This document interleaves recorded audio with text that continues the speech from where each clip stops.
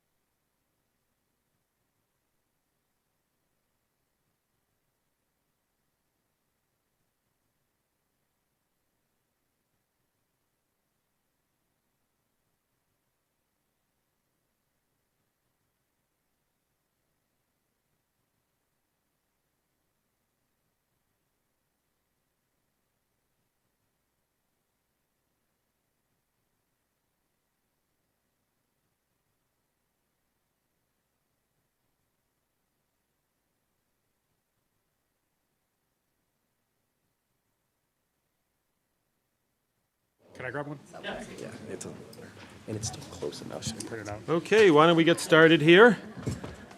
We have a pretty full agenda tonight, and we see a number of people here. So want to first of all welcome you to our meeting of the Danvers Planning Board at 7 p.m. here on April the 6th, 2026. We're here at the Toomey Room at Danvers Town Hall. My name is Louis George. I'm the I'm the chair of the planning board, and first of all, before we begin, I did want to just make just a reminder to folks, if you can just silence your cell phone so it doesn't go off during the course of the meeting. And we'll kind of go from there. And I do have, just wanted to introduce us today. We just, in addition to myself here today, I'm joined here today by Jean Hartnett, who's our clerk, also by members Michael DeCoulis, and our new member, Dave Rodriguez, and our new associate member, John Sager. And we're also joined today, assisted by Josh Mars, principal planner with the town of Danvers, as well as Brian Zacchelli, who's our planning director. And so why don't we begin? First of all, our first item on the agenda is introduction of new planning board members. So as I mentioned just a moment ago, Dave Rodriguez is joining as a full member, and John Sager is joining as an associate member. Now, an associate member, just as a bit of a clarification, associate member serves and votes on when it comes to special permits, when there is a vacancy, when there's an absence otherwise from the full board. So they don't otherwise, they would not otherwise vote or deliberate, but they do have the ability to sit and ask questions, but not to deliberate or offer an opinion on matters that they're not voting on. So, but before though, I do want to take a moment and turn the floor over to Dave and to John, just to introduce themselves and say a little bit about themselves. Oh, thank you, Mr. Chair, and thank you for the warm welcome. Thank you to Josh and Brian for getting me up to speed really, really quickly. My name's Dave Rodriguez, of course, Danvers resident. Excited to join the board. I'm an attorney by practice, done a lot of land use work in the past, worked for a number of municipalities, and looking and excited for a way to give back and kind of participate in a greater way in the community. So it's great to be here, and thank you very much for the warm welcome. Welcome. Very good. Hi, John Sager, associate member, moved to Danvers about a year ago. Normally work in affordable housing, doing project management, looking to help town I'm raising my 2 kids in. Great. Thank you. Well, welcome. Welcome you both.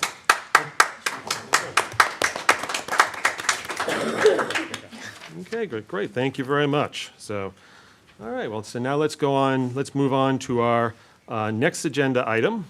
And this is a response to an open meeting law complaint against the Danvers Planning Board filed by Mark Zubrick, received on March the 23rd, 2026.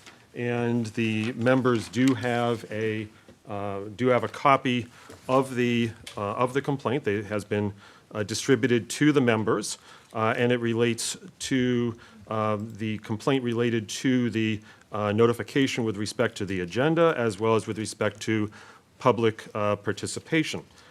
And so, in terms of having reviewed the, having reviewed the complaint, I would entertain a motion, and so my take on and open to further discussion on it is a motion to authorize our town council with assistance from staff to respond to the open meeting law complaint against the planning board that's filed by Mr. Zubrick. So that was what I would believe would be the most prudent approach in terms of and we would need to, in order to do that, the planning board would need to authorize town council to respond. So. I make a motion to authorize town council to respond to the open meeting law complaint. Second. Okay. Motion's been made and seconded. Any discussion? Well, one question is more of a clarification. Do we need to include any language with respect to assistance from town staff? It's a question of whether you want to see the final response or you're authorizing staff to do that response. Mm-hmm. Or to work with town council. Mm-hmm. Otherwise, you would have to meet sometime on Thursday before the Friday deadline to respond to this. So that is an option. Okay. So in terms of the motion, so it'd be a motion to authorize town council to respond to the open meeting law complaint, though, would it be would we want to include language with assistance from town staff? We could get it over the goal line if you wanted to. Otherwise, you would, as a board, you would have to decide to meet on Thursday at some point. And so the motion is currently stated would authorize the, Would authorize town council to respond and finalize that, yes. got it, okay. All right, so the motion's been made and has been seconded. Any further discussion on this? Nope, okay. Very good. Okay, hearing none, all in favor of the clerk's motion, please indicate by saying aye. Aye. Aye. Any opposed? Say nay. Nay? Okay. Motion passes. Okay, very good. So the town council is authorized to respond to Mr. Zubrick's open meeting law complaint. Correct, and we are joined by town council right now. But it looks like we don't have any questions because you've already made the motion for her to respond. Town council, you've been so authorized, so is there anything that you further would add to that in terms of, is that with respect to that? That was perfect. I guess just to briefly introduce myself since I haven't do. met you all.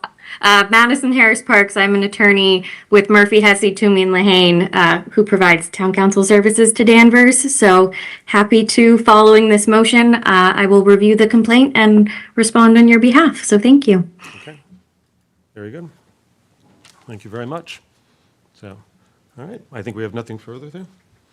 Okay, so this is not a public hearing, so we're not going to be taking any public comments at this time. So, but our next item is a public hearing. So, staff, is there anything further on that issue before we move on? Okay. So, very good. So that matter then that motion has been made, so town council will be preparing a response. So our next item on the agenda is a public hearing with respect, and it's a continuation of a public hearing with respect to the zoning map amendment. It's a citizen's petition submitted by Dana R. McNamee, manager of Bay State Real Estate Holdings, LLC, site property owner, which proposes a zoning map amendment. The zoning map amendment consists of rezoning 249 Andover Street, map 47, parcel 15A, from residential 3, R3, to the highway corridor zone, HCZ zoning district. So I know we began this at our last meeting, and this was continued. So do we have the proponent who would like to introduce themselves? And this will be a public hearing, so we'll ask for, as before, if you can give a brief presentation, and then it will be entertained questions from members of the board, and then we'll turn it over to members of the public, who I'll, make sure to direct any questions to the chair, and then we'll come back to deliberate. And I did want to make a point just before you begin. I'm sorry, just before we begin on both the zoning map amendment as well as the zoning bylaw amendment will be coming up next, since these are citizens' petitions. I just want to be clear in terms of our role as far as the planning board. So our role as the planning board is to offer a report to town meeting. And so we're not, so in terms of the citizens' petitions will be going to town meeting. And so, but what we do at the planning board is we're not serving as a gatekeeper, but we are providing a recommendation or report, or really a report to the town meeting. And so that town meeting, that report could be either a favorable report, it could be a negative report, or it could be also a negative report with I know if we've seen before, things have been referred back to planning board as well. So that's another option as well. So just in terms of the matter that, so in terms of what we say based on our report, then ultimately it does go to select board, it does go to finance committee, but at the end of the day, it's the town meeting that ultimately does vote on the citizens' petition. So in terms of any amendments or any changes, that would have to be done at town meeting itself. So I just wanted to sort of give a little bit of parameters in terms of where things stand, because I know at the last meeting, wanted to just make sure that just sort of clear in terms of what our role is. So, Anyway, with all that long introduction, I want to turn it over to you, and if you can just introduce yourself and sort of just briefly explain the petition for those of you who have, who've not heard it before. And I do want to make a point as well that that members who are not present before Michael DeCoulis, as well as Dave Rodriguez, have reviewed the video of the meeting and have signed the requisite Mullins forms, so they're able to participate in the deliberation and voting this evening. Excellent.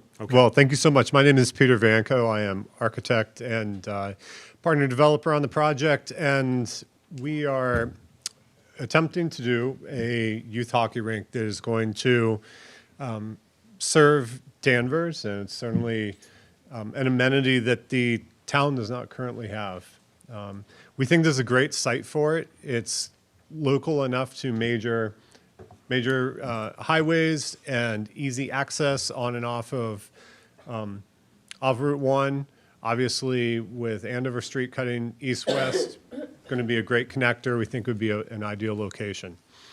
So we are going for a single sheet of ice. If you're familiar with hockey at all, they call the number of rinks. It's essentially each rink is a sheet. We are doing a slightly smaller than NHL-sized sheet of ice. That's what we'd like to propose here. Single-story building. As few peripheral elements as possible, meaning we're not doing big cafes, we're not doing a large extended program that some of these other facilities do have. And I can walk through the plans here in just a moment on that, but just giving a big, broad overview of the project. So we essentially have the sheet of ice, we have the supporting locker rooms, things of that nature, bathrooms, very, very little seating. There's not a lot of seating for parents or visitors, observers, anything like that. This is primarily going to be a practice rink. So, subject property. And think of it in those terms. A single-story building, probably capped out around 35 feet at the highest point. This is a wide span over the ice, so we can have to be column-free, so we do need a fair amount of height. But the subject property here is an interesting one. If you are not familiar with it, it currently has a veterinary office that is located right after, if you're heading westward on Andover, essentially it's right after the Home Depot. That property looks small, and it looks like the frontage is not that large off of Andover Street, but it goes very deep. And it opens up quite a bit toward the back. It parallels the Home Depot lot line. We share a lot line with Home Depot, a very small portion, and that is the rightmost line in this plan. Home Depot is that large white area under the north arrow, just for orientation. Andover Street is the bottom. Those yellow zones are our buildable areas. The rest of the lot is wetlands and buffer zone and completely unbuildable. And our proposal is to essentially make a connection between those two yellow areas, pushing the majority of the larger building into the back and occupying that larger yellow zone. To do that, we need to span from the smaller yellow zone up to the larger yellow zone. So our thinking is that we will park in the lower yellow zone, and we will have to do a small bridge that will get us into the larger yellow zone, which has a little bit of elevational change there with Home Depot. If you're familiar with it, there's a large retaining wall there. And so that higher yellow zone will then house the rink toward the back, but in front of that, we have to have also a fire turnaround. So the fire turnaround is a large circle that you are going to see in the next slide if we could advance.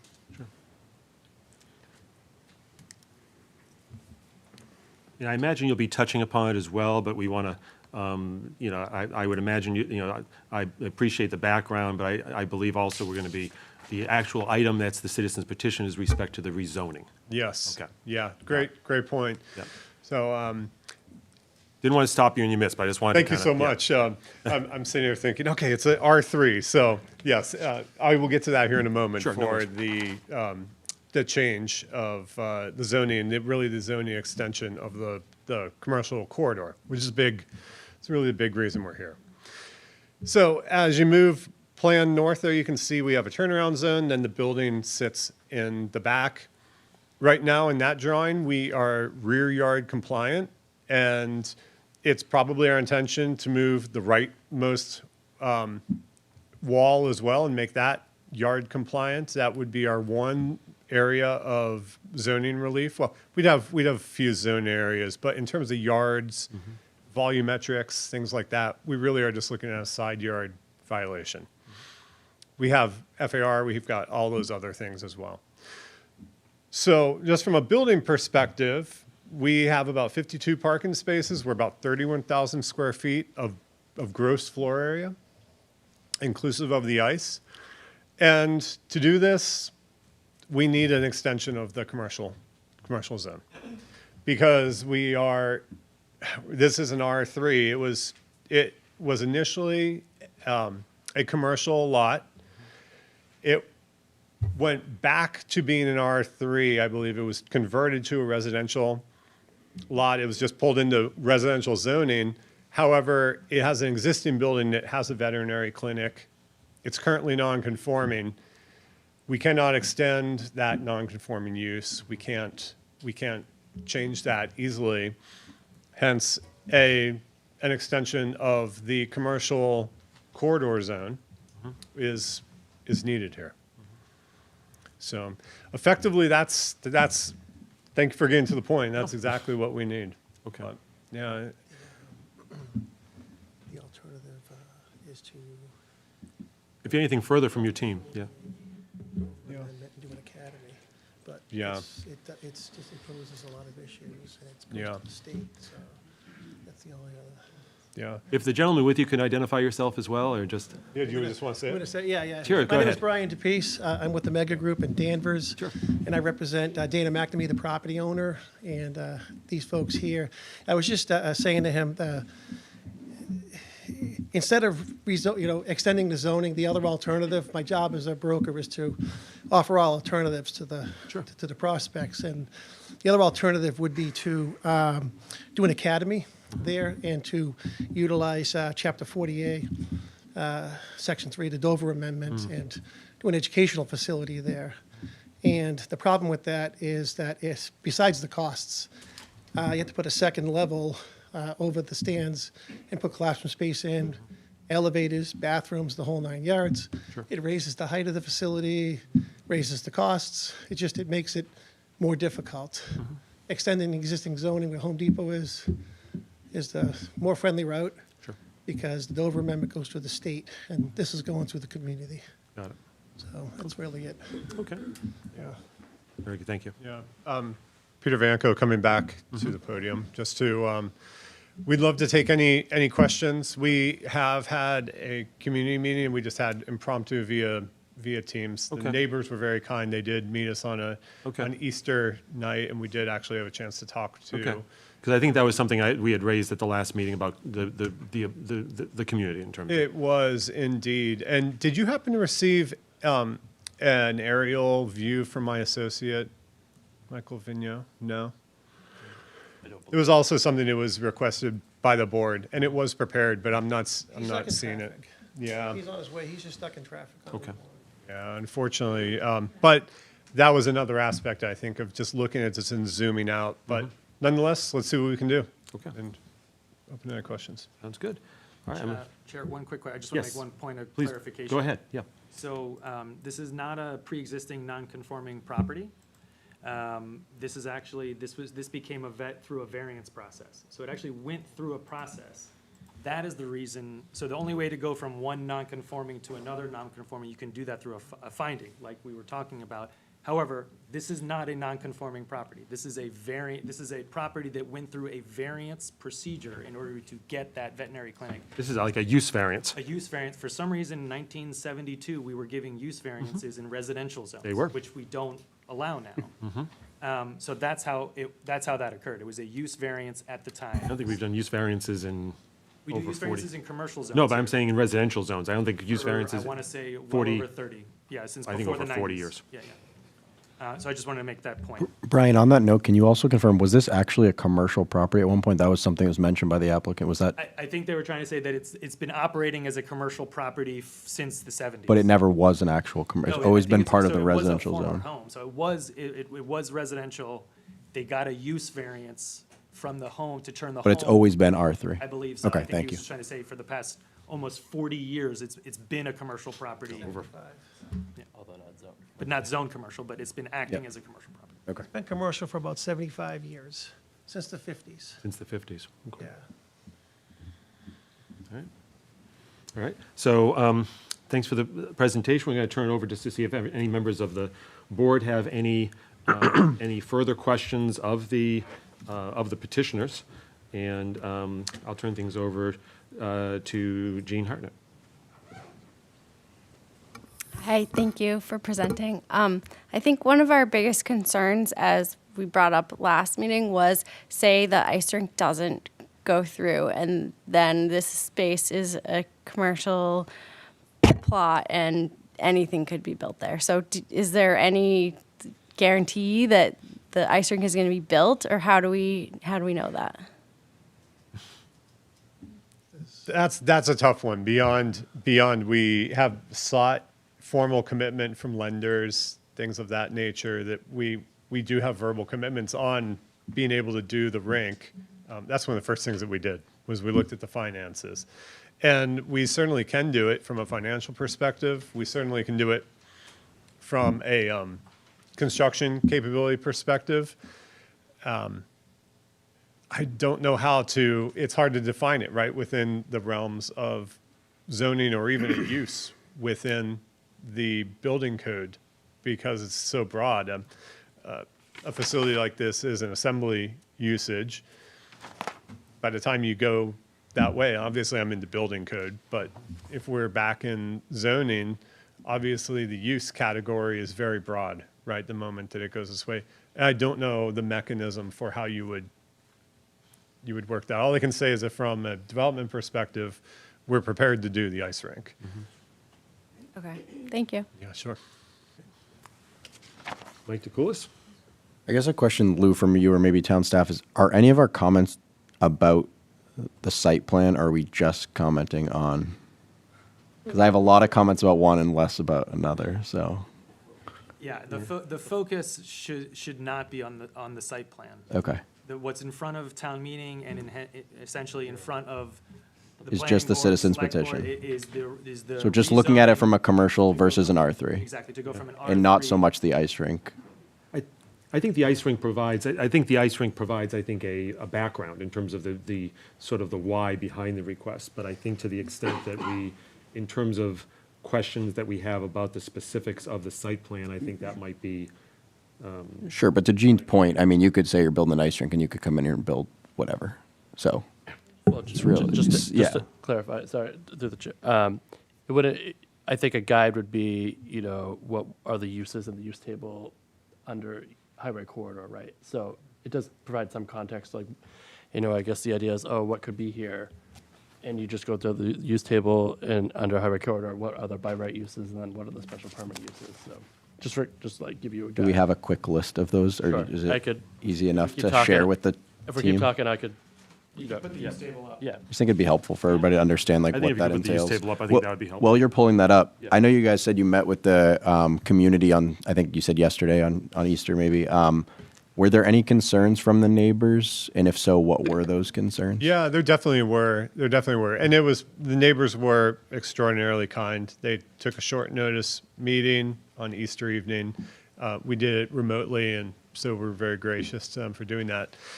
Yes, pushing certainly toward the rear lot line and encroachment upon the side yard was a large issue. Yeah. Sound coming out of the facility, sound coming from mechanical units on the roof. The height of the structure in the back and how that was concealed, because we are sitting up on a hill, 35 feet as it faces those rear yards, is definitely a concern. traffic study, which is certainly coming down the line. We'd want to know what that looks like fully as well. And then I think that was primarily those were the main four. Yeah, I'd have similar concerns. I mean, a veterinary clinic obviously has a lot less cars coming in than a hockey rink in and out. And for the record, I'm a huge proponent of having a hockey rink in town. I think it's a great idea. I'm just a little hesitant about this specific location.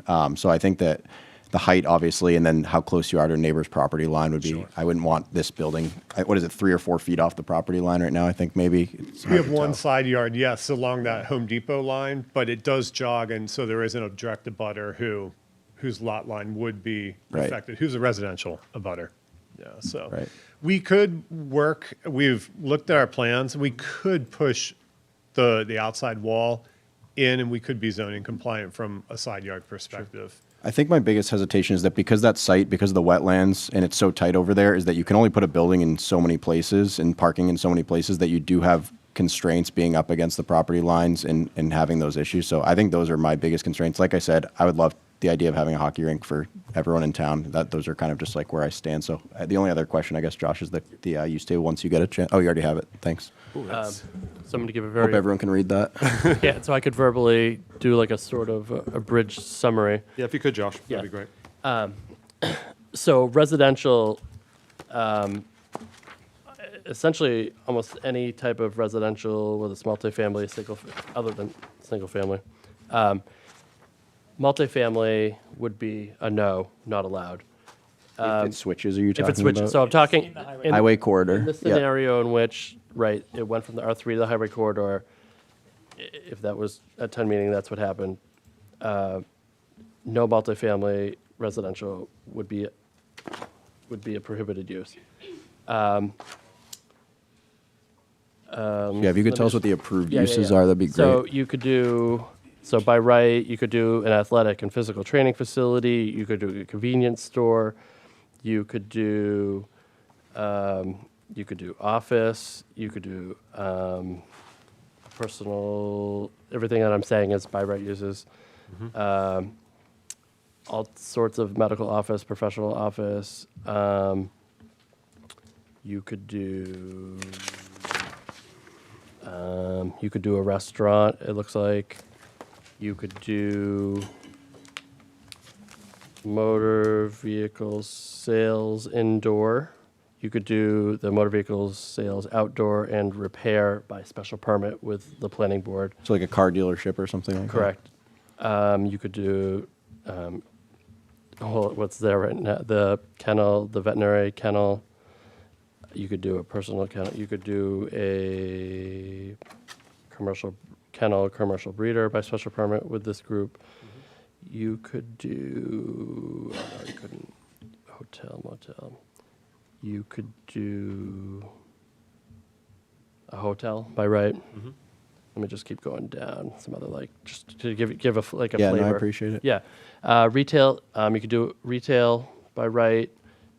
You could not do a movie theater. You could do a self-storage facility. You could do assembly processing facility indoor by right. You could do assembly processing facility under 30. It's like a manufacturing facility. Sure. Okay. Research and development, special permit with the ZBA. You could not do a warehouse, a large or small one.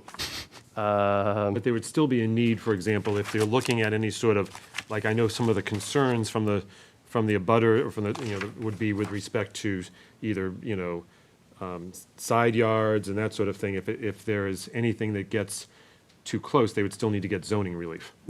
Correct. That, right, any type of dimensional. And can you confirm the commercial height is higher than the R3 zoning I'm height, sure. I would assume? Yeah, yeah. Can you, Just, yeah, I'm looking up right now. Yep. oh, okay. I think it goes from 30 to 40. It might From be a 30 little, to 40 might be a by little- right? It might be a little taller. But All the residential districts are 30, Okay. and I believe, depending upon the commercial district, it's either 40 or 45. let me just look.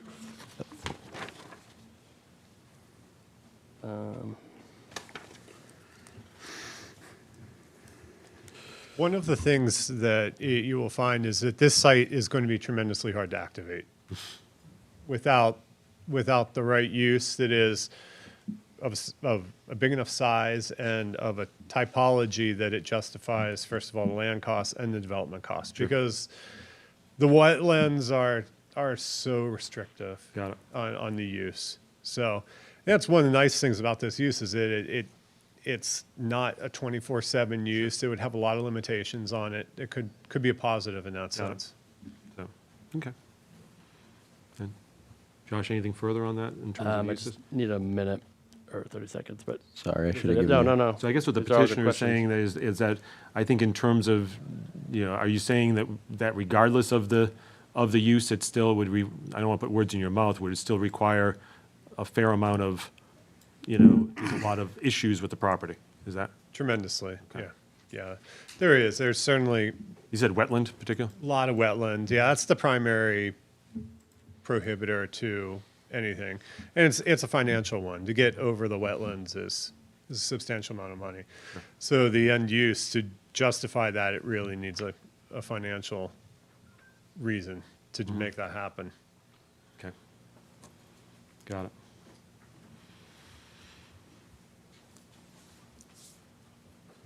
Mike, do you have any? We other- can yeah. move while he's Just- looking the sorry, height. That no, was the only over thing I there. had a question of, but We're looking at, so the height of highway corridor. It's. Isn't the microphone on? We can ask them to turn it up. It's Oh. definitely on. Yep.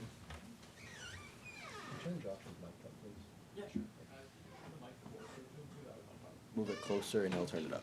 It looks pretty He's cool. going to It's turn it a- up and move the mic closer to him. Thank It you. is, sorry, it might be user error on my end. It's 55 feet. From 30 to 55, so almost twice as tall, right? Okay. I think I'm okay for now, Lou. Okay. Thanks. Got it. Okay. Thank you, by the way. Appreciate it. Excellent, thank you. Okay. Dave Rodriguez? Yeah, thank you, Mr. Chairman. I think kind of looking at this from two separate buckets, from the zoning amendment change itself and the project, kind of putting the project to the side, and what is the highest and best use for this particular parcel, and kind of looking at the future. If it wasn't something that was a commercial use and it stayed in R3, could this site be activated in a meaningful way as R3? Looking at kind of the size, shape, topography, wetlands conditions of this, it doesn't look like that's a feasible option and moving forward in the future. So from a land use perspective, looking out in the out years, moving this independent of the project itself, which I think there are significant challenges moving forward on this. I think making a map change from R3 to the highway corridor itself could be the only meaningful pathway forward to activating the site and keeping it away from being residual land. Kind of saying that this large swath of wetlands cutting right through the parcel itself, it's really challenging. So I think that would be my kind of, I'm of two brains of the ask. The project itself is going to, especially from planning, Conservation Commission, Zoning Board, there's going to be significant challenge. There's a very uphill battle for this project. But looking at it from a purely land use perspective in the out years, this shift would seem to make logical sense for me moving forward. Okay. Lou, quick question on that. So I think it's a great point, Dave. Is the existing house outside of the wetland? Do we know if that is encroaching on the wetlands, or could you build a house where that house is and be outside the wetland? Do we know the answer to that? I think there's a couple portions in the buffer zone, but the current veterinary hospital is outside most of the buffer zones. It's on the site plan. You Oh, can is it? see I'm sorry. It's really all of the new stuff. So It's very close to the street. yeah. So that would be considered, the Conservation Commission would consider that disturbed areas, so they could, you could build a house there. I think the issue that Mr. Rodriguez was trying to say was that, someone's probably not going to build their dream home, Correct. next, right at this location for these reasons. Yep. Yeah. No, okay. I won't speak to thanks. somebody's dream home, Yeah. but somebody could. Can I respond on the record to Mr. Rodriguez? Is Mr. DePace? Yes, go ahead. Yeah, Brian DePiece again. He really kind of hit a home run there. I've been trying to market the property since February of last year, and I don't know a single person that would put a home that close to a Home Depot. That's the problem. I've had a number of schools look at the site, churches mostly, but churches and schools. we're close with another school, but they're not here tonight.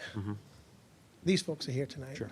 So, but I can't, I'd been speaking to the town for a long time on this. It's either a single family or it's two single families with a shared driveway with some permitting there. But again, we talk about the cost, about the shared driveway. I think they quoted $600,000 to put a small bridge over some wetlands. It's, the numbers are not penciling out for a single-family developer. Sure. The site is useless for residential. Okay, thank you. And my other thought, Mr. Chairman, Yes. was the grade of this property versus the adjacent properties, and that this is on a slope, kind of Yep. going down, so it's not flat per se. So that would add, even if they were to parcel together. Now I am talking about the project. Even if they were kind of to parcel together some of the adjacent properties, it would still be significant challenges because of the topography itself. Sure. So just viewing it independently, I think it makes a lot of sense to have this shift, especially it's an adjacency Okay. to the commercial zone. Got it. Okay. Thank you. Any, John Sager, any questions? Nope. Okay, great, thank you. And just in terms of myself, yeah, I don't think, I think, you know, any questions I had, I think have been answered. And I appreciate the concern and the question as well with respect to the, and I appreciate the comments from my fellow member, Mr. Rodriguez, as well as from Mr. DePiece in terms of sort of what's been, you know, sort of the challenges that this property would face under existing zoning as well. So, so that's good, you know, background to have. So, any other questions from members of the board before I go to the public? This is a public hearing, so if any members of the public have questions or comments, they can raise their hand. I'll recognize them, and they can come and speak. Yep, go ahead, right over here. And just make sure to direct any questions or comments to the chair. And just make sure to identify yourself and state your address I know as well. you, like you said, it's for zoning. Sure. But I think a lot of the concerns, well, let me introduce myself. Can you identify yourself? I'm sorry. Yes, John Michael Peasy, and my wife Amanda, 3 LeBlanc Drive. Great. I think we definitely support Danvers Youth Hockey and a hockey rink. But this is definitely not the place for it. I don't think if anyone's brought up with the wetlands, the amount of chemicals in a hockey rink. You know, I just had a pool built, you know, we went through the wetlands and the Conservation Commission, and we were told we couldn't even store chlorine in our backyards. Now you're talking about, you know, large quantities, some of the most toxic, you know, refrigerant around. And, you know, there's been documented instances where leaks have occurred. In Canada, there's been deaths.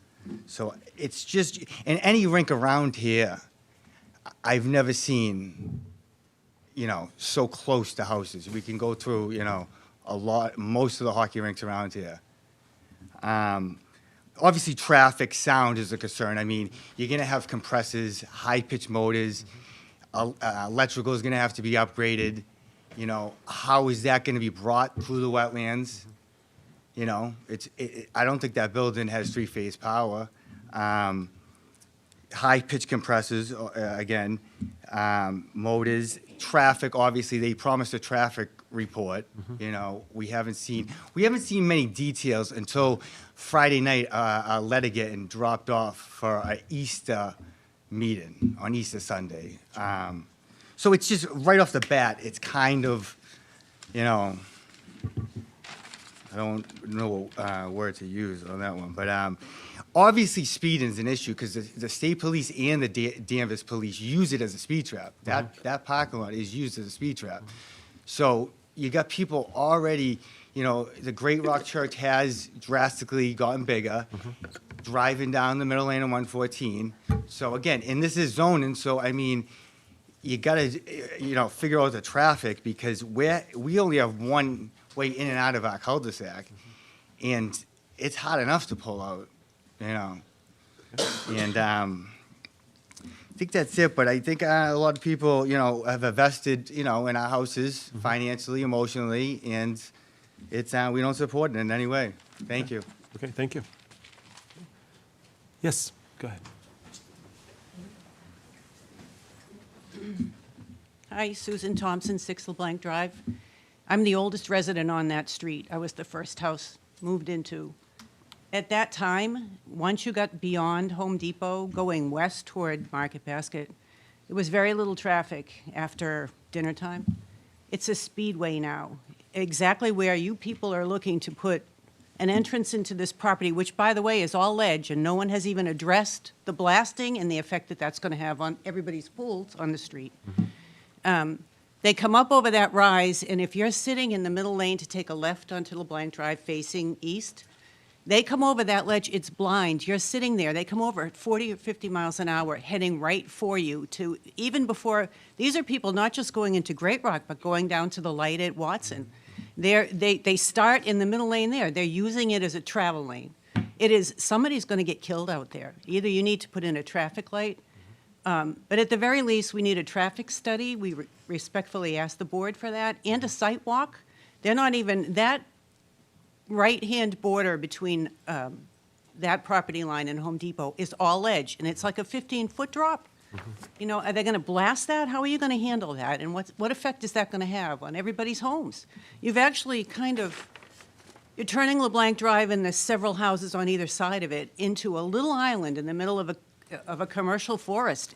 It's just going to ruin our property values. Please consider that. Okay, thank you.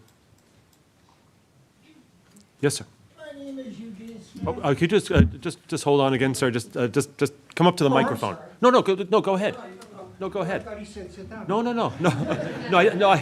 You started speaking before you went to the microphone, so I just want to Sorry. make sure people at home can hear you, sir. Getting old. No problem, sir. If you can just go and introduce yourself again, sir. I'm Eugene Smith. I'm Susan's husband. She doesn't want to be known as Susie Smith. But anyway, I just have a practical question. I listened to this. There's a lot of expense. There's a lot of traffic problems. We had at one time a considerable problem with people, particularly delivery trucks, coming out of Home Depot, following their ways or whatever, into LeBlanc Drive to make the turnaround, and unable to make it because they're too big. But we still get a lot of that stuff. They turn around and then they come out and they want to go left, and they back up 4, 5, 6 cars at a time, and it's really difficult. And I have one other question. I found it funny that is it Brian mentioned that you have great access from Route 1, and the other gentleman said the gentleman who's supposed to be here is in traffic.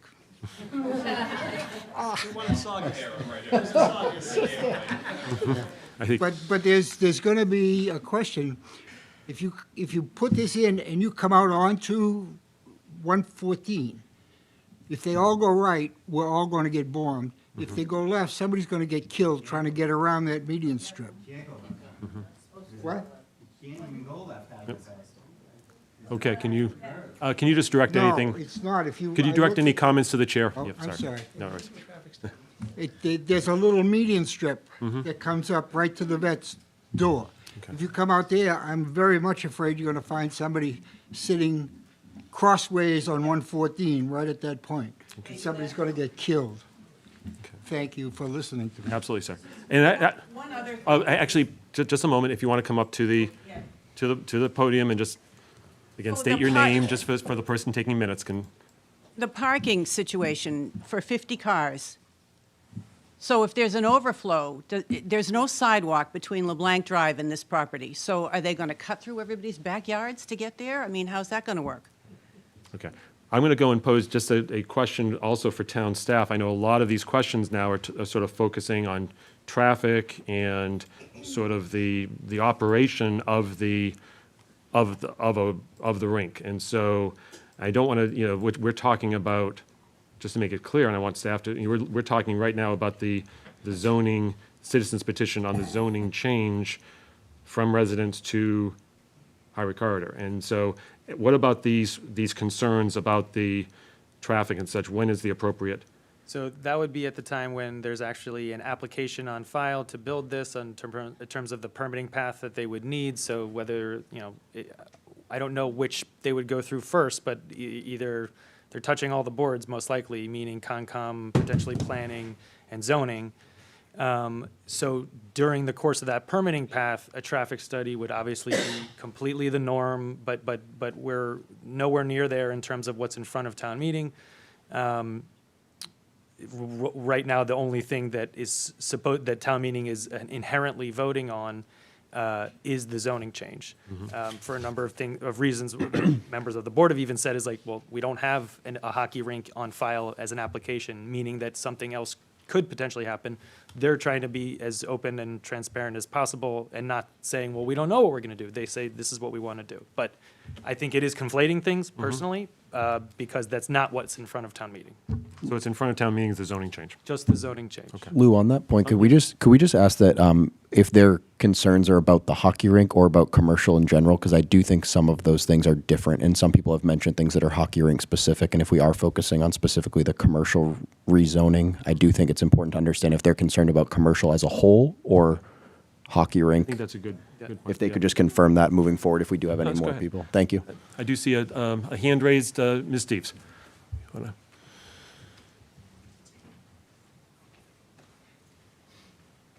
Good evening, Lauren Steves, Hood Terrace. I just think that there's a lot to think about here.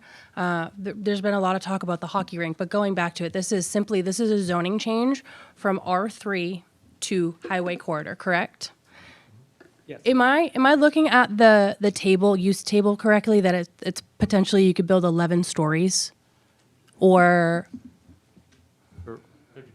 Yeah, 55 feet is not 11 stories. okay, so let me, I guess, Rosewood Drive, which is just down the street, is that also highway corridor? Is that? That's a whole kind of different kind of situation from, I think it was the 80s, and it wasn't really, I don't think, it's not even in highway corridor, but it would be the by right height for this parcel, if it rezoned to highway corridor, would be 55 feet, so that would probably be approximately five stories. 4 or 5 4 or 5 stories. Okay.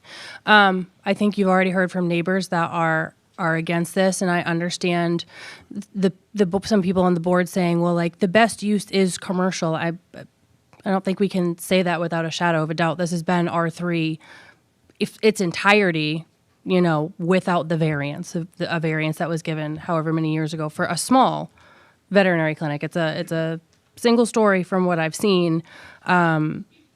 And I understand that anybody who goes in and buys this property is going to come across the issues with Concom and every other board, because no matter who builds there, they're going to come across these issues. But if we're going to think about building commercial or rezoning to commercial, I think it would be silly to think that there's not going to be a big influx of traffic and all those other types of things that come along with commercial uses. I don't live anywhere near this site, so I don't have anything in this to gain or to lose. But listening to the people who live next door and potentially seeing a 4 or 5 story building go up in their backyard with condensers and loud this and loud that, and the area that it sits on 114, where it's kind of a blind drive, you can't take a left, there's one way in. There's a lot more to think about other than, well, maybe commercial is the best use to, get tax revenue or whatnot in this town and to be able to sell the land. I think you have to think very carefully about this. Thank you.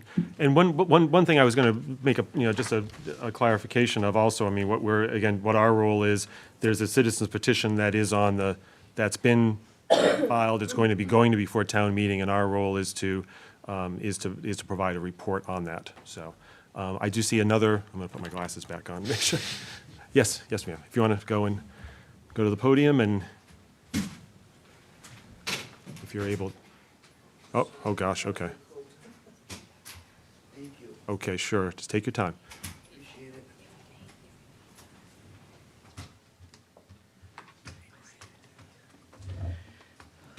Good evening. My name is Sandra Kesting. I live at 188 Center Street.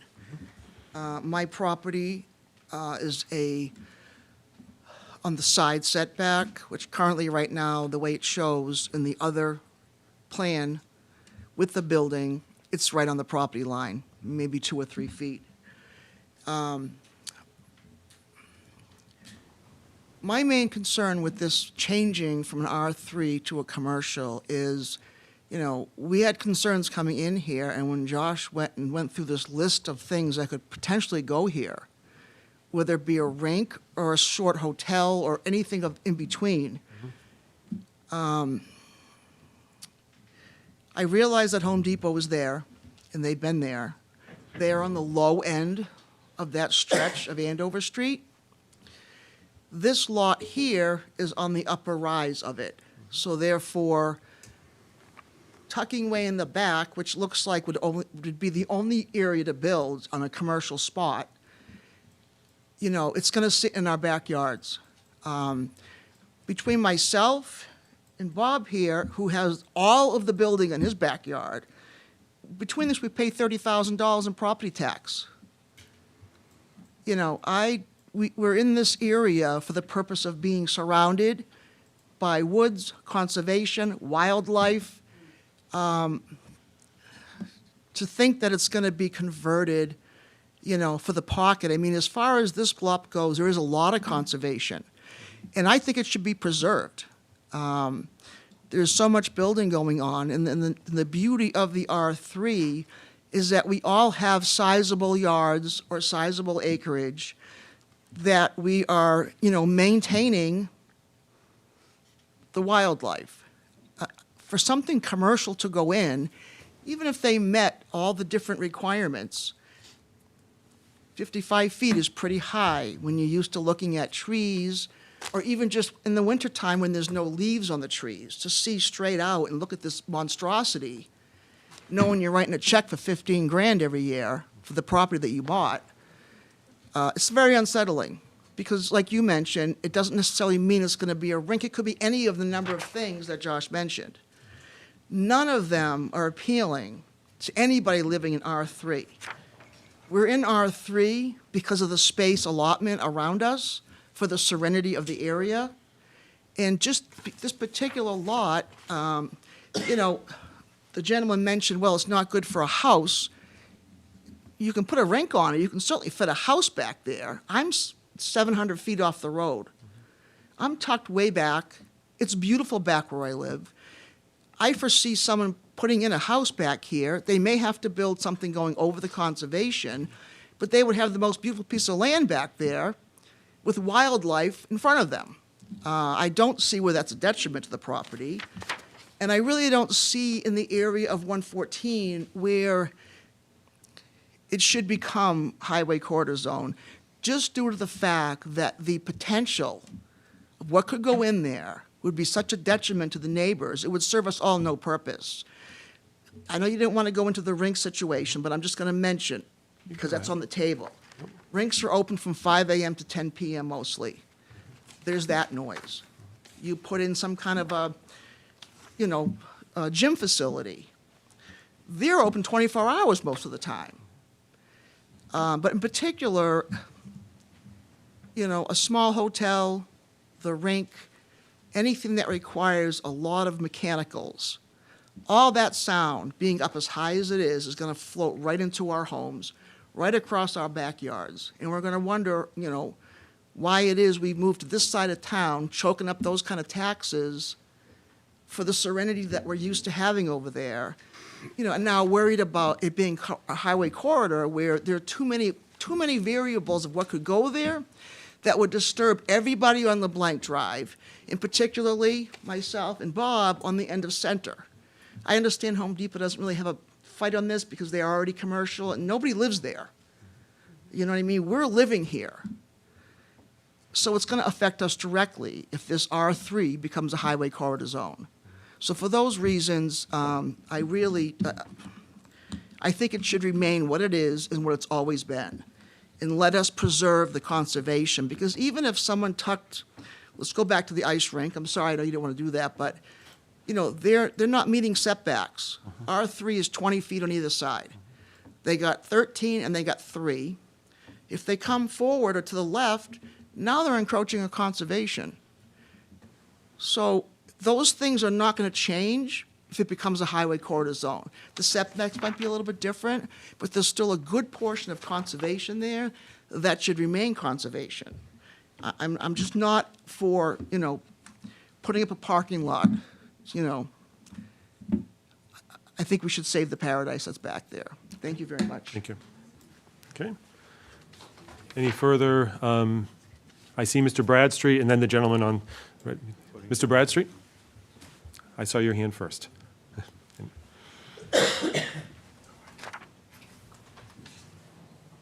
Bill Bradstreet, Town Meeting Member, Precinct 1. I listened to everything that's being said. One of the things, the town has a large pocket of money. Why don't they just, the town buy this and turn it into green space adjacent to the conservation lands? It would make sense to me. Again, I don't live there. It's my tax money that would be spent, but I think it's a small amount to pay for it. One of the things I would like, perhaps in the future, when one of these projects or any project is brought forward, especially boundaries and such, can you maybe ask them to do a Google map and lay out the property lines? I look at that and I see black and lines that don't really mean that much to me, probably because of my age, but I'd like to see something that shows a little more definitive picture of what's there. Thank you. Okay, very good. Yes, gentleman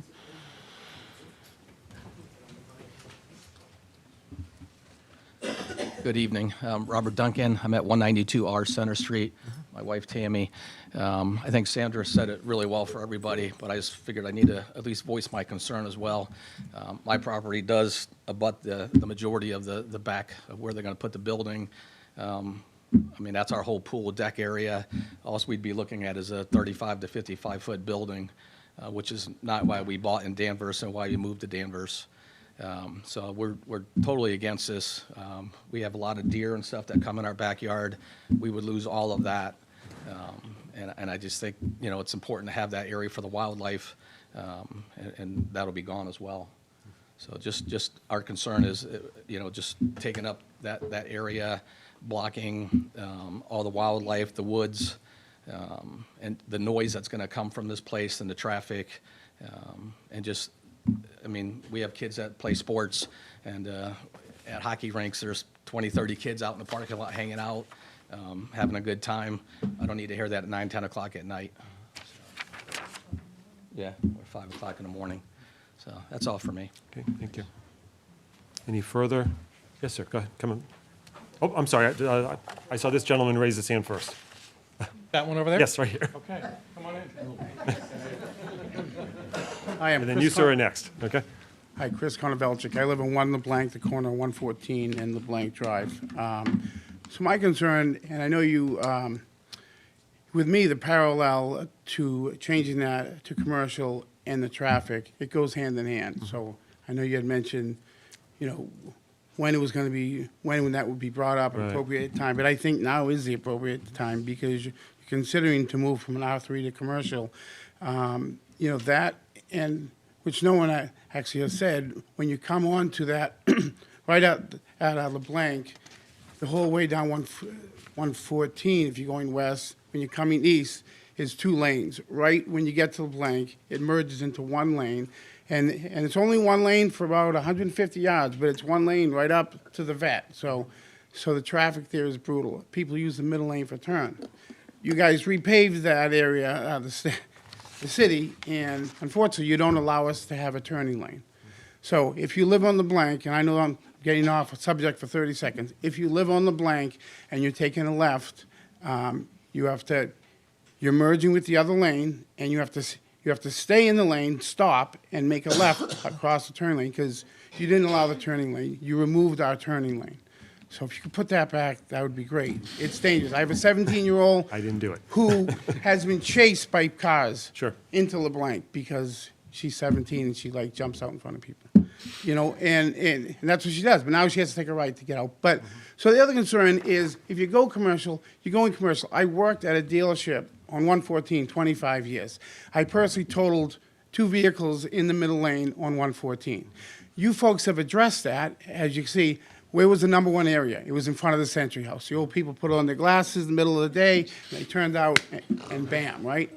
So what did you do? So you're already adjusting the issues with commercial, is you're putting the barriers up so no one will, right? So no old man or old woman's gonna take a left, you know, out out of Century House and be T-boned, right? What do you think's going to happen there? It's one lane. It goes down to one lane.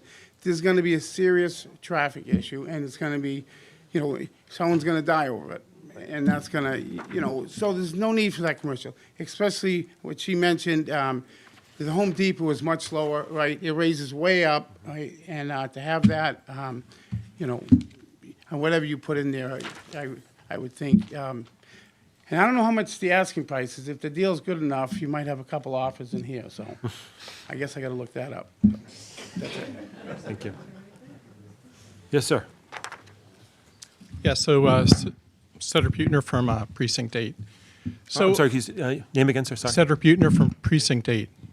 For me, it's a fairness issue. I'm not in a butter to that development idea, and I understand the value in development, but I think it's a fairness issue for the property owners that have purchased specifically in that area with an understanding of where they sit relative to that highway corridor.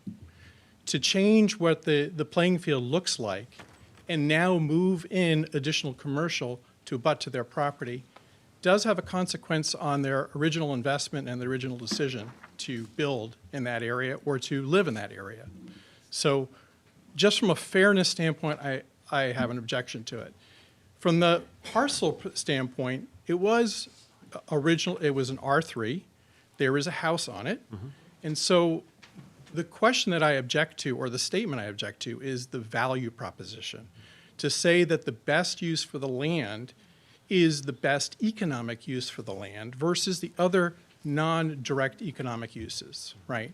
So there is a assessment value on that. There's a house on it. And so there is a current revenue stream to the town for that. What is, and this is a question for the board, what is the negative consequence of not making that a viable, sellable product as an R3 for the town? That's a question for the town. Sure, if that's... Could you say it in a different way? So if it becomes a vacant lot and the building becomes derelict, right? That is the other outcome of an unsellable piece of real estate as a residential R3, correct? Because what we've heard is that the realtor has put forward that they have been trying to sell this property for a long period of time. If this property does not have the value based on its wetlands and based on its location to afford somebody to put in a beautiful house in the back area, it becomes an unbuildable lot for R3 economically. Potentially. But it is still a tax It still lot. it will get taxed at R3. At R3 with the house that exists on today. So there's still a revenue piece to it. So it's not purely a revenue. So the best use may be as just a green space versus another economic income. So fairness and definition of best use. Green space is a fantastic use. Commercial is not the only good use for property. So those are my 2 points relative to this development. Okay, thank you. Okay. Any further public comments at all? May I speak again? Yes, you may. I don't think anyone else is, so yes, you can go ahead. Yep. Again, just for the minutes purposes, if you can identify yourself again. Sure, thank you. Sandra Kesting, 188 Center Street. This gentleman brought up a very good point as far as the different options. Currently it's an R3. There was a vet there for many, many years. I think probably 35, 40 years ago, I think I took one of my dogs there. That scenario and situation worked out, I think, pretty well for the surrounding area. And they had a variance. And so another use for this property in R3, maybe not, someone may not want to put a house in the back, but as it sits, the current use is still a good use. R3, we maintain our privacy, we maintain fully the conservation area, and the building in the front, whether it may be replaced with kind of the same footprint, renovations, and that could go for their own variance. It could be something else. It could be, a flower shop. It could be, many little boutique. So this way you're still keeping it as an R3, but yet allowing someone to have some other kind of use in the front. I want just to take a moment and just to ask town staff for clarification purposes, because this was a use variance, which are no longer allowed in residential zones. Oh, okay. So a question for Brian Zacchelli or for Josh Morris, what could go there currently? There's only, well, I guess two things, but it's really one thing. It's one single-family home, or they could go through a special permit process to get a shared driveway for two single-family homes. So those are the only options. Or a veterinary clinic. Or, sorry, yes, they could continue the veterinary clinic because there's a variance there. Right. Okay. So they could be shopping out for a veterinary clinic. But, so yeah, thank you, Josh. From a use perspective. Yeah. Okay, that's what I want to know from a use perspective. Okay. Then I guess I still feel it's better for, as a single-family home lot, be a beautiful spot in the back there. Okay. As opposed to the options for commercial. Thank you. Okay. Any further questions or comments from members of the public? This is a public hearing. Yes, go ahead, sir. Hi, Mark Sweet. I'm at 7 LeBlanc Drive. I'm here with my wife, Linda. She made a good point. If you zone this for commercial, and for some reason the deal falls through, you're going to have deep pockets coming in looking for commercial. There's going to be so many different ideas going in there. And now we're all burned because it's commercial. All these plots that you see, everybody is here right here tonight. We're all affected. So doing commercial, if their plan falls through, we open the door for everybody. And we're going to have these meetings one after the other, and someone's going to eventually get in there. And you're disrupting 9 families. Thank you. Okay, thank you. Okay. All right, any further questions or comments from members of the public? Yes, please, go ahead. Oh, yeah, I think you're with the petitioner, right? Yeah, Mike Vano, Broadway Capital. I just want to kind of address some of the comments that we've heard, and I know this is really just about the zoning change, but when we started this project, really, we wanted to solicit the feedback of the neighborhood, which we think is very important. And a lot of good points have been brought up about the aesthetics, how the building's going to look in the area and things like that, and the height and traffic study and sound studies. And I think, again, like Brian had mentioned, these things will all happen if we decide to go forward, but we're not trying to force something into this neighborhood that's going to really disturb everyone. We want to look at it and see, are there ways that we could mitigate the traffic, maybe improve the traffic in the area? Are there ways we could keep the height down on the building to the 35 feet? Are there landscaping options that we could do to sort of mitigate how the project might look to certain neighbors? And some of the stuff we can do through renderings and try to figure this out. And again, I know that's for a later date.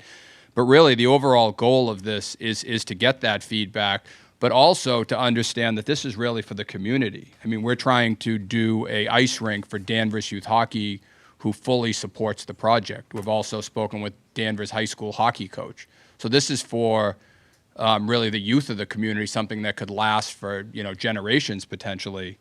And we don't want to, again, force this down anyone's throat and try to just ignore what the neighbors are saying. Every abutter here has brought up valid reasons why this could be not a good development. But I just wanted to come on and say that we will do our best effort to mitigate this, and we will see it through to the finish.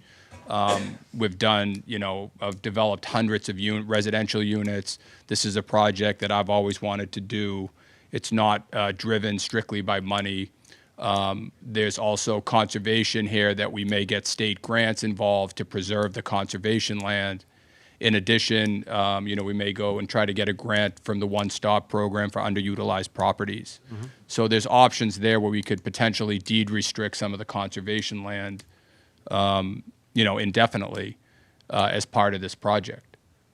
Because, as you know, we can't build on the conservation land. We have to work around it. Oh, sorry, I'm sorry. Oh, I'm sorry. So, no, I just wanted to add that, and I think it's important that, I do apologize, too. We did have the meeting on a Sunday night, and I really just wanted to make sure that we one, notified everybody that there would be a meeting tonight, because I think the first planning board meeting caught some of the abutters by surprise, that they didn't know about it.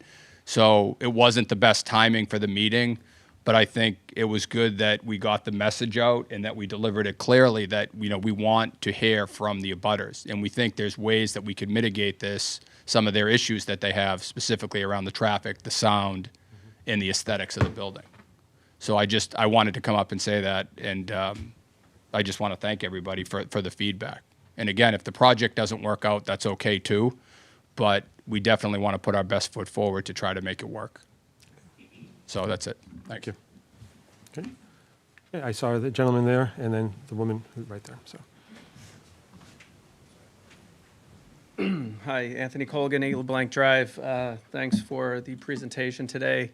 I had a question for the committee. And I'm just getting up to speed on this the last week. When was the last meeting, and when did you ask the developers to notify the residents about the project? Well, our last meeting was it was 2 weeks ago. 24th. 2 weeks ago. Tuesday, so it was the 24th. 2 Tuesdays ago. Yeah, that was Tuesdays ago, I think. that was the opening of the, I'm sure they have the meeting minutes. So 2 weeks ago, we were notified via a letter dropped in my box, maybe even by Brian, I think, or by Mike. Okay. Yeah, so that process to notify residents, I wouldn't say is the most transparent, honest, or authentic way. After 2 weeks of having that opportunity to reach out to us. If that's sort of the footing that we're starting out at, I already have skepticism about the transparency that's going to come after this stage. Obviously, I think once we open up to commercial, that does open up the community for more exposure, and this might not work out. So I just wanted to voice that and just put that concern out there as you all deliberate around recommendations that you make to the larger community.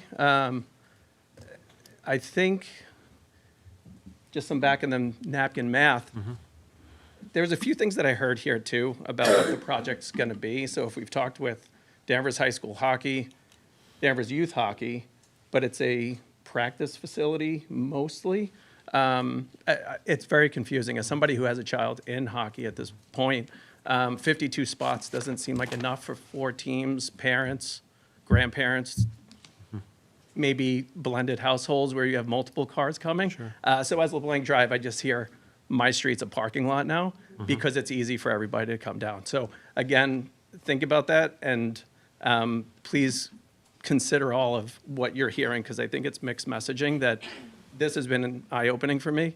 And I think it's mixed messaging that I've been hearing from both of them over there. So I just wanted to put that out there. Thank you. thank you. Amen. I'm just gonna, I'm gonna, What a response to talking. well, that's fine. I'm gonna ask her to ask her question, then you can respond, okay?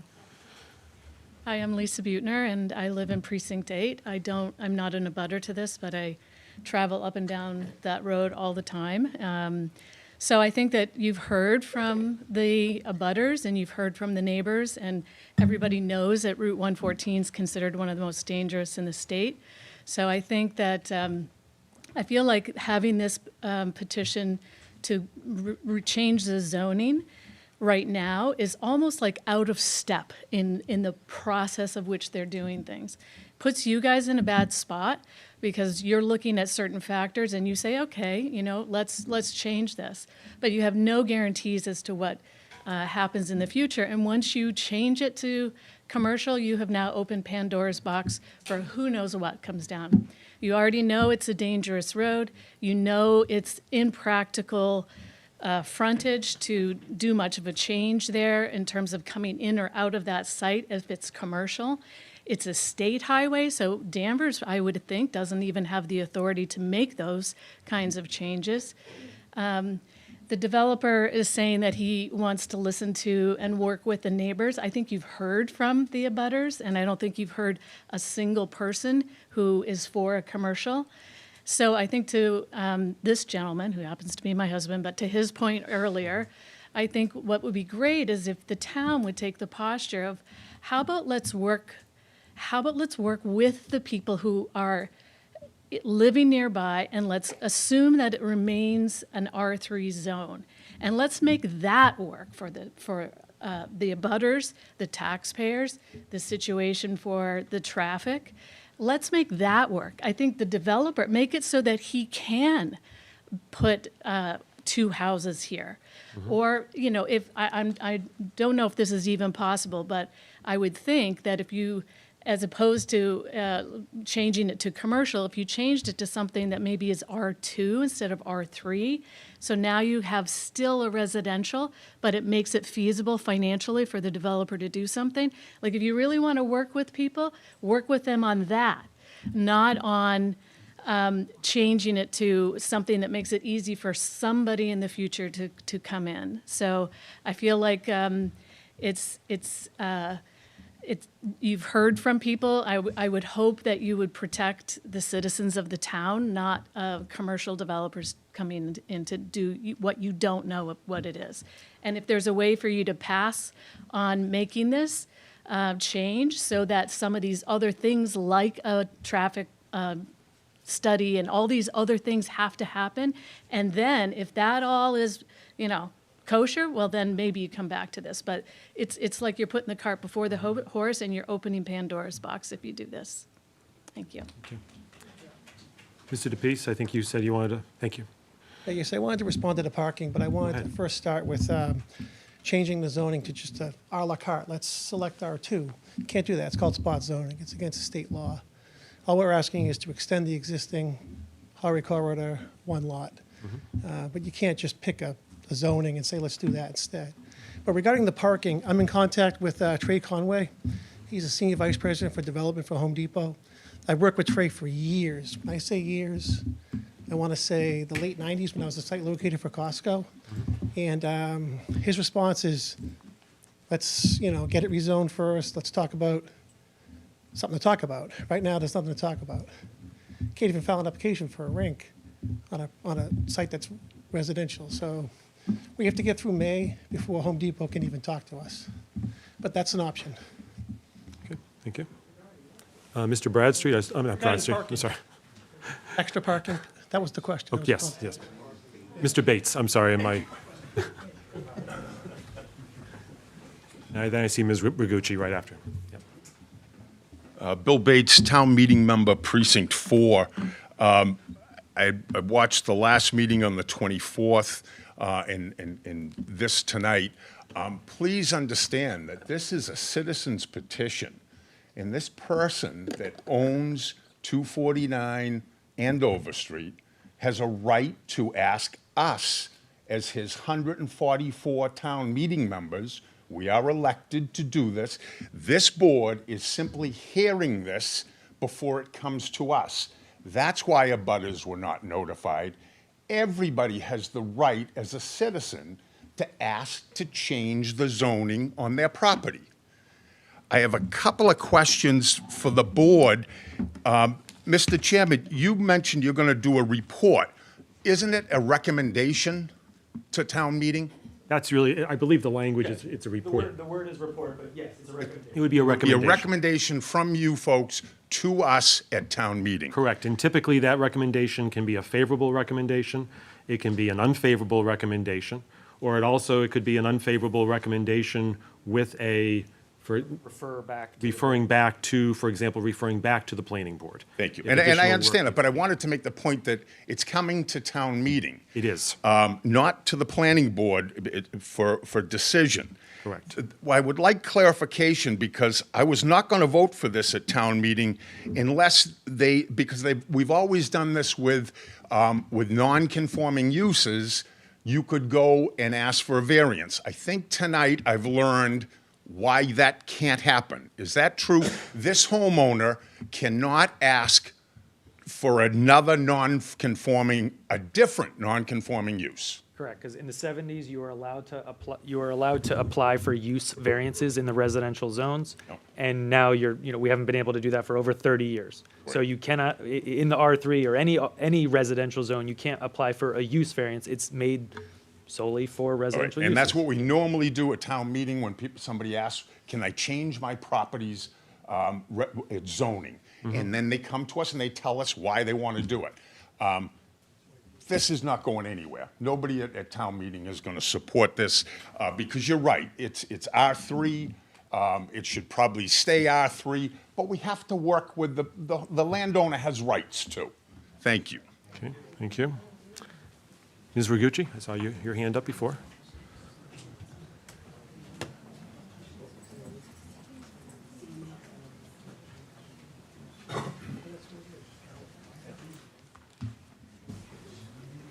Thank you, Mr. Chairman. I'm Joanne Rigucci, Town Meeting Member, Precinct 2. I just want to thank Mr. Bates for his wonderful segue he kind of gave me that I didn't have coming into this. But I think as a town meeting member, as it's going to come to us in May, is that I hope my fellow town meeting members do not vote for this. We talked about land uses. We talked about how marketable it is for a real estate broker who talked to us tonight. But I think that's something the town really needs to put a hard line against, is that I haven't heard from the actual property owner. I've heard from the developers, I've heard from a real estate broker, but I haven't heard from the property owner that Mr. Bates mentioned, who has the right of this citizen's petition. Who signed, and my one question to you, Mr. Chairman, is who signed this citizen's petition? Who is the person who signed this? I can answer that. The owner, the trustee, Dana McNamee, did sign the petition. Okay. Is he here this evening? Has he been speaking? I don't know, but he has given authorization for, we have documentation. He's given Okay. authorization for them to act. And Finance Committee is going to allow this where they haven't signed on the citizen's petition? No, To speak to them? The owner has signed the petition. The owner, it's the property owner's petition. Yes. Okay. But we haven't heard, He was here on the 20th. He was, but not tonight. Right, but it does Correct. bear his signature. The Correct. petition does. Okay. That was my first question. So I just hope that town meeting does not approve this, because this is just not a plot on a map where, yeah, the usage, this looks great for, yeah, why don't we make it commercial because, hey, we can't do anything else with it. I don't think that's something the town should be embracing. Residential property, open space is very rare, and we need to keep protecting it. If we keep letting, well, it's next to, the reason, well, it's next to the highway corridor, why not? Why not just make that commercial? Because then 5-10 years down the road, you're going to be chipping into LeBlanc Drive. Well, they're next to a commercial property now. Their property values aren't that great anymore. People have moved out. The houses are derelict. Blah, blah, blah. I can go through all the scenarios, and now you're going to say, well, let's take LeBlanc Drive as commercial. And that will happen. I can see it. And you can see how the fight has gone along Route 1 on Dayton Street. That was fought off by neighbors. We need a buffer, I think, between the residential zones and the highway corridor and business zones. We need to protect those buffers because we are the property taxpayers in this town. We are the backbone of this town. We have to live here. We have to deal with it. The developers go home at night. The real estate person goes home at night. Not in this town, probably. And their pockets are full, their bellies are full, they're happy, but the residents aren't. So I really hope this board, and I really hope the town meeting members in May protect our residents and protect our residents' interests. I will not be voting for this. Thank you. Thank you, Ms. Rigucci. Okay. Just keep order, please. Keep order. Okay. Any other members of the public who have any questions? Yes, Mr. McKenna, I saw you in the corner there.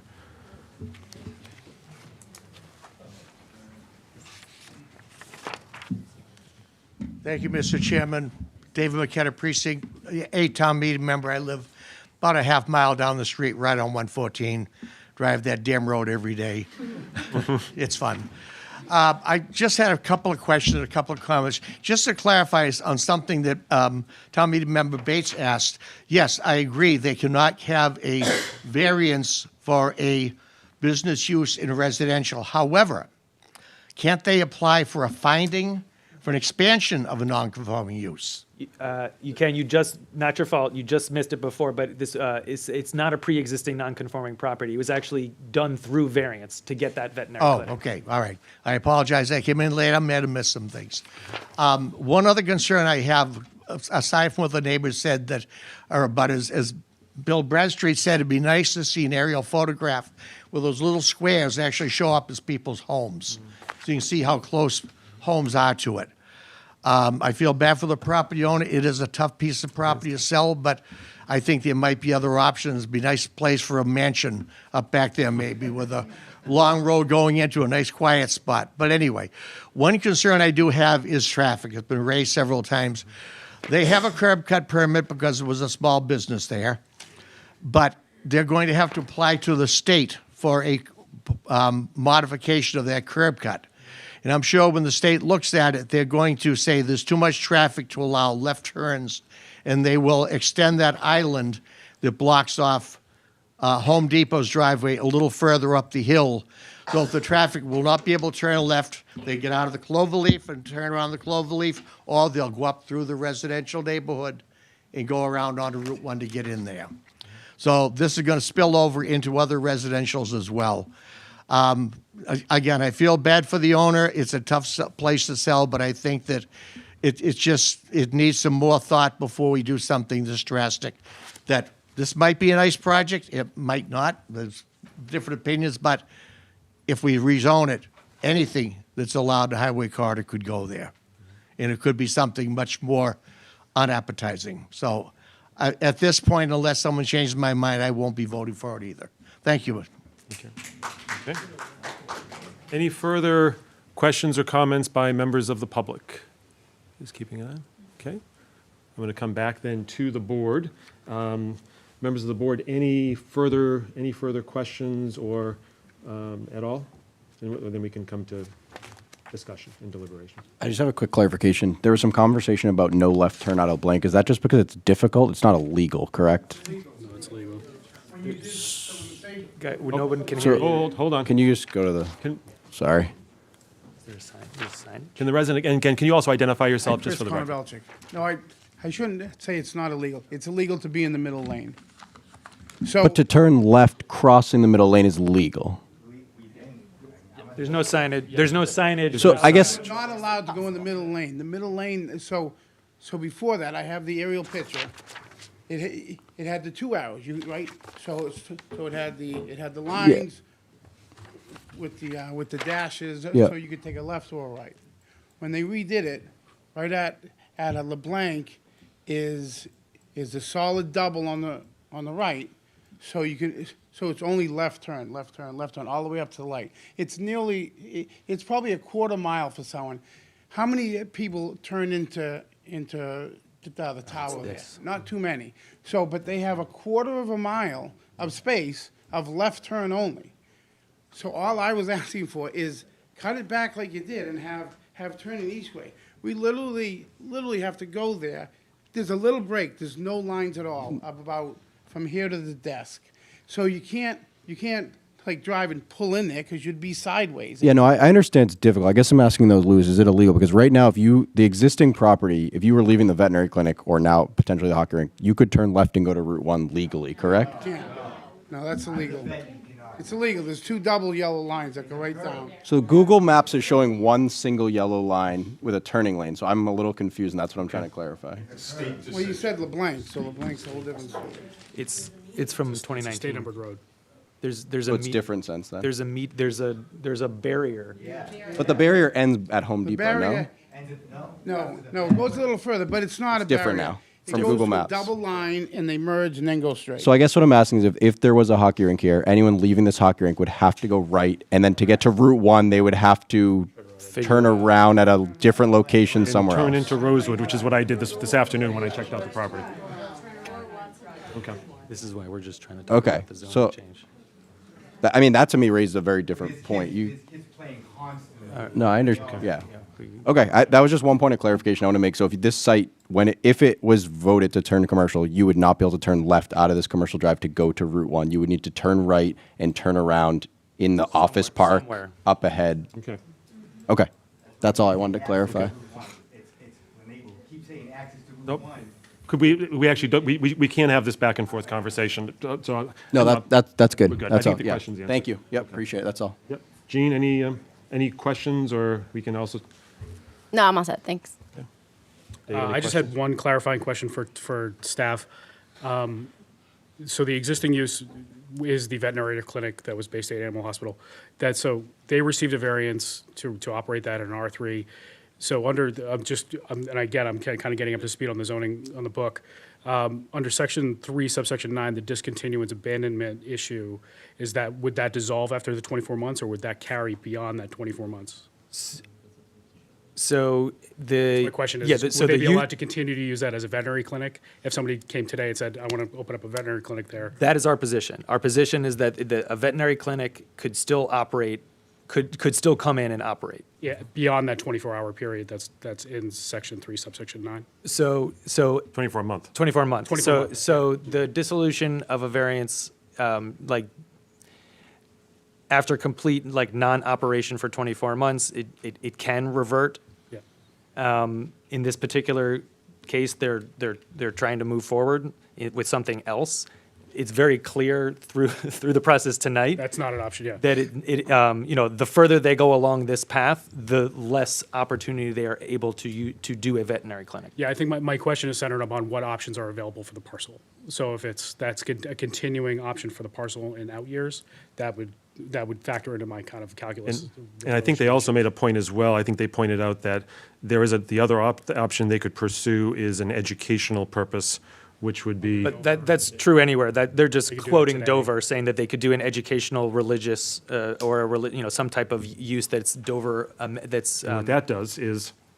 so that they were talking about, frankly, saying, well, we'd build a larger building through an educational facility is what the posture was. And that would short circuit zoning altogether. Correct. Any questions, John? Okay.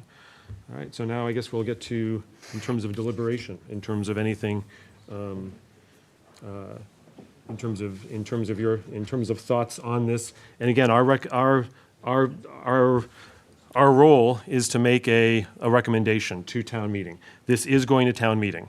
So regardless of what we say tonight, it is going to town meeting, but it will have it'll have a recommendation, either an unfavorable recommendation or a favorable recommendation from the planning board, or an unfavorable recommendation with a come back.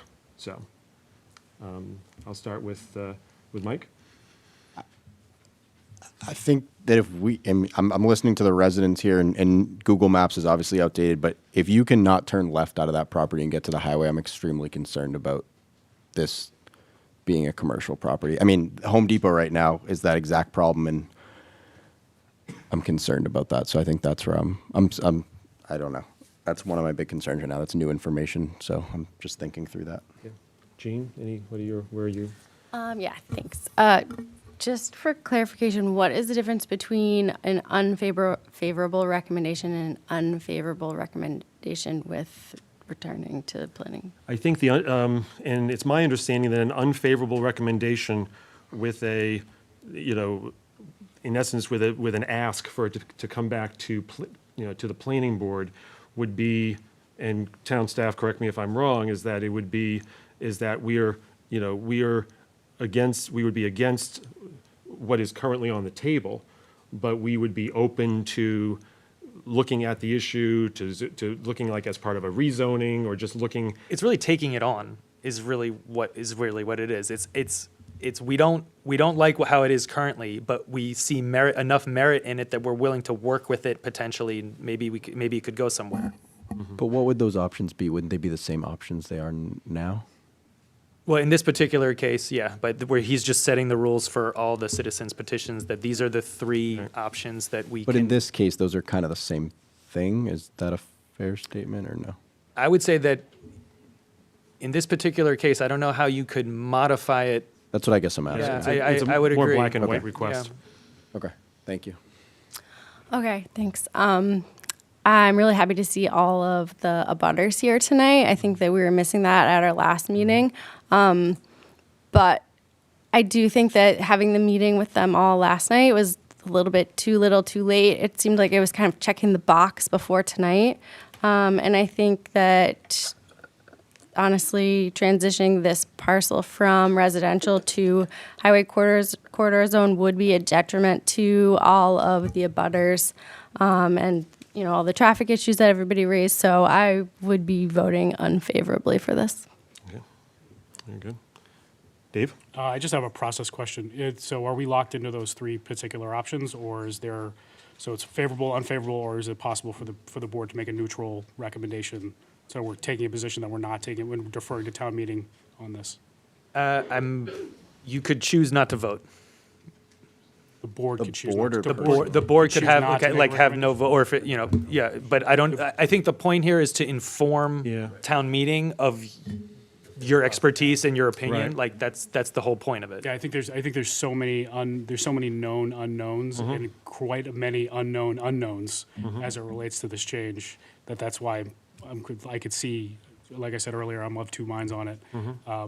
But given the kind of the tenor of the room and kind of the volume of those known unknowns and unknown unknowns, I would generally defer towards an unfavorable recommendation as well. Yeah. Okay. And just coming back to me, and in terms of my take on it, and I think that the neighbors and the abutters coming, because when I first came to, planning board, 6 years ago, always the question was, well, what do the abutters think? And so that's something I'm glad that you all came today, because that did, you raised some legitimate concerns, and I understand. And these are not easy. These are not easy decisions. We're all volunteers sitting up here. These are not easy decisions, and so the things that sort of came into my mind, and I'm looking at this also as I am feeling unfavorable, because, and really what it comes down to, I'm looking at also that there was a prior, non-residential use, but it was through a use variance process. And so that's something that that stuck into my mind, that this is, even though it indeed has been operated as a residence for so many, certain number of years, it's been operating under a use variance, which is not something that's been allowed in town for many, many years. And I remember back when we had use variances in towns, you could have a house and then pop up right next to you a commercial property. And so I want to be in having grown up in such a neighborhood, growing up in Danversport on Water Street, where you had, down the street from you had Crease and Cook Tannery, you had other, restaurants, car wash, things like that.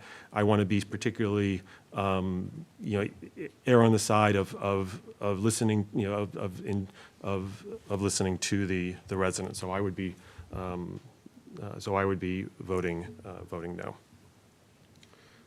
Or not rather no, but it would be an unfavorable recommendation. And ultimately, it goes through select board. It ultimately will go through, finance committee, and then ultimately goes to the full town meeting. So that's sort of where we are. I think we do need to Just have close. one final point. I think viewing this as kind of a living process, and saying that being willing to open it up, keep it R3, and allow the options to develop on their own organically, to say if it could develop as an R3 in that way, but also open to revisiting this over time to see if there are additional options down the road. If it does sit, because a vacant property, an abandoned property is not a good value add either. Right. So viewing this as kind of a living organic process over time is important. So I'm fully willing to kind of let this develop as an R3 and see what happens. To the earlier point, somebody could build their dream house there. This could be somebody's dream property, and we'll see if it happens. But I've come into it with open minds,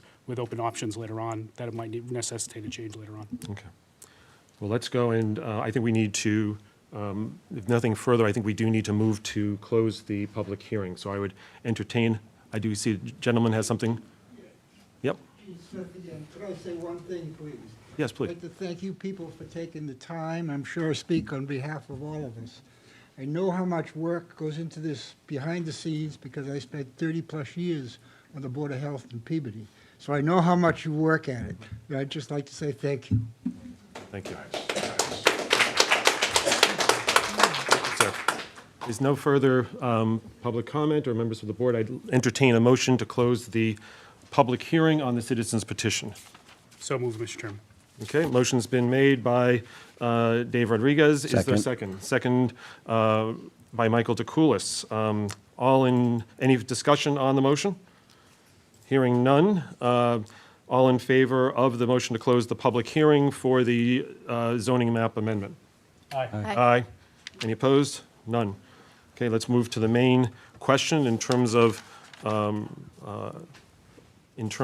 entertain a motion with respect to the planning board's recommendation on the zoning map amendment.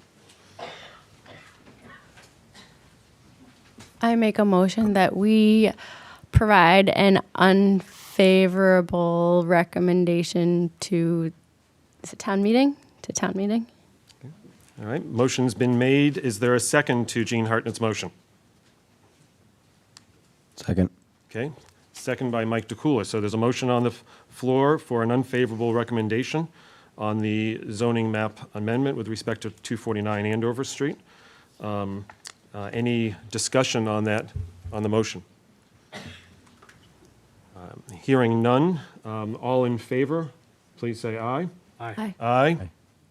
Any opposed? None? Abstentions? All right, we're at 4-0. Okay, thank you. All your town meeting members. Okay. I don't know. So this will move on to, this is going to move on next to town staff. This is going to select board There's a select board meeting tomorrow night. on the same item. There's a select board meeting tomorrow night on the same item. Same place. And then it goes, and the select board is tasked with, Same conversation. Same exact conversation. They're gonna just the same thing, voting up or down as, as proposed. and could you make them, they'll be made aware of our recommendation this evening? We will pass that on to the clerk and the manager.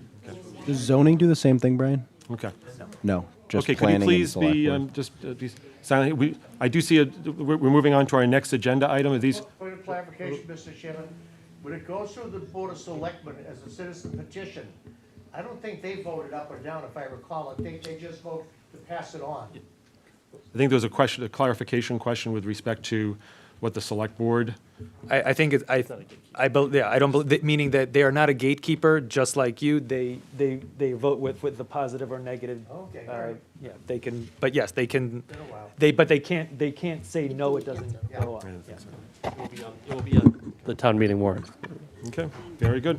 All right, this matter is closed. We're moving on to the next item. Ma'am, unless you have a clarification question, I do. please, you can go ahead. I'll entertain a clarification question. Oh, could you speak? I'm sorry, ma'am. I don't mean to make you have to. I just want to clarify, Sandra Kesting again. You mentioned tomorrow's a select board meeting, and this would be brought in front of them as well?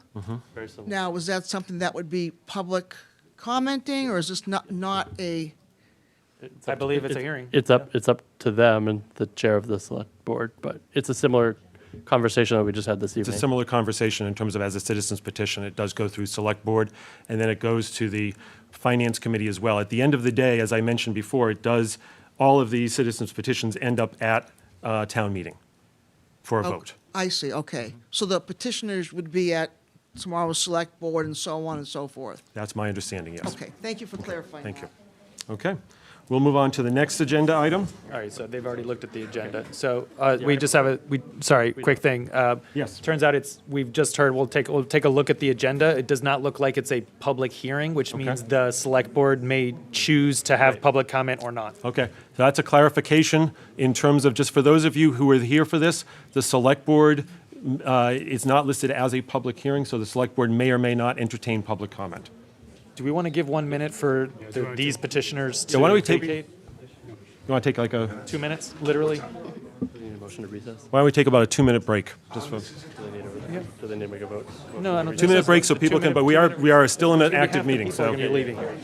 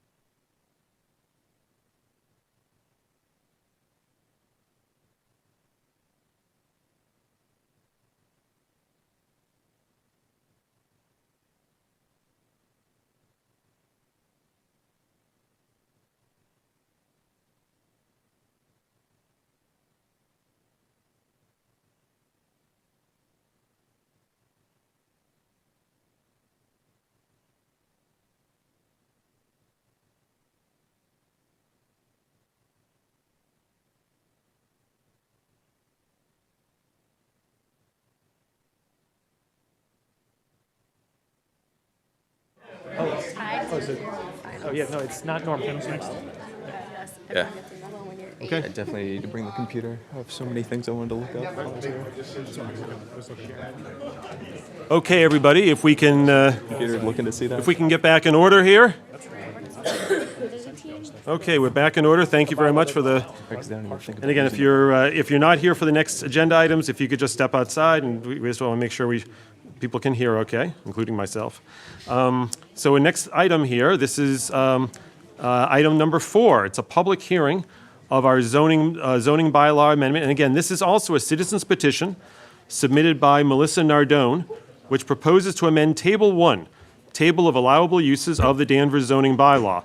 The zoning amendment is proposing to amend the kennel, commercial boarding / training use in Table 1 from a prohibited use in a residential 1, R1, residential 2, R2, and residential 3, R3 zoning districts to a use allowed by special permit from the Zoning Board of Appeals, ZBA, in residential 1, R1, residential 2, R2, and residential 3 zoning districts. So this is also a continued item that we had at our last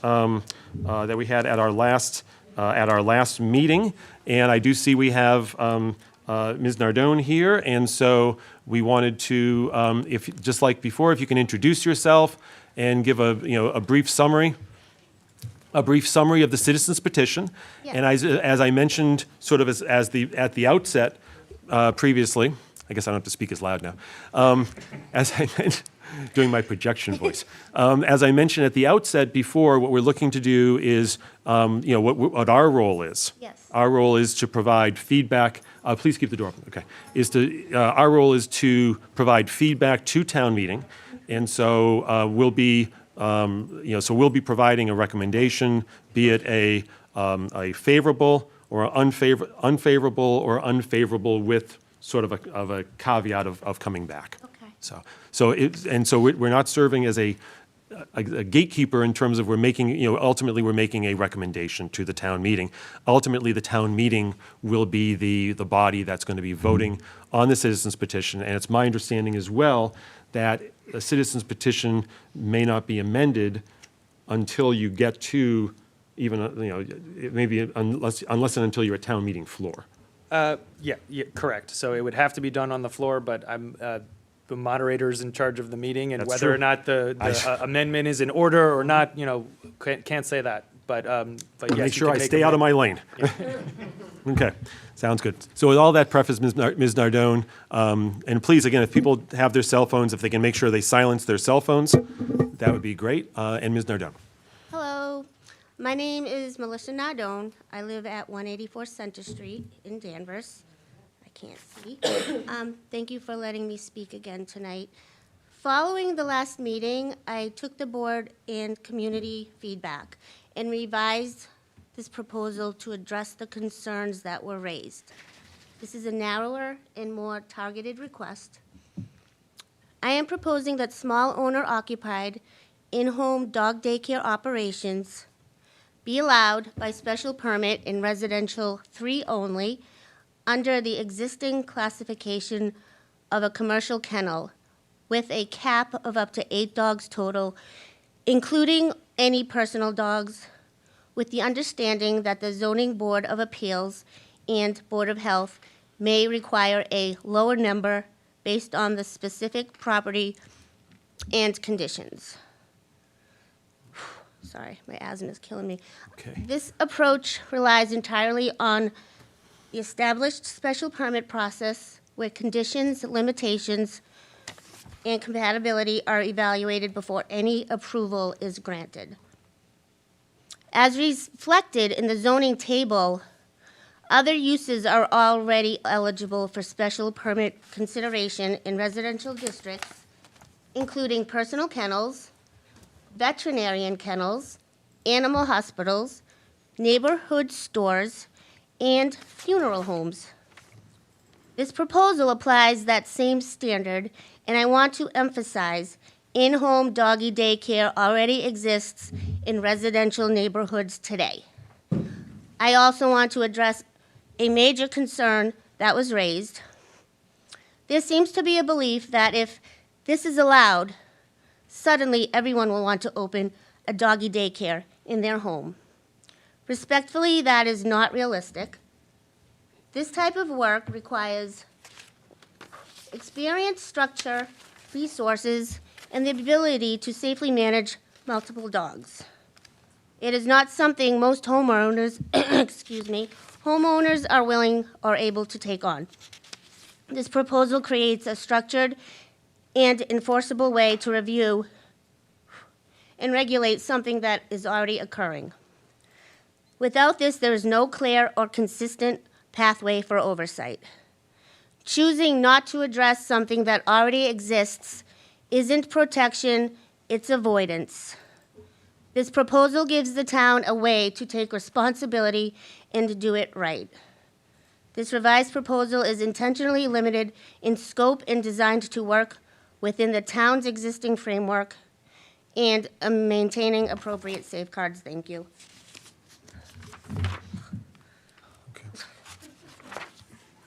Take a moment. Sorry. Okay. Been a rough couple days. It's okay. You okay? Yeah. Okay, okay. All right, have you completed your presentation? Yes. Okay, very good. All right, so thank you for that. Thank you for addressing some of the concerns that were raised. And I guess just sort of turning over just a question to town staff with respect to, Ms. Nardone is now, is coming forward with a really sort of an amended sort of petition. And so given sort of our role in terms of what we're looking at is the, I'm just asking for clarification in terms of what is before us, in terms of the citizens petition before us, how do we address this? Sure, yeah, this is a little bit different because citizens petitions can only be modified on the floor. So technically, because they can't modify it now, it's not like you can have a vote on, like a real vote that goes to town meeting based upon something that doesn't exist yet. So currently, you still have to have, like you've said several times, it's essentially an up or a down, but we're willing to take this on vote.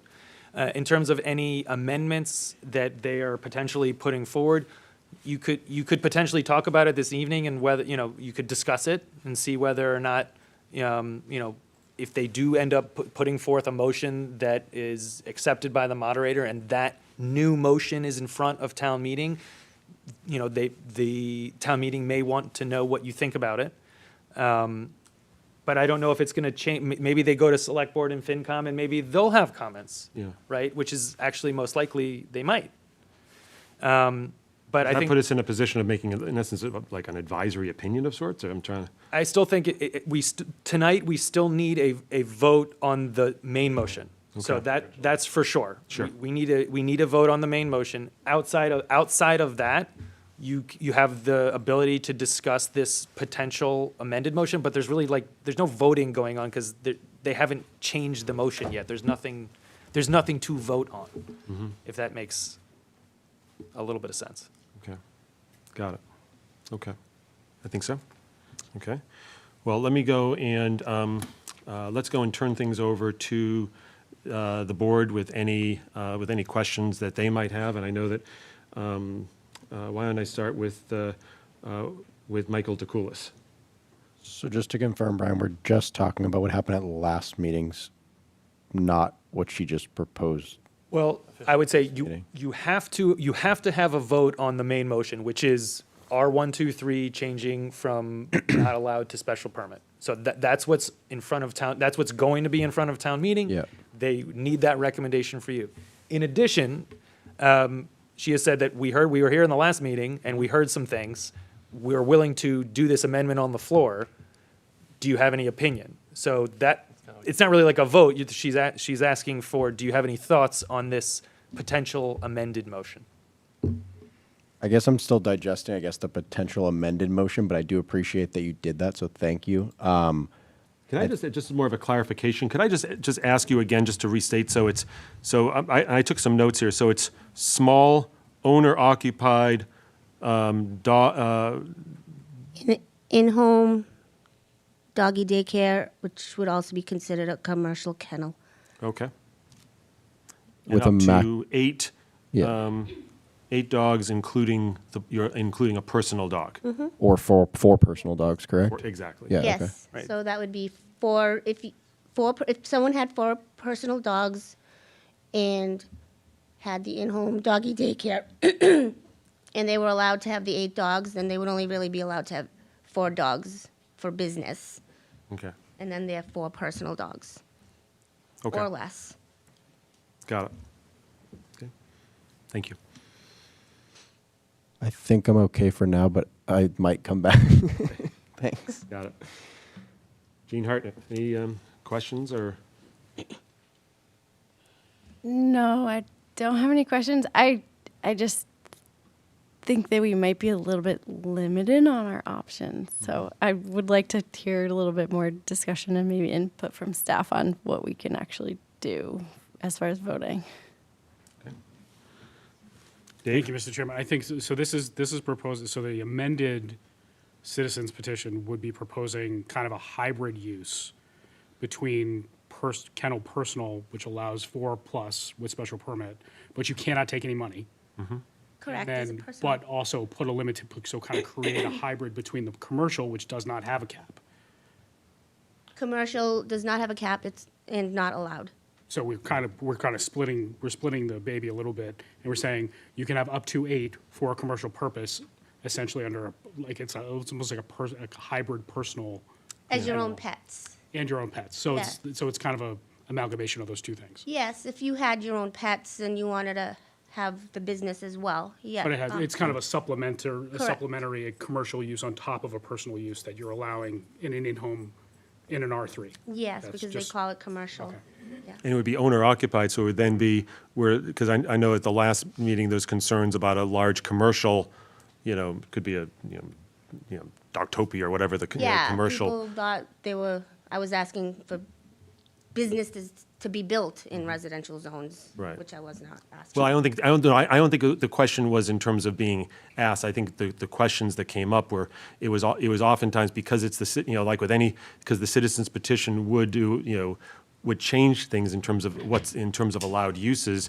People, always, they want to look to, I think, what could happen.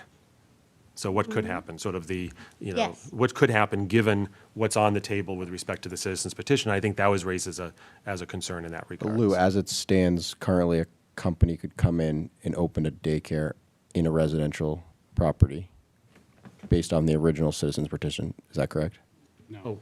Yes, based on the Yes. original citizens Yes. petition, there was no cap on the number. So what we're basically voting on, not voting on, but favorable recommendation or unfavorable is based on the fact that someone could come in who does not own the property and they could open a kennel on that property. Which is the main motion, which is a commercial breeder, or sorry, a commercial kennel, which includes boarding and pet daycare in all of the R1, 2, and 3 zones. That is what is before the board this evening that they need to make a vote on, and then, again, we could have a discussion on top of that, but that's the main motion. Okay.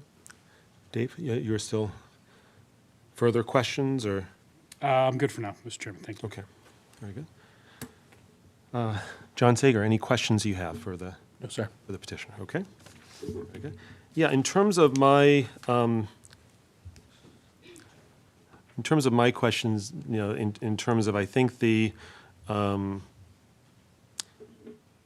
I don't think I have any, again, some of the concerns I think that were raised involved that I know I was concerned with was with respect to a non-owner occupied facility, as well as a concern about smaller, looking outside of R3, R2, R1, although there's still, and we'll get into this when it comes to more deliberation, I still have some concerns with respect to the, even within R3 itself too, just because of, it is, this is a change. This is a change in and I understand what you've said in terms of that it's taking place, but this is still providing the legal sort of, stamp of approval on it. I understand subject to special permit procedures, but yeah, but I'm interested in hearing to see members of the public, what they have to say as well, since this is a public hearing.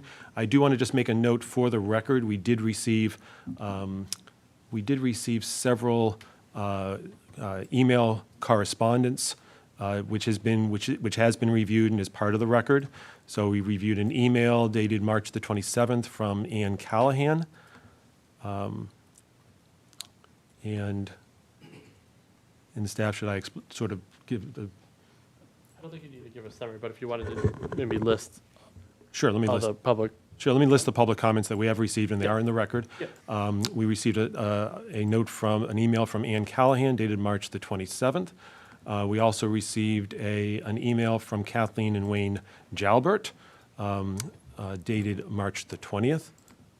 We also did receive an email. It looks like an email, but it's dated March 24th from Laura St. Sauver, 168R Center Street in Danvers. And we did receive an email from Nancy Caruccio on March the 24th. And we did receive an email from Natalie Fiore that I received, and it's been part of our packet. That was received on March the 25th. Okay, so just wanted to get that out there so that we did receive some public comments, which is in our packet and we've reviewed. So this is a public hearing, so any members of the public want to go and ask questions or provide comments? Yeah? And again, direct any questions, to the chair, and again, identify yourself and what your address is. I'm just going to give my story. Maria Cunningham, 5 Crestline Circle. Sure. Melissa provides dog daycare for my dog. She provides a very responsible business, a safe business. And I think that people should be allowed to have businesses and to encourage small business in our town, to support people who are willing to have small businesses. There are plenty of small businesses that are already allowed in this town. How is this any different?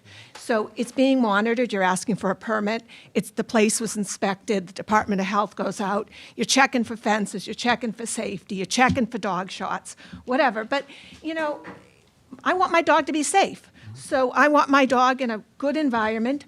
My dog isn't going to go to one of those jumbo doggy daycares. It's not right for my dog. And second, a 30-minute dog walk in the middle of the day is also not right for my dog. This is the perfect business model for my needs as a citizen of Danvers and as someone who supports small business. Thank you. Thank you. Any further? Yes, Ms. Rigucci? Thank you, Mr. Chairman. I just wanted to point out I know I just said your name. Oh, I'm so sorry. I greeted you, but if you could just say your name and precinct for the record, please. Joanne Rigucci, Town Meeting Member, Precinct 2. Sorry about that. No worries. Drop my glasses.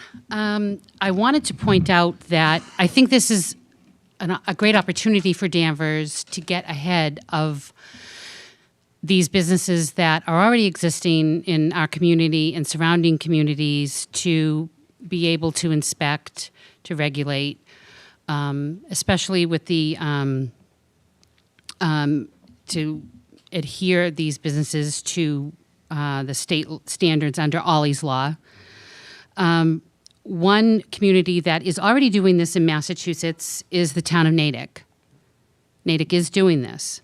So this isn't something that doesn't exist. And I think you're going to see it more and more in the future, that people want to choose smaller, quieter, more trustworthy, personalized dog care. So I'm just going to read off a little bit, if you'll bear with me. Before you do that, can I just ask briefly, just in terms of Natick, what was how did Natick do it? Was it through a citizen's petition? Do you know if it was I through don't know that. I'm sorry, Mr. Chairman, I didn't research that. I was just curious. Just if you yeah, I mentioned it. can get that. I should have that answer, but I don't. Sure. But I'll just kind of go through what their licensing and regulations are, Okay. if that's okay. Just a quick little highlight. They Yep, do if you could be have. brief, You that'd have. be great. As here in Danvers, you'll have to have a kennel license requirement. So it's any household offering dog sitting, boarding, or daycare services for compensation must obtain a commercial kennel license. Under Ollie's Law, which was signed in 2024, this law mandates stricter safety standards and gives the Massachusetts Department of Agriculture authority to set regulations for boarding and training kennels, including dog daycares. So this is a protection for our beautiful little furry friends. Inspections. Before a license is issued or renewed, the local animal control officer must inspect the home to ensure sanitary and humane conditions. Right now, the town doesn't know that. If we have, I think Melissa mentioned at the last meeting, 15 to 20 of these businesses may be happening in Danvers. You know, are they up to all these law standards? Are they sanitary? We don't know. So I'm sure they are, because as a dog owner myself, I would, you know, you want your dog to be at the best possible place for them. And the kennels are licensed annually. So this is a little fee income. This would be a revenue income for the town as well. Small, but it's a new stream of revenue for the town. And failure to do so will be fines in addition to the license being revoked. They also have zoning and operation restrictions. So this might quell some concerns. There's capacity limits for per 1,000 square feet. It's a capacity of a total of 6 dogs. Outdoor exercise is restricted to a maximum of 2 hours per day per facility, permitted between 9 a.m. and 4 p.m. only. Noise and odor operations must not create, you know, detectable noise, vibrations, fumes, odors, or dust that would disturb the residential neighborhood. So, and I think the town of Danvers would be taking on similar things that would protect the sanctity of our neighborhoods. They do allow signage, but it would only be one small little illuminated sign to advertise it. So that's sort of a highlight of what their regulations are, and I think our amendment that is going to be brought to the floor kind of reflect what the town of Natick is already doing. And I think you're going to see towns in the surrounding area starting to do this as well. And I think it's great that Danvers can get ahead of this and recognize that this is a great little business model for residents, and I hope we can consider it at town meeting as a positive and approve it. Thank you very much. Okay. Thank you. Okay. Any other members of the public? Sorry, you first. Yep. And then I saw Ms. Steves there, so right after. Hi, my name again is Lisa Butner, and I live in Precinct 8. And as a dog owner myself, I've had a dog for 18 years, but I'm also somebody who was attacked by a dog on a walk just 6 months ago, and required a trip to the hospital and stitches, and I guess it was more traumatic than I thought. Sorry. I'm not in favor of this in a residential neighborhood. The dog that attacked me was in a fenced-in yard, got out of the fenced-in yard, ran down the road and attacked me. At the same time, that's a concern for me. But the bigger concern for me in a residential neighborhood is sound, is the noise. And you said in their case in Natick that they only allowed them to be out for 2 hours. We also have a situation in our neighborhood in Danvers where there is a house that has one single dog that is a menace, and the town apparently cannot do anything about it, even though all the neighbors have called because of the noise of this one dog. So allowing now up to 8 dogs in a residential neighborhood, in my mind, is completely overdoing it. And so I would encourage you to reconsider allowing this in a residential neighborhood. Thank you. Thank you. Ms. Steves? Thank you.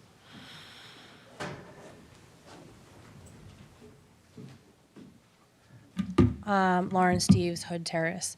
I think this is another one that a lot of thought has to be put into it. The way the current petition is written, there are quite literally 0 regulations governing it. While I understand it requires a special permit and they have to go in front of the ZBA to get such a permit, the ZBA doesn't even have guidelines to follow of, you know, in order to have a kennel, you need to have at least A, B, C, D, E, F, and then explain what you're looking for. And if you've met those and whatever your ask is of them, they think is within the realm of issuing a special permit, then fine. But they don't even have a basis to go off of. And to touch on that, Ollie's Law, which for anybody unfamiliar with it, was adopted after a dog was mauled to death at a kennel. It was adopted in December of 2024. However, the regulations which fall under the Mass Department of Agriculture have not been adopted. They are not expected to be submitted until June of 2026. So if we're going to have a mass state law governing kennels, potential staff to dog ratios, a whole host of other things, I think it would be wise as a town to wait until we have mass state regulations that are governing kennels, and then we can pair our regulations further if we think there needs to be more regulations past the regulations that the Department of Ag is going to enforce. Additionally, we're talking about the Board of Health and the ACO doing all this stuff. We don't even have a full-time ACO in our town. So I'm not sure how we're expecting these 10 or 12 kennels that are already existing. And the argument, well, 10 or 12 people are already doing it. It still doesn't make it legal. It's 10 or 12 people operating illegal businesses, no matter how you slice it. So, and I know people don't want to hear that, but that's just a fact. I just think that we need to adopt a lot of laws governing this before we just say, okay, everybody can go in front of the ZBA and apply for a special permit, and then the ZBA is making an exception for one kennel, and another kennel is asking for another ask, and it's not uniformed, and they're giving out special permits that allows 7 things for one person, allows 10 things for another person, and then this person says, well, this person got that, why aren't you giving me that? We need a lot more regulations governing this than what the petition has, and I don't think that you're going to be able to pare it down with an amendment on town meeting floor in order to do that, in my opinion. Thank you. Thank you. Ms. Samadai, Nova Samadai. I saw your hand, Ms. Ragucci. Saw you. Yeah. Nova Samadai Town Meeting Member, Precinct 1. I just wanted to sort of reiterate right now that everyone in every residential area, every citizen resident can have up to 4 dogs with no permit. So every one of your neighbors can have 4 dogs, and that is by right. So saying that this is going to add a whole bunch of dogs to neighborhoods, it's already allowed by people that already live there. So I don't think you're going to have a bunch of people opening up doggy daycare businesses that's going to make it even more out of control than what the residents can already do. Thank you. Okay, thank you. Ms. Ragucci, that's how you said, yeah. Thank you, Joanne Ragucci, Town Meeting Member, Precinct 2. I just wanted to kind of comment on something Ms. Steves mentioned, is that there would be, restrictions on this. There will be a limited number of dogs. As Melissa said, she's proposing 8. That includes whatever dogs are owned by the household. So there's that restriction. There is also, with this, there's noise laws, we can put in. I think I hear the other residents' concerns about adding a lot of dogs to the neighborhood. I can agree with that, but I think the benefit of an in-home dog daycare is that it has to be a quiet environment for a lot of these animals. They don't like being in noisy, large commercial kennels. Some of them have health concerns, illnesses where they need a quiet environment. They're elderly. Melissa, I know personally, has taken care of a lot of dogs in that situation where they're just in her house all day on the couch. And she has to give them whatever medication they need. And sort of that's the service that people are looking for. So they're not going to be walking on the street with 8 dogs on, a couple of harnesses and things like that. It's going to be very well managed. We talked about the animal control officer. Again, it's not going to be 15 to 20 kennels. It's going to be up to the ZBA to approve this based on a site inspection, on if the property is fenced or whatever. We have gone over this at meetings. So I just kind of wanted to reiterate that there is some standards that are going to come down the line with this. So thank you. Okay, thank you. Yes, Ms. McKenzie, yep, saw you. Hi, Lois McKenzie, Precinct 3. I'm also a town meeting member. First thing, just to remind people what you're looking at, you are looking at the original amendment, not what she's proposed tonight to put before town meeting. Just comments from other people that have heard about this. Other town meeting members, they are concerned. They bought in a residential neighborhood. They bought in a quiet, good-sized lot, and they enjoy their peace and quiet when they want it. These people I've talked to, my daughter included, has a dog. But that quiet comes when they want. They don't let their dogs out and bark and whatever. If they want their house to be quiet, that's what they expect. Not to have a neighbor that has a yard full of dogs that they're taking care of. I just think at times we need to think about the human a little bit more than what's the convenience of the dogs. I know everybody loves their dog, and I get it, but they are dogs, and you putting a kennel in some neighborhood where people have R3, they're 30,000 square foot lots, R2, they're 20,000. That doesn't mean you can't hear anything. You know where I live. I still hear 128 from my bedroom. Sure. In the summer, yes, it's a little quieter because we have greenery, but I still hear it. I hear it some days myself. Right. On Park Street. So you're going to hear the dogs. And I know everybody's saying we're going to put regulations on it, and there are regulations right now. And saying that we have 15 or 20 in town that already do it, well, how come they're not being enforced? How come they have not been enforced by the town? That's all. I think I saw Ms. Fiore had a...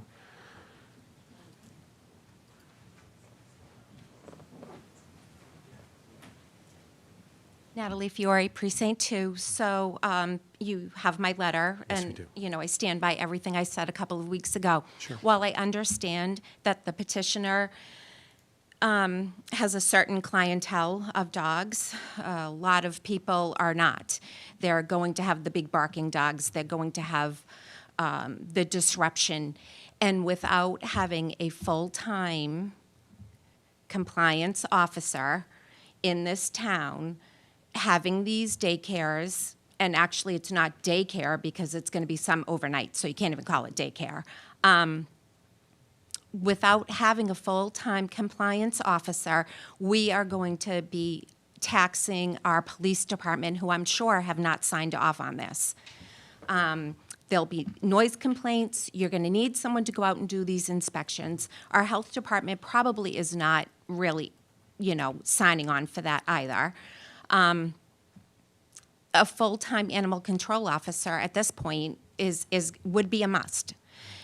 As far as Ollie's Law, it would behoove the town to wait until it is done and then see what their recommendations are going to be, because most cities and towns are going to probably change their bylaws wrapped around Ollie's, the recommendations attached to Ollie's Law.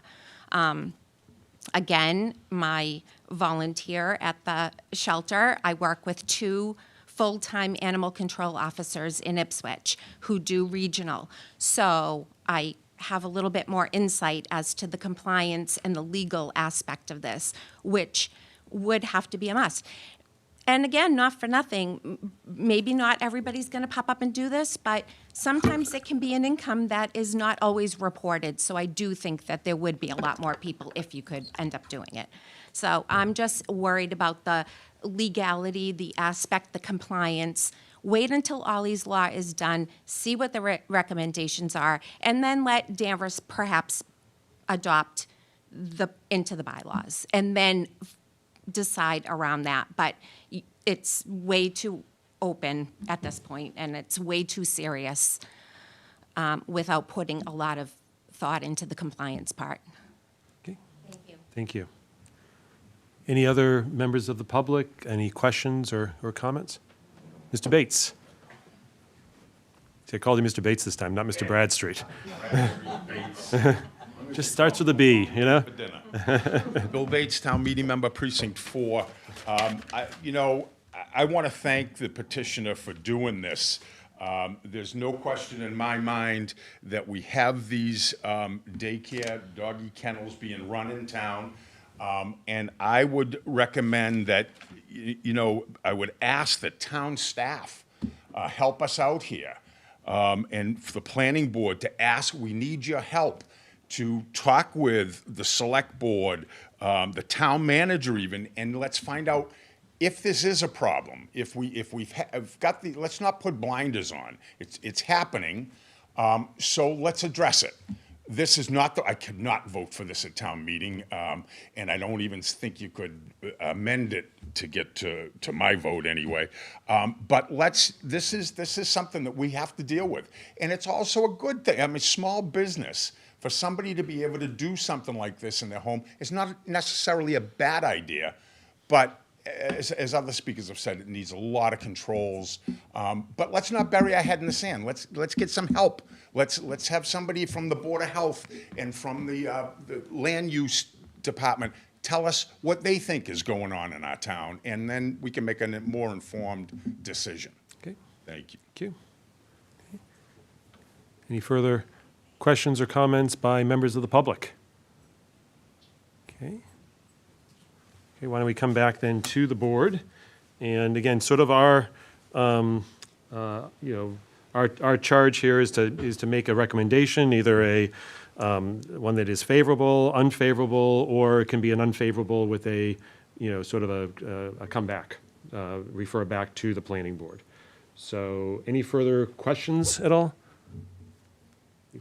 I guess just a question. If we refer back to the planning board, that would be after town meeting, just to continue the conversation? Essentially, from the May town meeting to some other, most likely it'll be February of 27. That vote would be that you'd be working with staff to bring this bylaw. Continue the conversation. Yep, continue the conversation and try to get something, in front of town meeting. Mm-hmm. But ultimately, this citizen's petition is going to be on the floor As written. as it currently written at town meeting. Correct. And if it can be based on what, Finance Committee ultimately makes a recommendation. And so then ultimately there can be, again, don't want to get out of my lane in terms of the moderator, it can be. Right, it's unclear what could happen on the floor, but I think that we can say that. It's unclear what will happen on the floor, but right now, the charge is the main motion for the board. Any further questions, Mike? No, thank you. Jean, any questions at all? Yeah, I have a couple questions. Thanks. So if it is returned to the board, the original citizens petition still cannot be changed. Is that correct? So it's unclear what could happen on the floor. All I know is that the only way to change a petition is on the floor.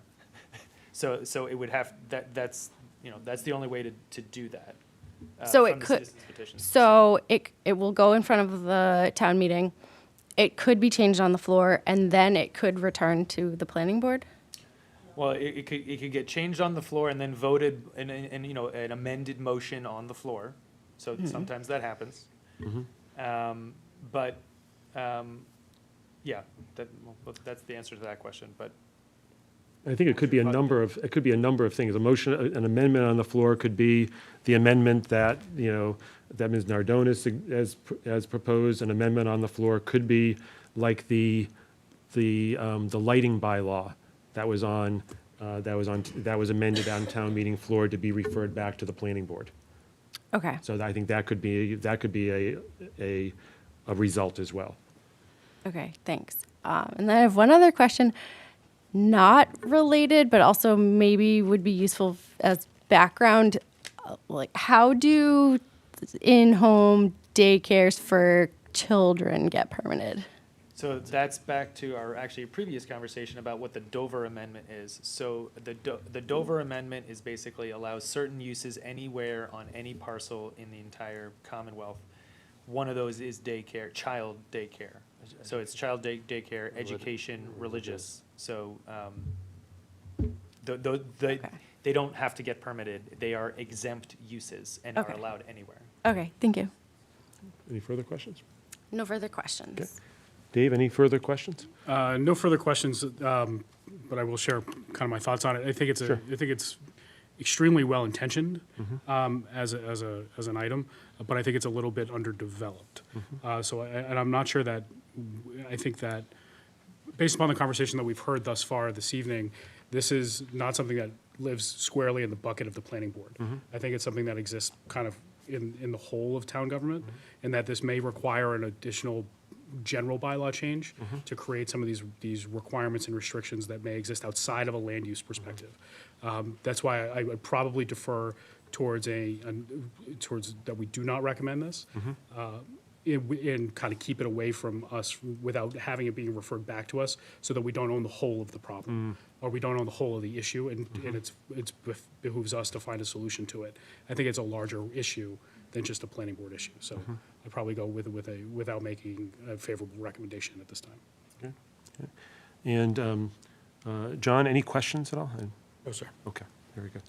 So I know you sort of gave your thoughts on things, and just turning over into the deliberation side, Mike, did you have what are your thoughts in terms of? So I feel like we've beat this a little bit, but I apologize. But to Jean's question, if it gets changed on the floor and we've unfavorable but recommend to come back, basically, would we be reviewing exactly what this was, or what the new on the floor change was?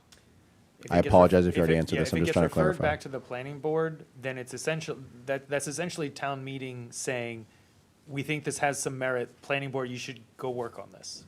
So whether it's that specific it's not that specific bylaw, it's more of like, we don't like it as written, planning board, go work on it. And when you say work on it, you saying this team would take it physically on. work on it, or would the petitioner be adjusting it to work, and we'd be willing to work with them to try to make it work? Or are we doing the research ourselves to like find the answers for them? I think that's somewhat of the board's discretion. Do you want to take this on?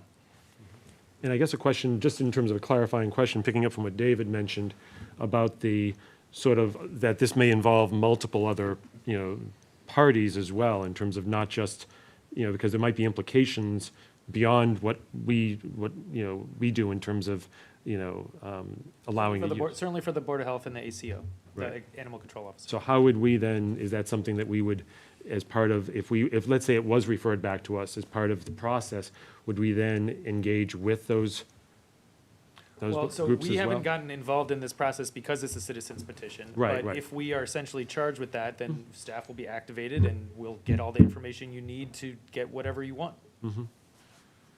Okay. So get whatever you want. So if that's. Meaning any type of information, data, or essentially what we would do is we would write a bylaw for you. Yeah, got it. Okay. So let's, any further questions? We can get into, what your sort of thoughts are on it. Mike? I just think I need a lot more. I'm not opposed to the idea of this. I think I just need a lot more information and understanding and regulations and like there needs to be more for me to kind of move forward and currently where this stands. Okay, got it. Jean, what are your thoughts in terms of where? My thoughts are, I think there's definitely a need for this, so thank you for the citizens petition. I am all for small business and supporting the residents of Danvers. I just think that it's too unrestricted as written, and I would love for the planning board to take this on and create a bylaw around it, and, you know, do a deep dive and figure out what restrictions are the best so that this can happen. And I just think right now that there are too many unknowns. Okay. Yeah, and coming to in terms of my my take on, I'm in agreement with Jean in terms of, I think that there's, you know, a lot of, you know, and again, I'm looking at voting, you know, in terms of our recommendation is on what's currently on, you know, on the table, the original citizens petition as written. And the original citizens petition, I'm concerned about the, you know, about the breadth of it. But even with the sort of amended language, I have some concerns in terms of, because it does seem to touch upon a lot of different things. It seems like there is some, you know, as I know as some of the, you know, people who have spoken and what I've seen in correspondence, I think there are a lot of other, you know, this touches upon a lot of different things. This touches upon a lot of other areas. And so making sort of, and given the fact that this does, you know, this does potentially affect, you know, individuals who are, you know, living in residential neighborhoods, I want to be, you know, respectful of that and making sure that if that means we do, you know, we have to do a little more of a deep dive and review it and look at what other communities are doing and getting feedback from, you know, from other, you know, stakeholders as well as other bodies within the town, I think we probably want to do that. So I would be in favor of an unfavorable recommendation with a referral back to the planning board. So that would be my, that's sort of where I'm standing. So I'm not sure if others are, you know, feel similarly. So, I mean, that seems similar to in terms of what Jean was saying. Mike, are you, what is? From what I'm understanding, from what Brian is explaining, I'm in favor of that. I'm just still a little confused on exactly what we need to be doing versus what the petitioner needs to be doing. But I think, all in all, I agree with where you and Jean are standing. Okay. Is there anything that that town staff can add? Is there, you know, in terms of how that sort of goes through? Well, I mean, I guess the only thing I can say is that, you know, if you want to, if you think that something that is a version of this bylaw, if there's a version of this bylaw that you think has merit, meaning not this exact one, but something like it, and that you feel that you would want to take it on, then you would say no, but refer back to the planning board. If you say that there's no version of this bylaw, I don't want any doggy daycare in any residential zones whatsoever, then you should be open about that and say, I don't want to do that. I don't think this is something that the planning board should take on. Mm-hmm. That would give information to town meeting that they would want for their vote. Yeah. So, okay, does that help, Mike? Yeah. Okay. Dave, anything further? I mean, based upon Brian's explanation of that, I support kind of the board with the unfavorable recommendation with referral back to the planning board, in kind of contrast to what I said earlier, with kind of the caveat that, yes, this is a larger problem than the planning board can tackle on its own. Yeah. And that it has to be worked. I want to engage with other entities on that. Mm-hmm. Yeah, and I think that's sort of what's going, I mean, that's sort of part of, I think, even my view of why I think it needs to come back to us, because I think we would want to look at it sort of systemically. And I'm not, and I'm not of a view of like, absolutely no, there's no, I don't see this ever happening, because because I think that we want to, I think we want to look at it closely. So, okay. All right, so then, if there's nothing further on this, I don't see any other members of the public. I'd like to entertain a motion to close the public hearing on the zoning bylaw amendment. So move, Mr. Chairman. Okay, there's a motion that's been made by Dave Rodriguez. Is there a second on that? Second. Okay, second by Jean Hartnett. Okay, any discussion on the motion to close the public hearing? Hearing none, all in favor of the motion, please say aye. Aye. Aye. Any opposed? None? Okay, so we're 4-0. Okay, so let's move back to the main, zoning bylaw amendment. So do we have would someone like to make a motion? I make a motion that we provide an unfavorable recommendation with return to planning board for the zoning bylaw amendment in front of town meeting. Okay, very good. Whether, the return, is that, very good? Is that sufficiently? Okay. I believe so. Is there a second to that motion? Hi, Jean. Second. Okay, second by Michael DeCoulis.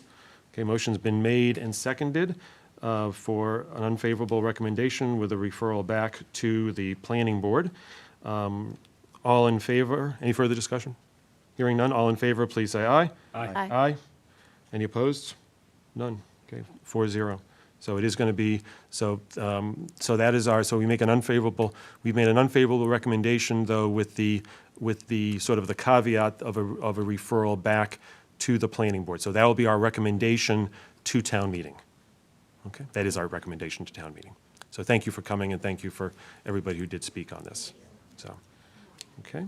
And so this is next going to be heard at tomorrow at the select board, and we're not sure again if the. Apparently, it is not a hearing, so they may choose to take public comment, or they may not. Okay, very good. So that's going to be tomorrow here at 6:30. Is that right? 5:30 tomorrow. They moved it up an hour, I think. Oh, 5:30. I believe so. No, Did I say 6:30 on the agenda? Should we stay? Yeah. Please double check if you're watching from home, please check the town's website. Okay. Very good. Are we good? Do you want to take a break, or are you? Okay. You want to Might take a just be break? a 2-minute break. Why don't we take a? Just to clear out. Just to Yeah. let the room reset. Why don't we return? It's 9:40. Let's return at 9:45. Okay, so let's.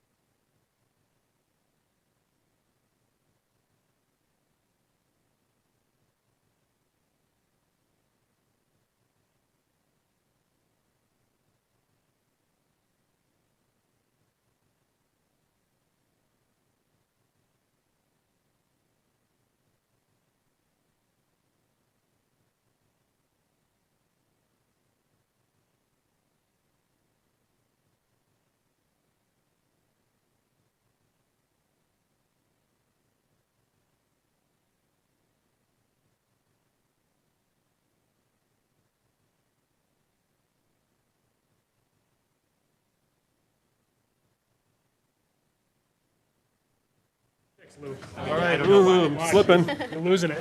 All right.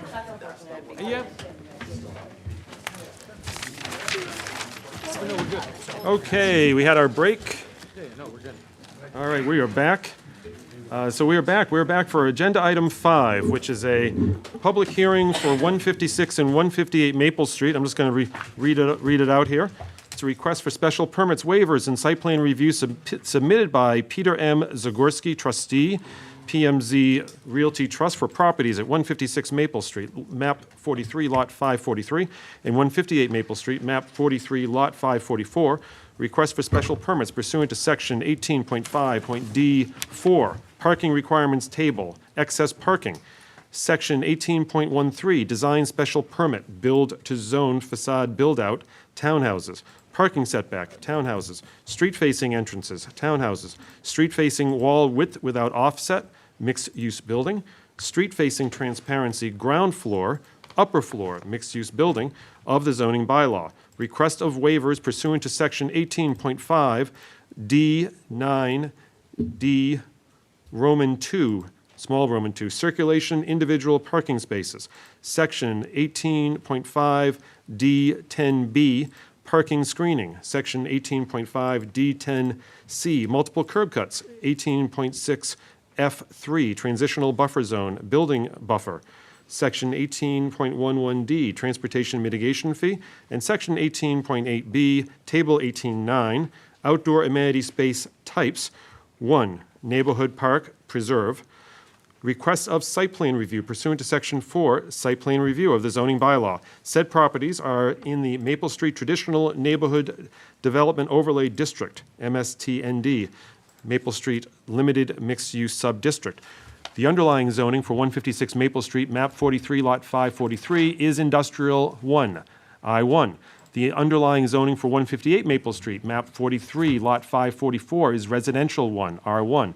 The applicant is proposing a mixed-use redevelopment, which would include a mixed-use building, 18 residential units, townhouses, 12 residential units, and an existing single-family home and associated site modifications. All right, and the applicant is here. If you can identify yourself, and you may begin. Thank you very much. My name is Nancy McCann. I'm here on behalf of the applicant, the PMZ Realty Trust, the owner of the properties located at 156 and 158 Maple Street. Peter Zagorski is the trustee of the properties. With me tonight is our technical team, Bob Griffin, with Griffin Engineering. He is the project engineer for this property. Also with me tonight is John Williams, the project architect with DMZ Design LLC. The project architect. Matt Ulrich is our landscape architect. He could not be here this evening, but his presentation will be made for you tonight by Bob Griffin. We are here tonight to discuss a redevelopment of the properties located at 156 and 158 Maple Street, which is a combined property with a total development area of 1.77 acres, with frontage on Maple Street as well as frontage on Maple Ave. The existing conditions of this site, 156 Maple Street, is the applicant's Tech Air industrial commercial building, with that business to remain on the lower level of the mixed-use building. And 158 Maple Street, which is a single-family home, which will remain, that was built circa 1865. And again, we're proposing to keep that single-family home, and no renovations really are proposed to it. But that will be part of this entire development. What I'd like to do, Mr. Chairman, is do an overview of the project, then have Bob Griffin, our project architect, take you through the plans, our project engineer, and then have John Williams, our project architect, take you through the architectural plans. Then I'll go through the zoning relief, as you've mentioned in the legal ad, with a bit more detail. This is the initial meeting on this matter, and what I anticipate will happen at the end is that this project will be going out for technical peer review, and we would continue to a later meeting in May to allow that to happen. So this is the initial meeting to get the project rolling along. Got it. So these properties, both development area, are located in the overlay district, the 40R overlay district voted by town meeting, the Maple Street Traditional Neighborhood District. And that is an overlay under the Massachusetts General Laws, Chapter 40R, which the purpose of which is to provide high-quality housing with a higher density, to provide a variety of housing for different ages and household types, income ranges, and to allow for mixed use within that development. So 40R is intended to bring a higher density, allow some mixed use to the development area. And it's important to point out that this is an overlay district. The larger portion of this property at 156 Maple Street is located in the Industrial 1 zoning district. It is still in the Industrial 1 zoning district, and uses permitted in the industrial district are still permitted. This is not a zone change that was done that's similar to what was done on Maple Street and High Street. That was a total change in districts. What this is an overlay. So we have the industrial district still permitted here, but then town meeting, with a lot of planning through the planning department, adopted an overlay to allow residential use of a higher density in an area that was otherwise and continues to be zoned industrial. So we have the industrial use that can continue, but the overlay allows residential use to be made on the property. The town is incentivized to do that. And again, higher density mixed use is incentivized as well as affordability. A 40R development such as this requires 20% of the units to be affordable.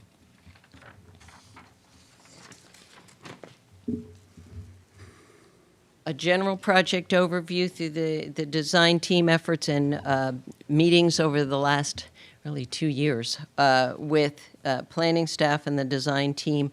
We're very pleased to present this project to you tonight as a well thought out, well designed mixed use project. The project is made up of 3 basic components. The first component is a mixed use development where we have the existing industrial trade shop commercial use will be located on the ground floor of the existing Tech Air building within that same footprint. And then 3 upper floors will be constructed on that building for a total of 18 residential units. And you see that in the foreground of the existing slide up there. Of the 18 units, there will be 6 units per floor, 4 2-bedroom units and 2 1-bedroom units. The second component of this project are new townhouses proposed further down Maple Ave. There will be 12 of those townhouse units. There are 3 buildings with 4 units each in those townhouses for a total of 12 townhouse units. Those have 3 bedrooms each. The third component is retaining the existing historic home that's located at 158 Maple Street. The project provides, therefore, a total of 30 new residential units plus 1 retained single-family dwelling. It provides a mixture of unit types with the condo style within the mixed-use building, townhouses, and the single-family. There's a mixed-use, a mixture of bedrooms. 1, 2, 3, and 4-bedroom units are part of this project. And obviously, when we go through the plans, you'll get a lot more detail on that, but I just want to give you an overview. Density. The density calculation is provided in a good deal of detail within the application. The density proposed for this project is by right density. It is not density by special permit.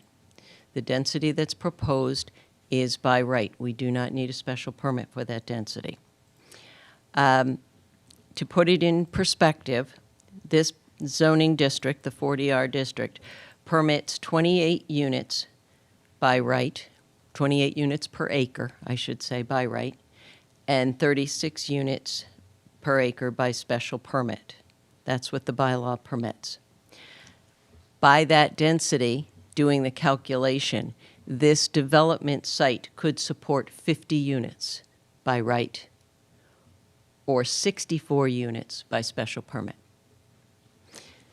This project proposes just 30 units.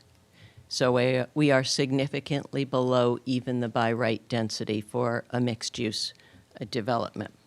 So that's important to keep in mind because density is always a concern. And this development has been designed to be of a by right density and in fact lower than a by right density.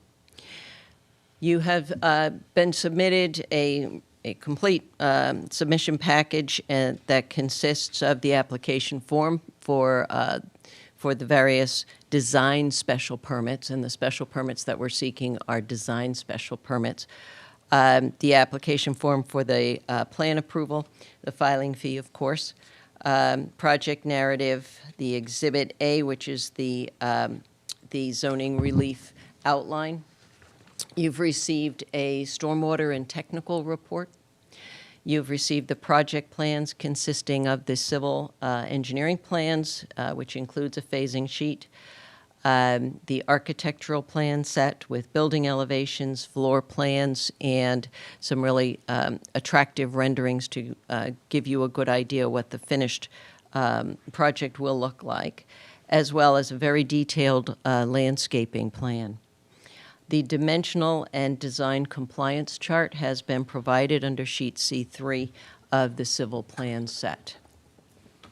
A couple other points before I turn it over to Bob. This zoning district requires open amenity space of 15%, and we are providing 15% open amenity space in the form of a neighborhood park/preserve category.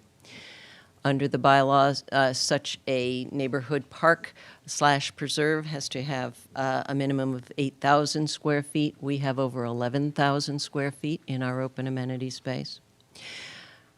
We also have unit decks and balconies and patios, and those all are included in open amenity space as well under the bylaw. The parking that's been provided is compliant with the parking requirements under the bylaw. We're proposing 60 parking spaces. 50 parking spaces are required, and we'll show those to you as we go through the plan. And again, affordable housing requirement is 20%.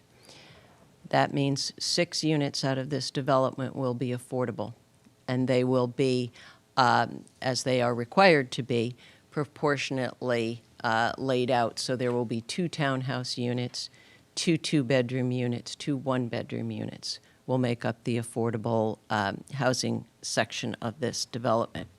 So as the density calculations that I've gone through demonstrate, this project doesn't push the envelope on development. Rather, it's a project that does provide a variety of housing options.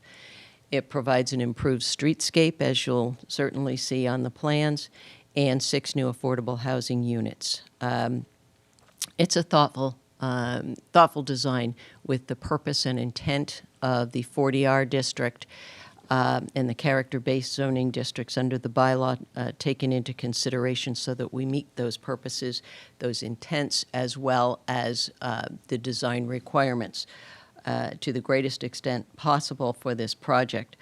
And we have a very competent development design team, as you'll see.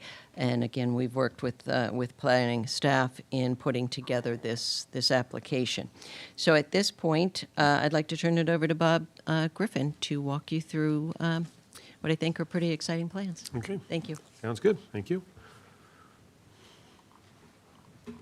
Good evening. Thank you, Nancy, and good evening. Josh, if you could go to the You next. could just identify slide, please. yourself again for the record. So just- it's Bob Griffin of Griffin Engineering in Beverly, Mass. Great, thank you. In the next slide, please. So I'm going to try my pointer. Sometimes it works on these screens and sometimes it doesn't. It's a little too dim. So No, I thought Bob, I thought it was pretty helpful, actually. Oh, okay, all right. So the square is our site. It's about 1.75 acres, as Nancy mentioned. It's got about 195 feet of frontage on Maple Street. So, geez, I don't know. I'm having trouble there.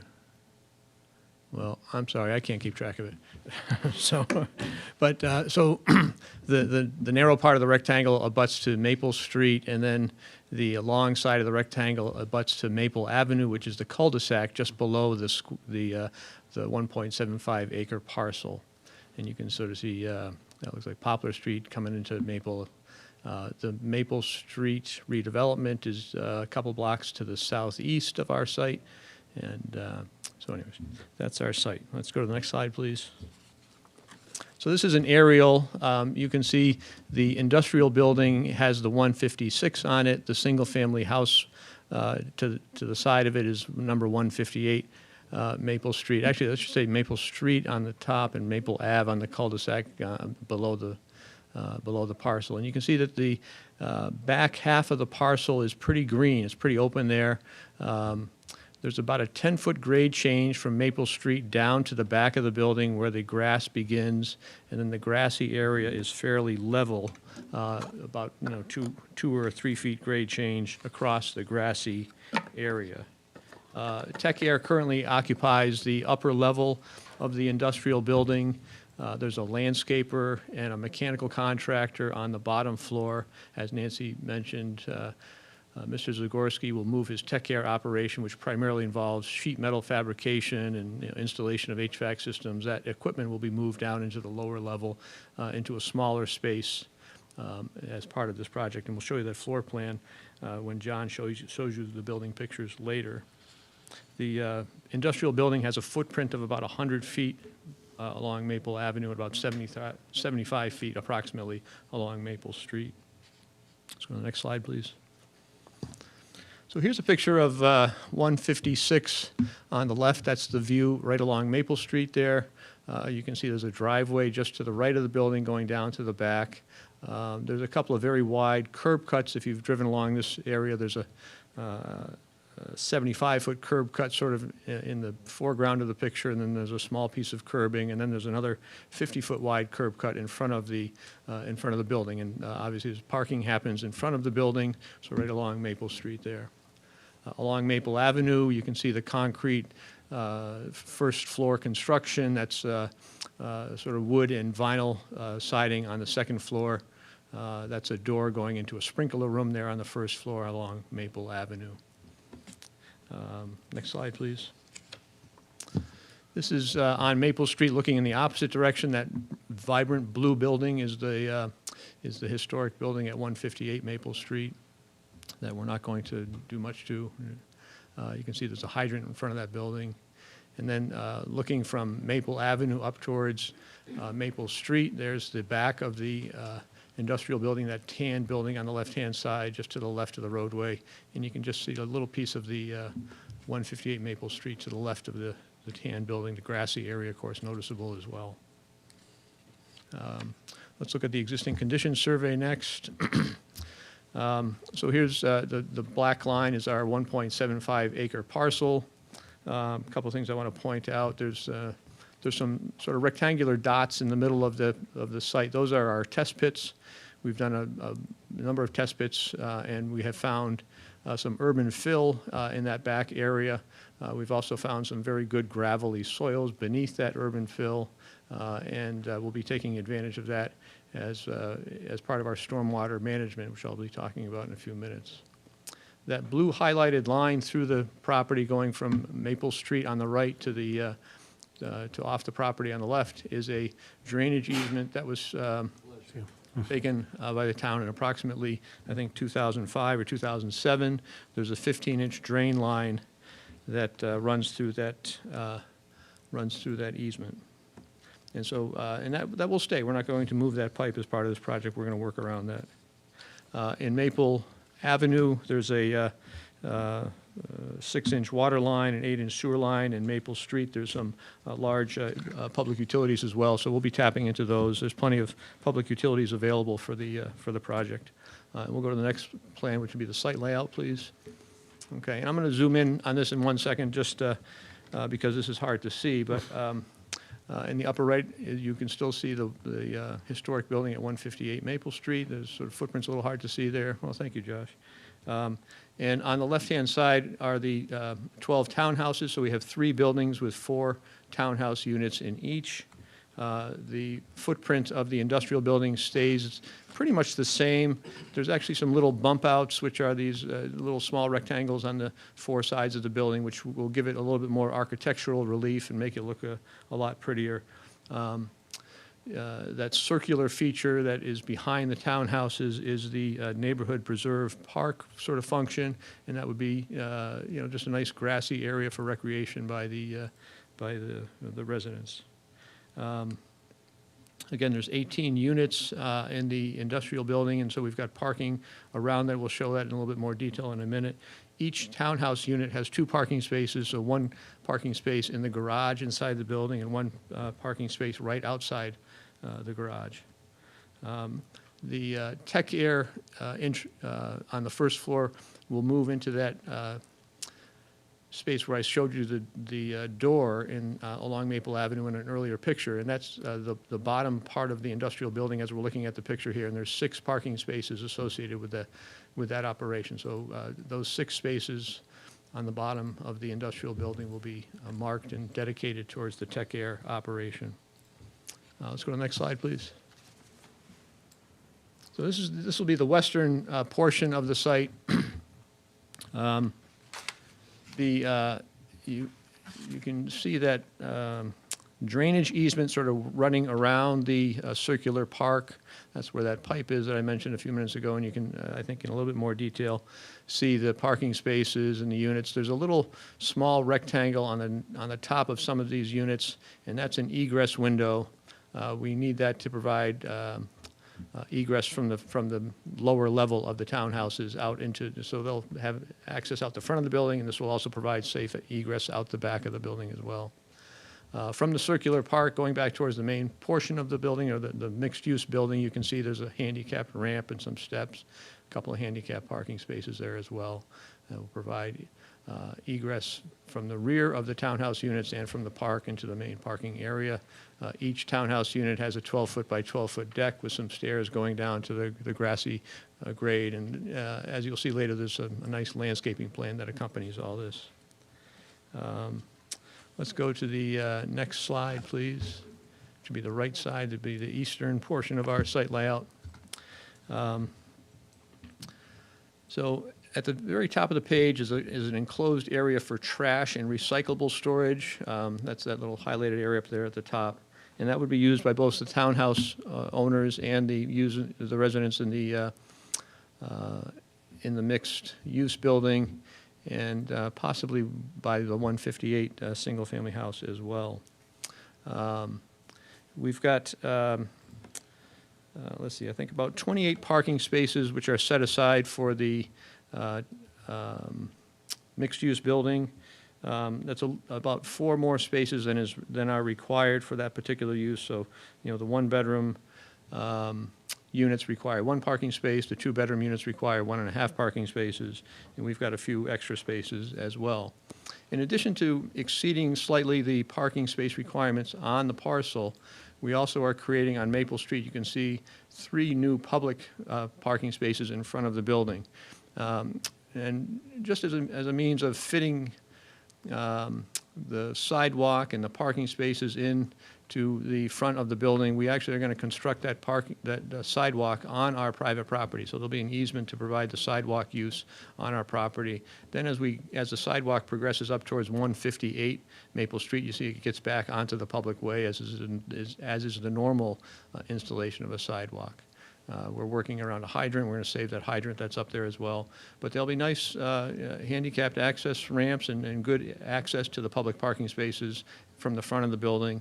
there directly on Maple Street. Inside the building, of course, there'll be an elevator. The elevator starts at the lower level in the back of the building and provides access from those handicapped parking spaces that I pointed out a few minutes ago. There's also one handicapped parking space inside the building. The traffic pattern in and out of the parking aisles on Maple Avenue, you can see there's two-way traffic, so we're going in and out of Maple Avenue to the parking spaces into those 4 rear townhouses. And then we have a one-way driveway going up towards Maple Street. Again, there's about a 10-foot grade change between the back of the building and the front of the building. So we've got some angled parking spaces, and I think that this will make for smooth traffic movement out onto Maple Street, and obviously creates a little bit of a loop for most of the traffic that will be using the site. We have 6 parking spaces inside the building. Those will be dedicated to some of the 2-bedroom units, and they sort of require a valet parking kind of setup. So for at least 3 of the 2-bedroom units, they'll be assigned 2 parking spaces for their dedicated use. We've got a little bit of space on the lower floor for storage as well. Each unit will have a storage room for, their accessory luggage or heavy, objects, things like that. Bicycles can be stored down there as well. And the larger space in the lower right is the tech air space. The smaller space in the lower right is the sprinkler room. I think that pretty much covers this. I'm sorry? Okay. Let's go to the next slide, please, which we'll talk about drainage a little bit. The drainage on this project has an interesting complication. The blue line that runs through the site, again, is an existing 15-inch drain line. It's somewhat undersized, and even though it's only 20 years old, it receives flow from Poplar Street, coming from the top of the page, coming down towards the site, and from the Maple Square redeveloped area coming from the bottom of the page up to our site. And so that water all wants to go down to the back. And I think it's intended to go through that 15-inch pipe that is highlighted in blue. There's another pipe that was going to be abandoned very close to the building, and it's also got a blue color to it, and it's got a little kink, and then it joins into a manhole that goes into that particular easement. And what happens in particularly heavy rainstorms is that the manholes in the vicinity of the site and on the site overflow. So there's more water than the pipes can carry. It comes up through the tops of the manhole covers. It runs across the site. It runs out to Maple Avenue. And so we certainly don't want that type of behavior in amongst our development. And so we've got some drainage improvements that will I think both address or exceed the requirements of the Mass Stormwater Management Standards as far as the new work is concerned, but will also improve the situation as it relates to those overflowing pipes, and will reduce both the frequency and the volume of overflowing water. The yellow manholes that are indicated on the right side of the plan along Maple Street are manholes where overflowing occurs. So let's go to the next slide, please. First, what we're going to do is we're going to take our roof runoff from the mixed-use building, and we're going to put it along with the parking lot flow into that larger rectangle, which is a subsurface infiltration field. It's actually been sized for a 100-year storm, which is larger than necessary under the stormwater management regs. That large field is about 31 feet tall and about 53 feet wide. And it basically handles up to a 100-year storm, so there'll be no discharge into such a large storm. That's 6.5 inches of rainfall in 24 hours.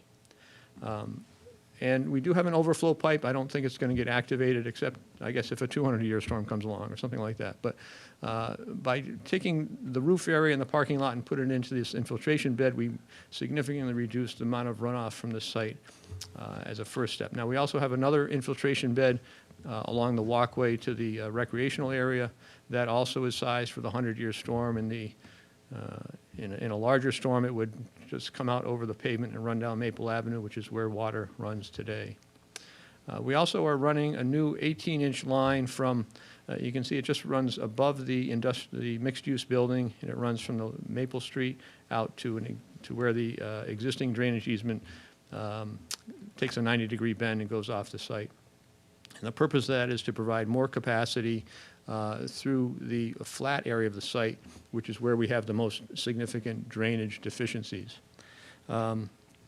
There's a whole stormwater report and a bunch of calculations, and I think, I guess we can get into questions and answers about that if you want, but I would just basically tell you that we're going to reduce overflowing water by 45 to 15%, depending on the storm. So 45% in the 1-year, 2-year storm, and 15% in the 100-year storm, just by constructing those additional pipes. We're going to reduce by anywhere from 80 to 50% the amount of stormwater runoff from this site as a result of the 2 infiltration beds that I pointed out. And I also want to point out that those are also separate systems. So we're not adding any water into the existing municipal drainage easement. All of our water is being handled separately. And so I think by doing all of these things, we're making significant stormwater improvements both for the neighborhood as well as on-site. We'll go to the next slide, please. Utilities, maybe we'll just do this in question and answers, but basically there's plenty of electricity, there's plenty of sewer capacity, there's plenty of water capacity to serve all of our buildings. Let's move on to the lighting. Next slide, please. This, impossible to see, but basically this is a lighting lumen calculations that show the lumens at the ground surface for the lighting fixtures that are chosen. Now, along the townhouses, we have soffit lights near the front doors, and we have a small lantern that hangs out in front of the a wall sconce kind of thing in front of the doors. In the parking lot, we've got, I think, 3 or 4 light standards. These are 15-foot tall poles that have a flat surface and point downward. And along the building itself, we have wall packs around the perimeter. And what the lumen calculations show is that as we get to the property lines, we really don't have any light getting off into the property or getting off the property. The downward facing lights also prevent sky or night sky pollution, as I'm sure you've heard about in some of these development projects. And we have details of the light fixtures on our plans as well. Next slide, please. We'll talk about phasing. The idea on the phasing is to, first of all, separating the single family from the rest of the project can happen sort of at any time, and that's sort of our phase A up in the upper right portion of the project. There's a stormwater infiltration basin constructed just to the left of the single family house, so we've sort of left that area for to be disturbed at a point when the parking lot is constructed. In the lower left is, we're calling that Phase B. That's the 8 townhouse units, and that would probably be the beginning of the project. And when those townhouses are being built, we'll be using the area behind those townhouses for construction staging. And so we're going to leave that area where the circle is, where the park is, and those last 4 Phase D, townhouse units for the last part of the project, because we'll also use that area for construction staging as the multi-family building is constructed. In the multifamily building, we have 2 phases. Phase C1, which is moving tech air downstairs into their space, and then Phase 2 would be the construction of the residential units and of course, above the tech air space, and the construction of the parking lot that goes along with it. So that's sort of how we anticipate the site being built out. It won't be all at once, but it would be in these somewhat discrete phases. Let's see, next is landscaping. Again, Matt Ulrich, I think, has prepared a very nice plan. Generally, he's got some screening behind the neighborhood park, which is sort of a hedgerow of arborvitaes. The large green dots, of course, are trees, and with Maple Avenue and Maple Street next to our site, you can probably guess what kind of trees he's picked out. But, he's got a number of sugar maples and a number of red maples along Maple Avenue and Maple Street. He also has some smaller trees along the townhouse units, which are dogwoods. There's also some amelanchiers or serviceberries. There are some of the smaller trees that you see in some of the other townhouse areas. Lots of your favorite shrubs, rhododendrons, bayberry, inkberry, winterberry, all that kind of stuff that grows well in our part of the world and provides color throughout the year, included in his plan. I'd be happy to go over landscape questions a little bit more in the questions and answers, but I want to move along and get to the architecture. That's Matt's landscape schedule. And with that, I'll turn it over to John Williams, our architect. Sure. Thank you. Again, if you can just introduce yourself for the record, please. Sure. My name's John Williams. I'm an architect at DMS Design. Okay. So what we're looking at right here, this is a rendering taken from standing basically in the middle of Maple Street and also looking down Maple Ave. Okay. And we're looking right at the mixed-use building. For this building, we are saving as much as the ground floor and the first floor structure as we can so that we can reuse as much of that as possible. And then on top of those 2 floors, we'll be constructing 2 new floors, wood-framed, on top of that.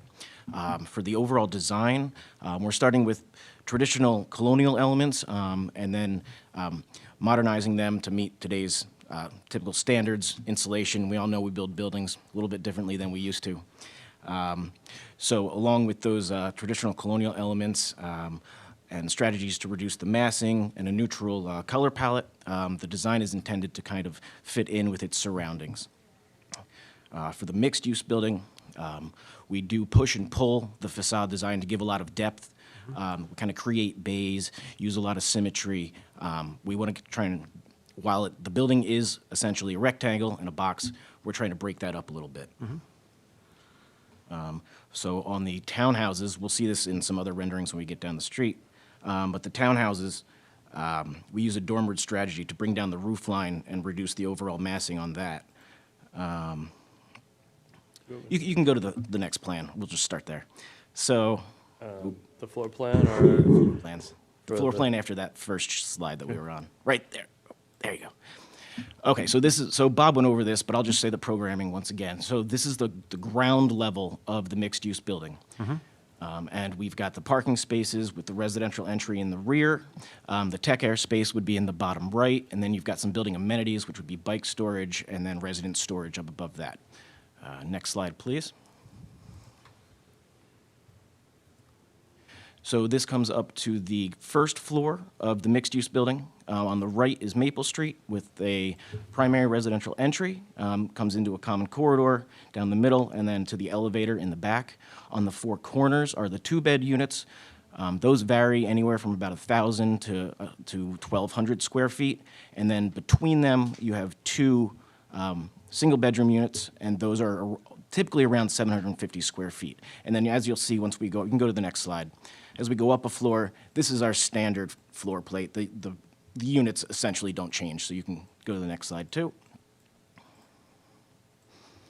And one more. So this is the Maple Street elevation. And so you can see the symmetry that we were working towards in the center. Typically, the materials that we're using are clapboards, but at the main entry, we're going to switch that and do more of a vertical. Maybe it's a board and batten, but we'll do something to give it a little bit of difference and prominence at the entry. What sort of materials are you using for the clapboards? Fiber cement. Got it. Thank you. So all the windows for both the mixed-use building and the townhouses will be double hung. That's another ode to that, the colonial elements. And next slide, please. So now this goes down Maple Ave. You can see the entry to the tech air space on the right, and they also have a roll-up door there. And so to try and get a little more glazing on this lowest level, we do have a piece of storefront glazing that does go into that commercial space.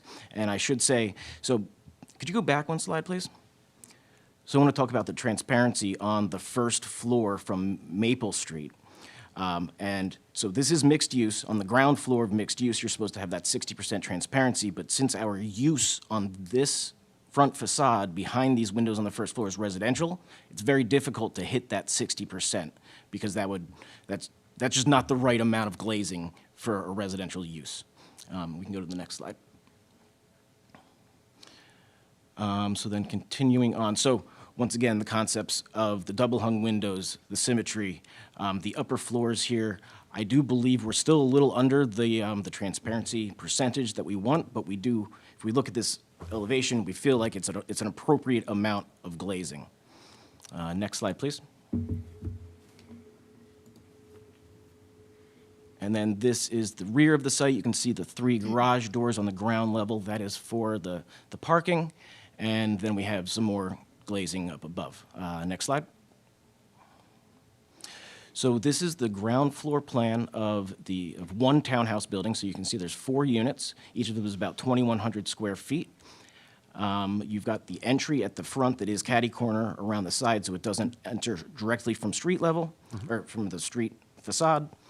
And then you have a garage, so there's 2 ways to enter. And then once you come in, there's a little mudroom nook, bedroom in the back, and then we can go upstairs. Next slide, please. Coming up the stairs, you enter into the living area. It's open space living, so it's almost clear all the way through. You've got a kitchen peninsula, kitchen in the back that opens onto a deck, and every unit is essentially the same, although some are mirrored. Next slide, please. And then going up to the upper floor, you've got 2 bedrooms up here, a primary bedroom and another secondary bedroom. We did bring the washer and dryer up here, figured that's a great amenity to have on the primary bedroom floor. And there's 2 bathrooms up here as well. Next slide, please. So the upper elevation is the Maple Ave front elevation. Once again, we're working with that symmetry. We use some gable ends that protrude out the front, and that's going to create some depth for us. And then to reduce the massing, the upper floors where the living space is mostly utilized through dormers. So that really brings our front eave, our highest eave line down. So the ridge line here is going to be at a very similar height as the single-family homes across the street. So that should help it fit into the neighborhood in this aspect. And then the lower elevation, you can see, so the grade does rise up behind the buildings, and then you can see where we have our decks in the back. Next slide. And then we have a few renderings to look at. So this is the one that we've already looked at.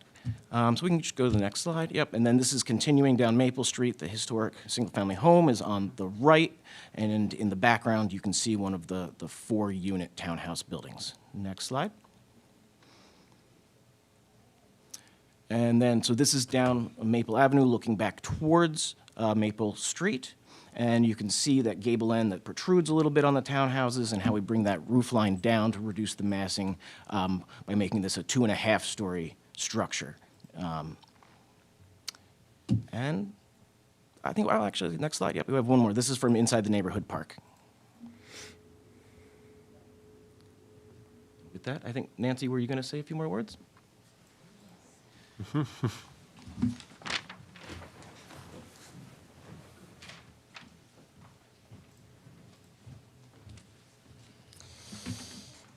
All right.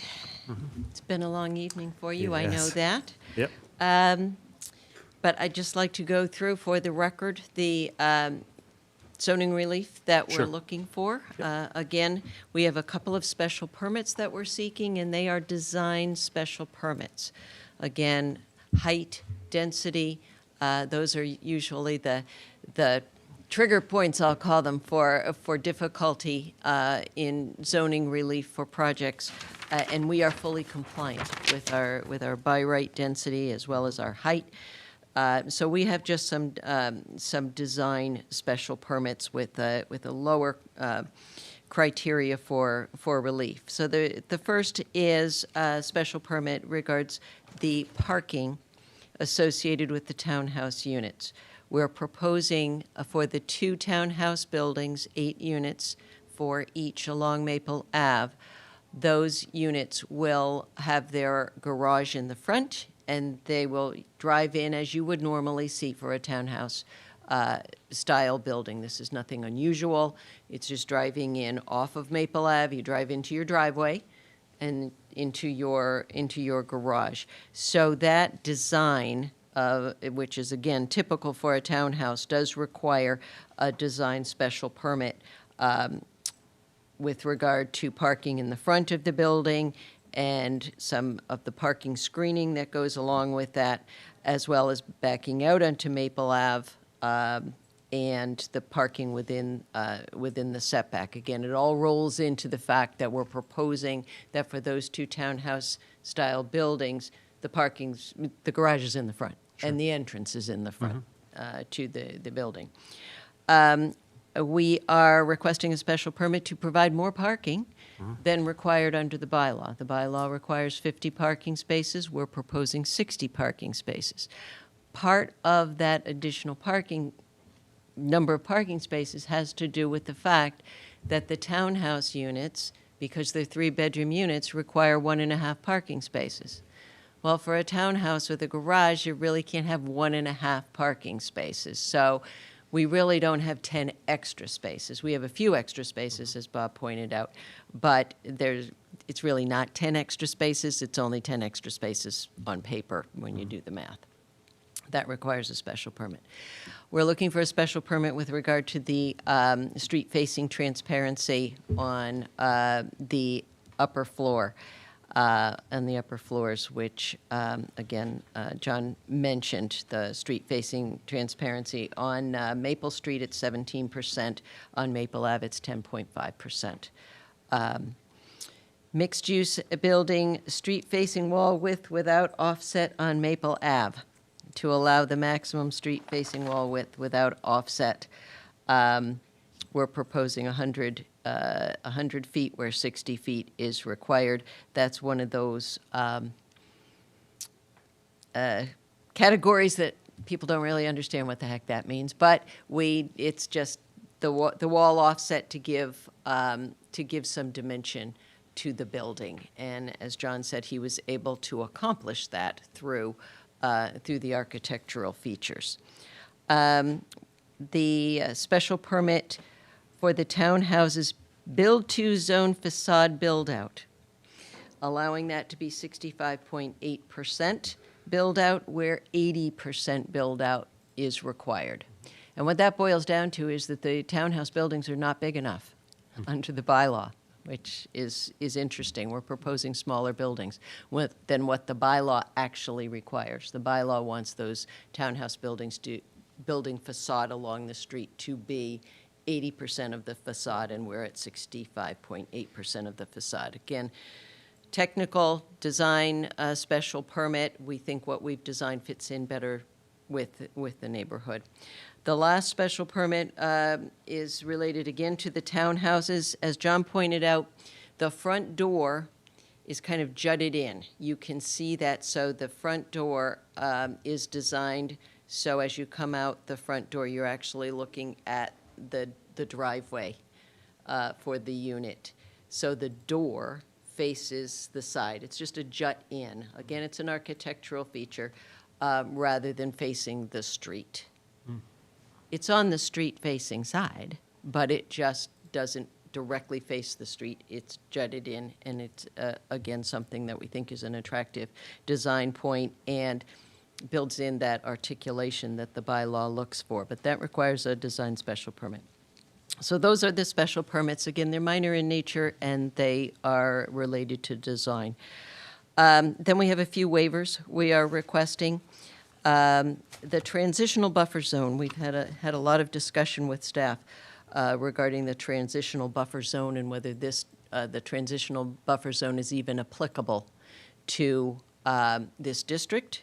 It is not mentioned in Section 22, the Maple Street neighborhood, traditional neighborhood district, the 40R district. It's not mentioned, but to the extent that it is applicable, there is a 50-foot setback, and we are proposing a 20-foot setback roughly, and the bylaw is interesting with regard to the front setback of those townhouse buildings.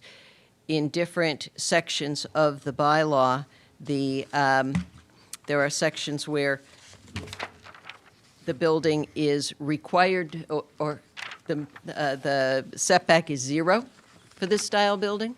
There's a section where this style building is 5-foot minimum, 15-foot maximum setback. And then there's this transitional zone, which is 50-foot setback. They're competing, and there really is a question as to whether the transitional zone even applies to this district, but because if you look at the transitional zone section of the bylaw, it says that a larger setback, meaning the 50-foot setback, may be required to make the design compatible, to make the project compatible with the neighborhood. How we've designed this development is making the development compatible with the intent of the transitional zone. And what I mean by that is we have the higher density, larger building on Maple Street, and then as you progress down Maple Ave, we've lowered the density, lowered the building size, lowered the design as you proceed down with the townhouse-style units. So we think that we have met the intent of the transitional zoning section. If in fact that district is even applicable, we think we have met the intent of it. Another waiver we're requesting is with regard to the neighborhood park. We are proposing 22 trees in the neighborhood park. By sheer math, which is the number of trees per square foot in the neighborhood park, we're proposing a large neighborhood park, over 11,000 square feet. As I said, the bylaw would require 33 trees. We've done a very nice landscaping plan. We have a landscape architect who has designed it, and we feel that 22 trees is a good number of trees in that park that allows for shade, but also allows for some sun. And it also allows for some recreation area that you're going to lose if you've got 33 trees planted there. It should be noted, the entire project, we are proposing more than 50 trees in this development, and over 300 new shrubs. So this is a pretty robust landscaping plan.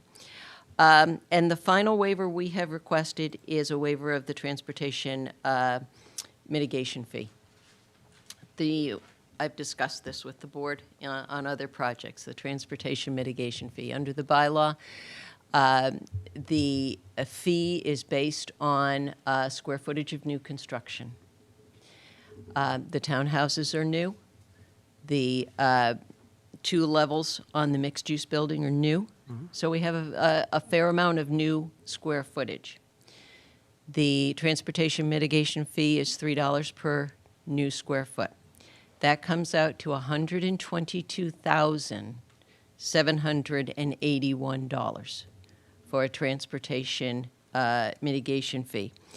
The transportation mitigation fee is supposed to be in line with the impact on transportation that the project will have. And we feel that $122,700 far exceeds any impact that this project would have on transportation. And I've provided to you, just as a note of reference, a very similar project with 24 units. We're proposing 30, a 24-unit development that was approved by this board for the Danvers hardware site, required a $30,000 transportation mitigation fee. And I would suggest that the impact on transportation is not much different between those two projects. The Danvers hardware project had less new square footage, and therefore it was a significantly less transportation mitigation fee. So we are requesting a waiver of that. Part of this, the whole project, any project in the 40R is plan approval. We have requested plan approval. You think of it as site plan approval, but it's plan approval under Section 22 for the development, and you've received all of the information, all of the plans, all of the specifications that you need for that approval. Given the special permits and the waivers that we've requested, they are designed in nature rather than density or dimensional, and therefore public realm improvements are not required. However, we're providing some, and I've listed those in the application. The first, as Bob had mentioned, we are providing a public sidewalk. A new public sidewalk is proposed along 156 Maple Street. frontage that will provide improved public pedestrian safety. That public sidewalk is going to be located on private property, and there will be an easement given to the town for that sidewalk. We're proposing 4 new street trees along Maple Street to beautify the streetscape. We have 7 new street trees are provided along Maple Ave. We have the 3 new public parking spaces along Maple Street that Bob had pointed out. Existing curb cuts will be closed along Maple Street and Maple Ave to provide new definition and new defined curb cuts, which will certainly improve vehicular and pedestrian safety. And there are improvements to the municipal stormwater system that Bob had mentioned, and specifically 30 feet of new municipal drain pipe will be installed in Maple Street. Affordable housing, again, as I mentioned previously, 20% is required for this development, and we are proposing of the 30 new housing units, 6 new affordable housing units, 2 townhouses, 2 two-bedroom units, 2 one-bedroom units, which gives a very nice mix, as this whole project does, gives a nice mix of bedroom types, unit types. That's really a plus for this development, which provides 6 affordable units. That is, that's our presentation. I appreciate the time you've given us tonight. The project will obtain third-party peer review at the applicant's cost. And that a scope has gone out to... That's with respect to engineering? Yes. That's gone out to a number of peer reviewers selected by the town. And that will be, the decision on the peer reviewer will be made by the town planning staff.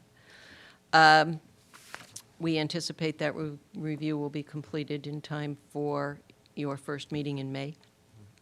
And we did receive a comment letter from an abutter. We received that on Friday of last week. We're reviewing that, and we'll be prepared to provide responses to that comment.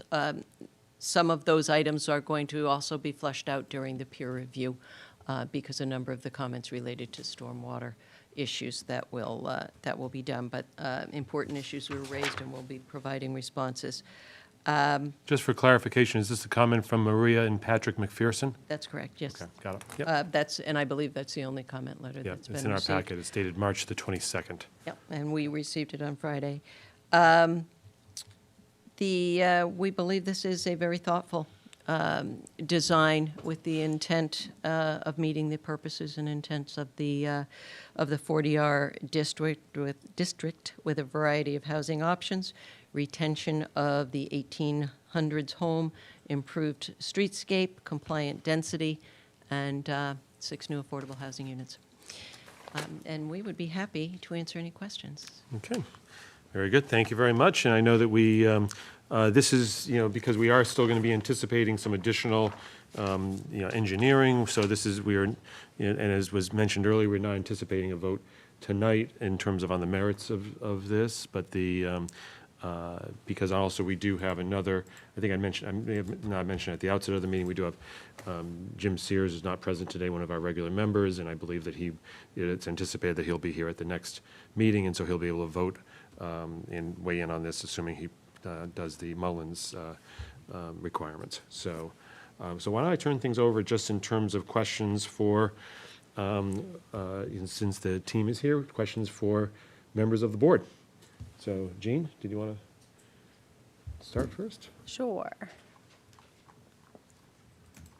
So I wanted to start out by saying thank you for your presentation. It seems like this was well thought out. And thank you for addressing the existing drainage concerns and for providing the outdoor space. A couple of questions. So was 156 included basically just so that some of the land could be transferred to the larger mixed use, or is there You mean 158, the Yeah, single-family home? yeah.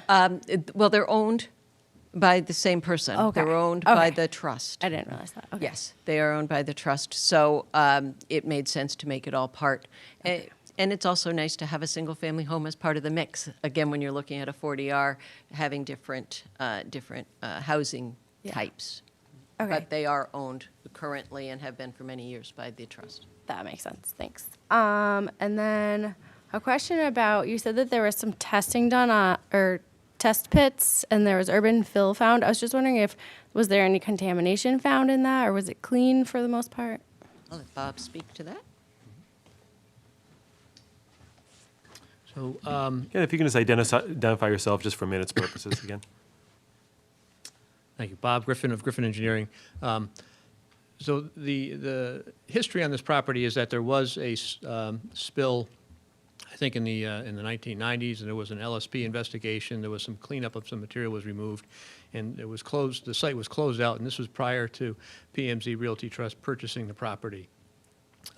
Just for those at home, you said LSP? There was an LSP involved just- in the Could you- removal in the late 1990s. And Could you then- say for people at home, LSP Oh. acronym? Could you? So an LSP is a licensed site professional, and those are the types of professionals that deal with environmental contamination at sites in Massachusetts. In addition, we retained an LSP to inspect test pits at the property and also to do an updated Phase 1 evaluation to determine if there are any likely sources of contamination. But what we found primarily in the grassy area was some old engine parts, some gravel, some trash. So this was the type of material that doesn't necessarily rise to being the type of contamination that you need to report to DEP. But nonetheless, it is urban fill and stuff that we will have to deal with as we build these townhouses. And the basic plan is to try to excavate out the area of the townhouses and save that urban fill, put it in the backyard, and then put a clean soil cap over all of that urban fill to provide a safe area for future users of the site. So it doesn't require a new 21E sort of a DEP investigation unless something unusual happens during the construction phase. But based on the test pits that we did construct in the last year, we did find, again, some urban fill is the best way to characterize it. Okay, thank you. Does that create any restrictions? So, like, say someone wanted to plant a new tree years down the road, or would they not be able to dig down to the fill? I don't think we've necessarily gotten through that step with the LSP. It is possible that the LSP might say, geez, we don't want people breaking through the clean soil cap in the future, so there might be a restriction on the types of landscaping activities that can happen at the site. Okay, thank you. Also, will any of the mature trees be saved? It looks like there are quite a few by the single-family home. I don't think that we can save a whole lot of trees within the property. We've, again, because we're digging out near the single-family home for our stormwater infiltration pit, that's where we had the most favorable soils. There are some trees along the very perimeter of the property that we won't need to touch, but anything sort of within the middle area of the site does certainly need to be taken down. Okay, thank you. So you mentioned the doors not facing the street as part of your special permit. Is that a concern for like safety or emergency services not being able to see where the entrance is to the home? Like, does that ever come up? Well, I actually think it's the opposite here. Because all of the townhouses have direct access to Maple Avenue, when the emergency vehicles come down Maple Avenue, they're going to see the front door right there. That's the way in and out of these units. There is a back door to get out onto the recreational area, but the main entrance on those 8 townhouses on Maple Avenue will be facing the street. And then the 4 townhouses that are at the northern part of the site will be facing, their main doors will face the main parking lot where you would drive into as well. So I think the access, it will be very clear. Okay. Yep. And then do you anticipate these, like especially the townhomes being owned, or are things to be rented, or is it a mix? I don't think any final decisions have necessarily been made yet, but I think, you know, it's likely that the townhouses will be owned by the homeowners, essentially. So the mixed-use building, I don't think is necessarily quite so clear at this point in time, but it could go either way. Okay, thank you. One question for Lou. Would it be possible for us to do a site visit? You know, I think that's one of the, I think you stole my thunder, because that was one of the questions I would be interested in as well, in terms of doing a site visit of the area. I think the answer is, with town staff, yes, right? Yeah, you don't have to post those as public meetings, because they aren't. Mhm. You are deliberating, you're just doing a site visit with the property owner and the applicant, Mhm. asking them questions. So, Yeah. yeah, we can schedule that for you anytime you need Right. it. And it's not a public meeting, it's not a, You don't post that. right. It would just be coordinating schedules. It's coordinating schedules, and we would typically have a member of town staff Yeah, yeah. accompany us, and then maybe the applicant could be. Yeah. Is that something you would be? We'd be very interested in participating in that, yes. Okay, good. We used to do them all the Yeah, time. right. Well, especially when I'm looking at some of the things, I don't want to jump into your, but in terms of even some of the areas like in Maple Avenue, some of the sort of just the access issues, some of the sidewalk issues, I think I think it'd benefit from that. Thanks. Okay. One more thing. I don't know if this is the final color scheme or whatever, but it's just my opinion, but it seems a little bit dark, especially compared to the buildings surrounding. They're a lot lighter. That's a good point, yeah. Yeah, it did seem a little dark, yeah, it seems. John Williams from DMS, and I agree. That's more of just how the renderings came out. The colors, we can bring samples that Okay. they are a bit lighter. Thank you. That's all I have. All right, Mike DeCoulis, yeah. Thank you again for your presentation. We appreciate it. There was I had a few questions. I think there was a comment about Tech Air doing like sheet metal fabrication, and then I think you guys mentioned there was a roll-up door along Maple Ave. Are they getting deliveries like off of that? It's like off of one of their parking spots, I believe. So I'm just a little clarification on that. Yeah, it is possible that they might need to take in some large materials from time to time, or something, you know, bigger than a 3-foot door would necessarily make it convenient to get in and out of their space. So where's that truck parking to go through that roll-up door? Because that's just a standard 18 or 20-foot spot, I believe, on the plans. I think we have a little loading area out in front of that roll-up door, and I think this might be helpful. Sorry. No, it's, Can you see it, Mike? but that's just one of their parking spots, right? If you go to the site plan? it's a little bigger than a parking space, but if you go to C3, for example, or you can see the Well, I'm stripe. saying to get to that door, you need to occupy one of the parking spaces. Is that correct? Right. So you're not fitting a truck in there, is that?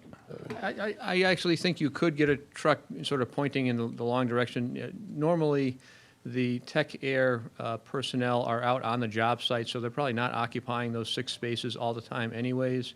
He's got 1 or 2 people in the office. So I think there's enough room for him to operate his business very smoothly.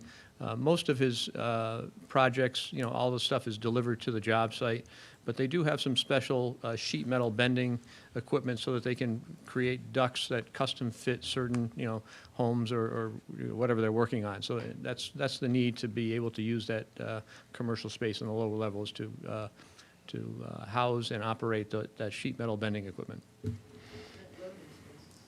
That's right. But that's not in front of the door, right? Or is it? Oh, it is. Oh, it is? Yeah. Okay, sorry, I misunderstood that. Okay, and then I know you talked about the parking spaces at the townhomes. I think the 2 spaces that you mentioned is 3 bedrooms, so you could obviously potentially have more than 2 cars. Is there parking allowed along that Maple? Like, would overflow parking end up on Maple Ave as it's just normal street parking? No, I don't think so. And really, again, you know, we have extra spaces on site, so I think that, you know, if somebody had, you know, a need for a guest, they could put them in the main parking field, you know, with those extra spaces that we have. But I guess if you were living in one of those townhomes and you were having someone over, they're not going to go park in the lot. They're just going to park in front of your house along Maple Ave, correct? I'm not sure about that. I think they might park in that lot. I guess that's my question, is they can park along Maple Avenue in front of those townhomes. And that could be someone who lives there as well, correct? So someone, if if they had 3 cars in their household or 4 cars in their household, they could park along Maple Ave in front of their townhome. That's allowed, right? Is that what you're saying? I Attorney believe McCann? it is allowed, yes. Yeah. That's what I'm asking. Yeah. Okay. All right. So that was one point of clarification I just want to make. And then I didn't see snow storage on the plan, so it's just always something we talk about. I know some of the one way leading out onto Maple Street. Like, is that going to get plowed outward towards the street? And then where are they putting snow? So that was just a. We have diagonal parking spaces, so there's space behind those parking spaces for snow. There's space Along over the fence of the infiltration points. of the single family. Is that what you're talking about? Oh, I have a. Obviously, room for snow storage all along here and all along here, back here. We have room for snow storage here, here. Okay. I think that's it for now, Lou. I appreciate it. Okay, very good. Dave, any questions for the applicant? Yeah, I think my initial question centers on pedestrian access and walkability. There seems to be a lack of sidewalks, especially as adjacent to units 1 through 8 on the Maple Ave side. Was that as a design choice or was that a design limitation? So, It's a tough one. So you're talking about this area down here? Yes. So, we didn't really. I hate to ask you that, just because people are watching at home, we need you to, sorry about that. We didn't have the other microphone today. Attorney McCann, you want a pointer? Do you want to point while he talks? That would be great. Okay. So we did. Thank you, Attorney McCann. We had a meeting with the planning department not that long ago, and we did talk about, was it feasible to add a sidewalk along Maple Avenue? And there's a couple of reasons why it's not.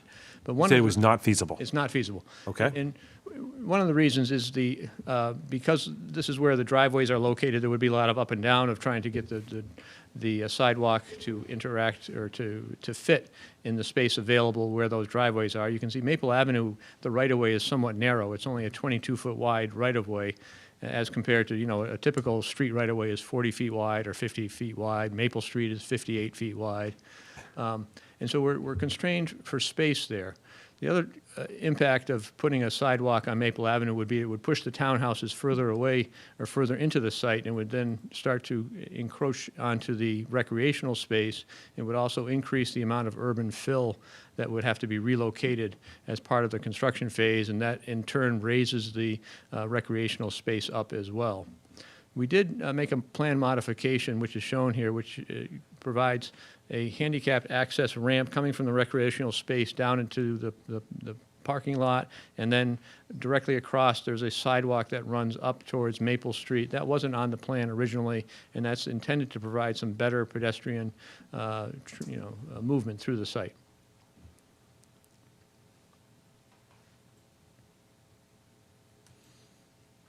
We do think that the pedestrian improvements along Maple Street are also pretty significant, especially when you compare them to the current situation out there, if you remember looking at those pictures. Further questions, Dave, on that? Not on that one. I'll reserve. Okay, very good. Lou, I have a quick question. So you mentioned 22 foot was the right of way, and we were just talking about parking along Maple Ave. If there were people parked on both sides, you can't fit by there. So is that a town issue that they need to restrict parking to one side, or how would that work? Excuse me. Yes, currently there's no parking restrictions Yeah. on Maple Ave. Or depending upon what happens here, there would probably have to be new signage that would be. You can only through the park on select one board. side. Yeah, obviously. Yeah. That would Okay. go before select board. But currently, yes, you could make a recommendation for them to apply for that, but the select board is the only one that can actually bless what happens on the street. Okay, but that would be something the town would handle. Basically. Currently there are no restrictions. We would have to put parking restrictions Okay. on there. Thank you. Okay. John, did you have any questions at all? Just 2. Sure, go ahead. For the different phases, you have phase D with most of the drainage coming off of it. What's the timeline between phases like A and D?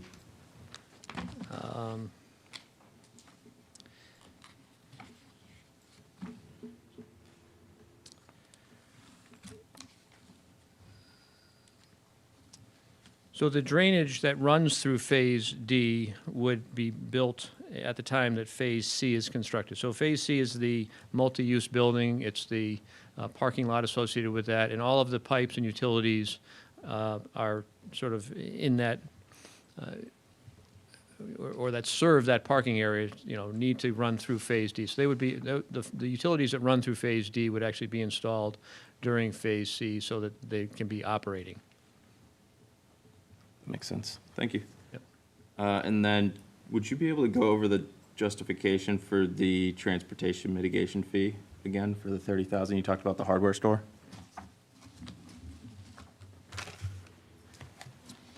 Yes. The transportation mitigation fee under the bylaw regulations are based on square footage of new construction, $3 per square foot, which really has nothing to do with impacts on transportation. It was simply a formula that was adopted as part of the bylaw because there had to be some, I guess there had to be some formula. There probably didn't really need to be. The Danvers hardware development at 63 Maple Street proposed 24 units. It was a redevelopment, as this is, but there was less new construction, new square footage. So you did the calculation at $3 a square foot, and it came up to about 30,000 square feet.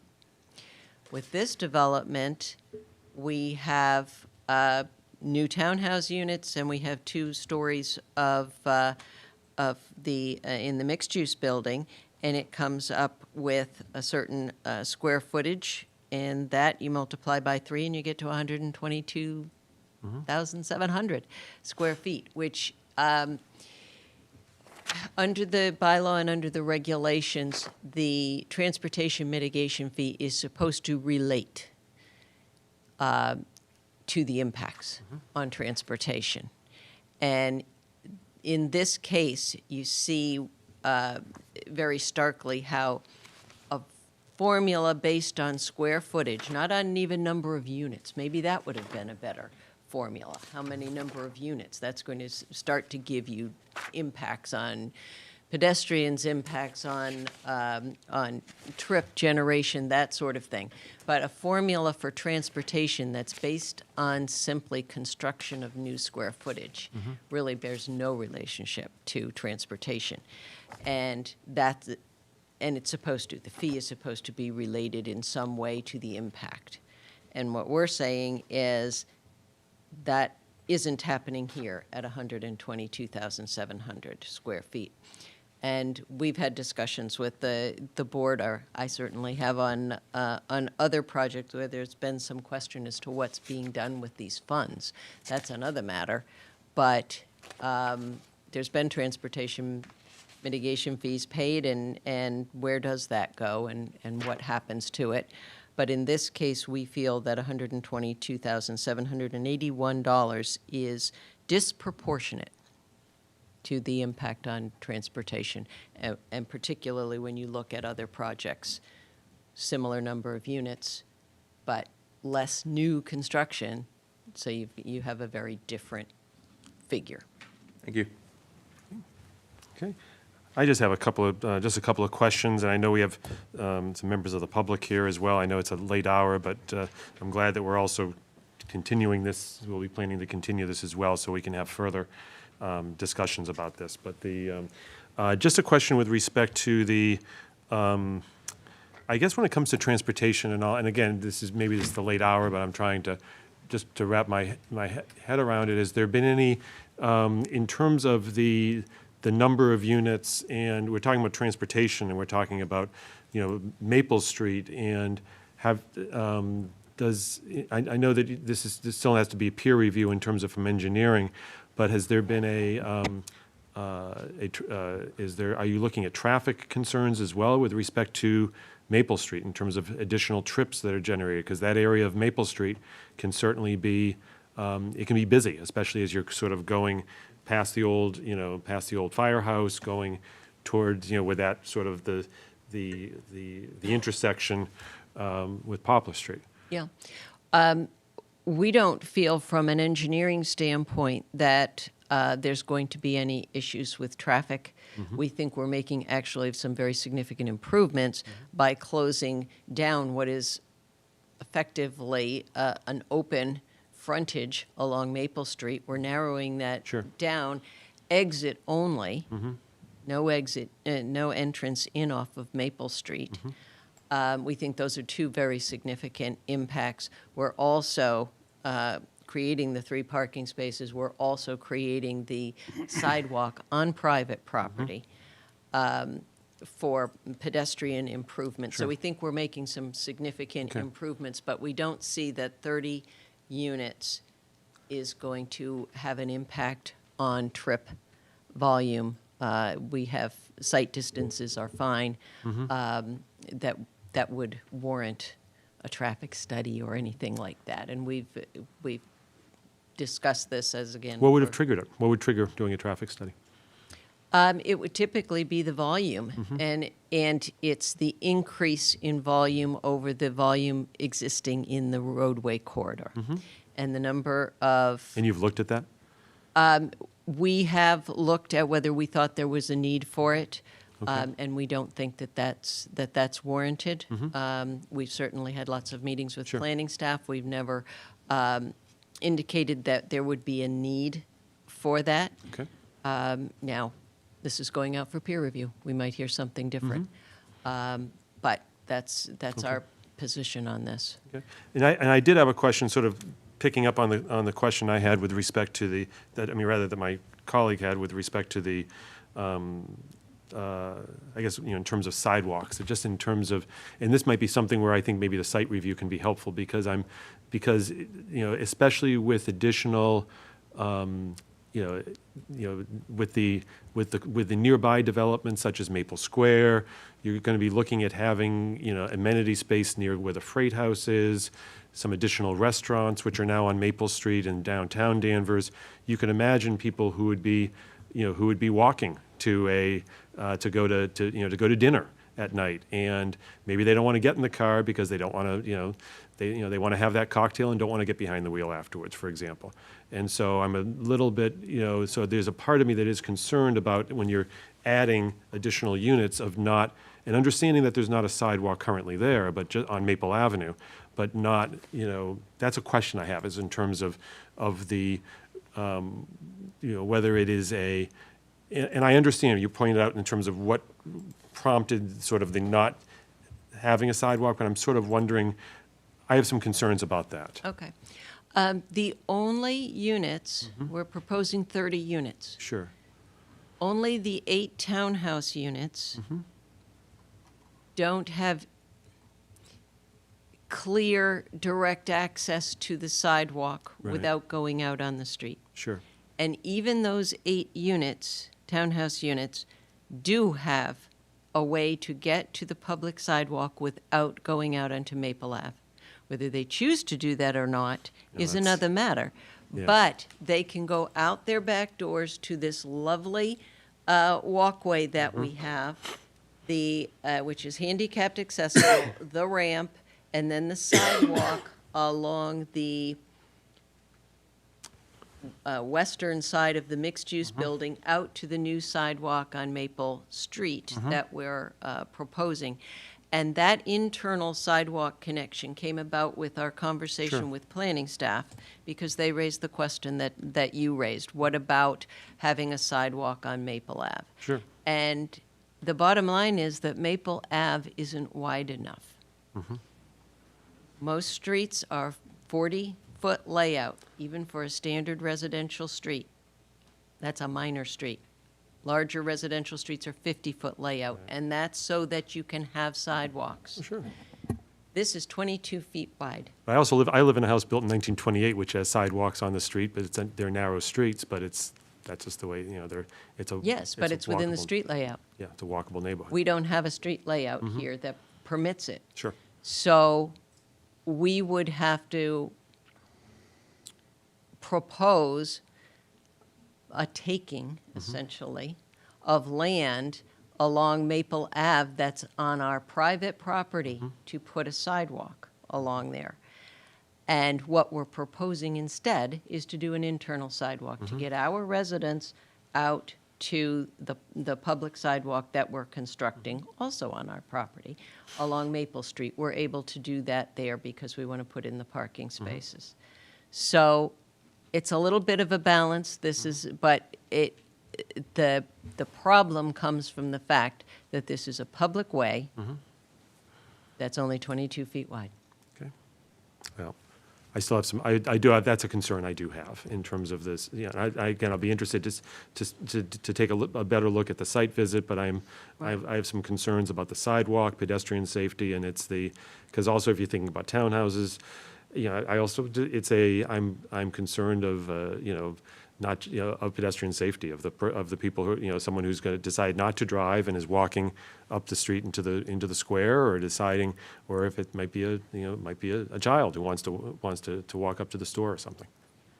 And they can get to the public sidewalk on Maple Street without going on Maple Ave, without walking down. Everybody from every unit. Yes. On those townhouses. Yes. Okay. Yes, they can, and obviously the 4 townhouses that are parallel can go along that new sidewalk that we're proposing, and then everyone in the mixed-use building goes out the front door and they're on a public sidewalk. Yeah. Okay. Well, that's sort of the question. That's some of the questions I have, but I'll again, I'll be interested in seeing the site at the site visit as well. So, and I'll also be interested in hearing what engineering has to say too. But this is a public hearing, so if there's any members of the public who have anything they would like to state or ask of the applicant, sure, go ahead. Yeah. I will just add sorry. one final point on Please go that, ahead. since you mentioned engineering. When we had our meeting with planning staff on this issue of the sidewalk, the engineering department was represented. Henry Clark was there, and we discussed this new sidewalk proposal that Bob talked about. Okay, very good, thank you. All right, if you have members of the public, please come forward, and thank you for your patience. And just for members, people who might be watching this on recorded, they can go. That this will be continued to another meeting, so we'll have additional opportunity for public comment, and also people can, as was noted as well, if people have written public comment, they can also forward it to, it would be forwarding it to town planning staff.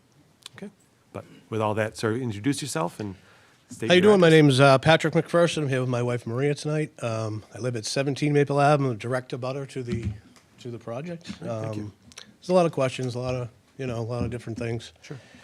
And that, I guess we'll start with the change in grade elevations. Curious about, they did talk about that, I guess. And you authored the letter as well, sir, didn't you? Yes, we are the author of the letter. So, I mean, I guess I'll start with the site visit, since we talked about that. We did, request that we have can the neighbors be involved in that as well? Well, in terms of, It's actually up to the property owner. So fully, on whether or not they would entertain that. So it is the property owner's decision, or who's ever designated to represent the property owner, in terms of if they would allow like neighborhood residents to go to the site visit. okay. All right, so that's what staff is advising me. So it's ultimately up to the applicant, I think, in terms of Oh, I guess we could stand on the street when we see you guys outside there, right? Come It's out only there. 22 feet wide. And come out, yeah, since it's only 22 feet wide, which I guess we can go to that next, because people will definitely be parking on the street. Okay. And there's snow removal is another thing, backing out onto the street. The other thing that I didn't see was the parking spots up at the top. Right now, there's a business, the rug cleaning business is on the right-hand side. And sometimes people will come up, there's a no parking sign right there. People park there all the time. We've talked to them about it, and they actually have people, they've told people not to park there. But at the top of that street, I don't know how anyone's going to back out of that. Where that car is represented right there. Oop, you had it right there. Whoops. Wow, that's very small. Just looking at the rendering. There's no way cars are going to be able to back out onto that street there. The way They'd that's be going. backing out? The picture that shows it from Maple Street looking down the rendering. Ms. McPherson, are you saying like backing out onto like Maple Avenue? Is that what you're saying? Yeah, if you get Oop, there it is. Oop, that was it. That's the one there. See where the white car, where they're showing the white car coming out? Yes. There's like a wall. There's a wall there right now, like a retaining wall. And it's just barely wide enough for a car to fit in, so I don't understand how they're going to back out and showing the car on the right-hand side. Well, if you're coming up the street on the right-hand side, it's the left-hand side for us. That's where the no parking sign is, and sometimes cars do park there and you can't get past. Sometimes they take deliveries there, and there's a truck there, and it basically shuts it down to one lane. So if there's people come whipping around the corner, Okay. Actually, if you're going to make any comments at all, I thought you have to actually say it through the chair, so, okay. there was parking spaces on the building, next to the building where that wall is, correct? Is that? I think there's a question for the applicant about the parking spaces, like where they currently are. If you can come up and answer the question, that'd be great. Nope, I just that's wanna make okay. sure I'm right. Just want to make sure to direct it through the chair. Do you see that white car? I see the white car, and on our plan, we show parking spaces that are below the retaining wall. Right. And actually, yeah, the picture that shows the side of the building along Maple Avenue, I think shows where that, shows that you can get a car. Yeah, those parking spaces right there. It'll be. I think those parking spaces work. I'm not sure that the one on the rendering works. Right, but that's when they're parked. When they're backing out, they're going to be backing out into They can back out onto Maple Avenue. onto Maple Ave. There's just barely just enough room to make that work. Well, with 22 feet wide, a Okay. typical Right. parking lot. And as you far can as direct the any- sidewalks go, But there's enough room to do it. what about the rest of the residents on the street walking up the street?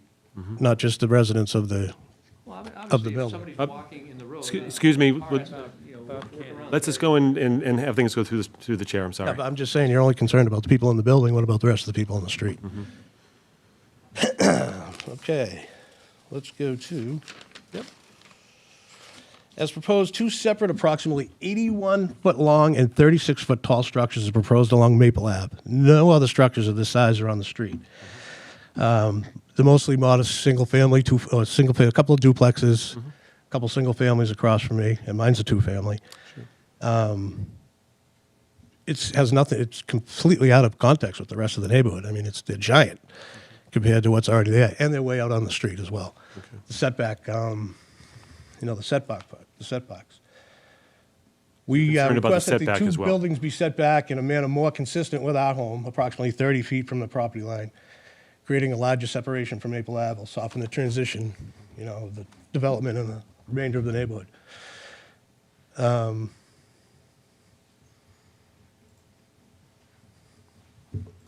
Where else we got?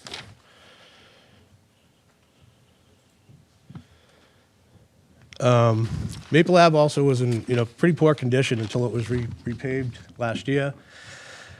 There's a lot of digging and going. We hope that the street's going to get back to, repave the whole street again. So it is back to the way it was now. What else we got?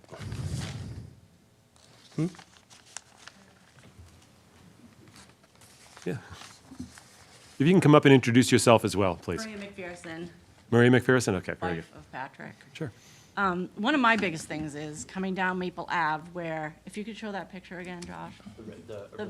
Looking down the street.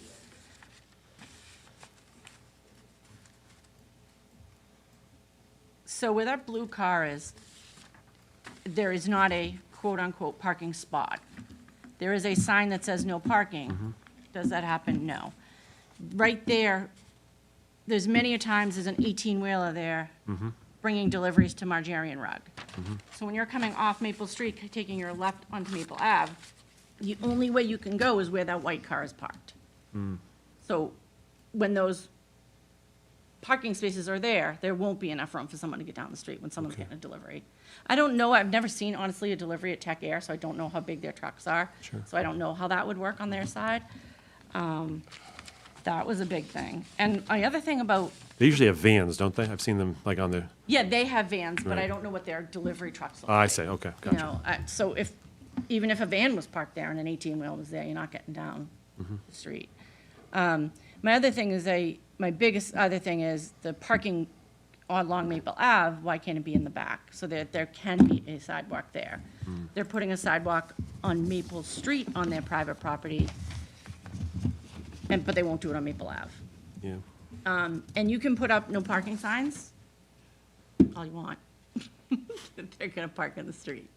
Also, when you come down past where those townhouses are, the street does widen a little bit. So if someone is parked in front of those townhouses, I mean, everyone has people over, family parties, holidays, whatever. They'll have their 2 spots if they're using them, and then people parked out front. Sure. I mean, it's inevitable. It is what it is. And then if there's only parking on one side, then nobody else in the street's gonna have area to park if they have anything going on. Do you know what I mean? Like, it has to be doable for the whole neighborhood, not just this project.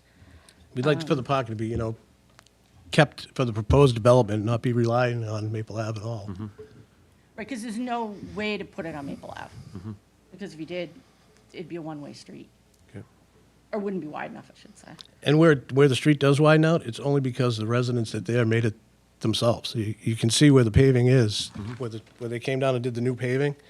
There's paving, you know, there's more pavement to the left of that in front of those residences that the residences, they did themselves over the course of Mr. Voisin, Elmer Voisin, and Wow. Okay. Yeah, so when you do your site visit, you'll be able to see where Maple Ave is. Sure. Because that's where the new road is. the new pavement is. There's still old pavement from where. Okay. One other thing is, I don't understand if everything is all set and good on the soil, why do they have to put a clean level of soil A over clean that cap, soil? you know, Yeah. a soil cap to keep the. Okay. What was the term that they used for it? Was it resident? Urban fill. Thank you. Sorry about that. Okay.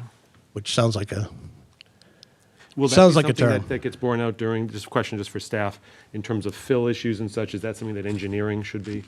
So it doesn't seem like they're going to be trucking in fill, which is Right. when the Board of Health gets involved, is when they're trucking in fill. But when they're using the fill on site, it doesn't, I don't believe it does trigger a permit with the Board of Health. Right, but engineering would still be, would Well, engineering they're gonna be very interested in what the drainage and grading, so that's where they would get involved. I see, okay. Got it, And okay. this doesn't really pertain to me because my kids are older, but there are a lot of little kids on the street. And it's a dead-end street. They're riding their bikes, they're out there, well, they used to play in the field, play soccer, whatever, but now maybe they're playing in the street, baseball, soccer, whatever. Is that okay? My kids did it, they made it, they're doing okay. But add more kids to that if there's more kids in the townhouses. So there's no, that, you can call that a neighborhood park, but it's really just for them. These kids aren't going to play over there. And again, I don't have the kids, but still, I see there's a lot of little kids down there right now. Sure. And I think that was really it.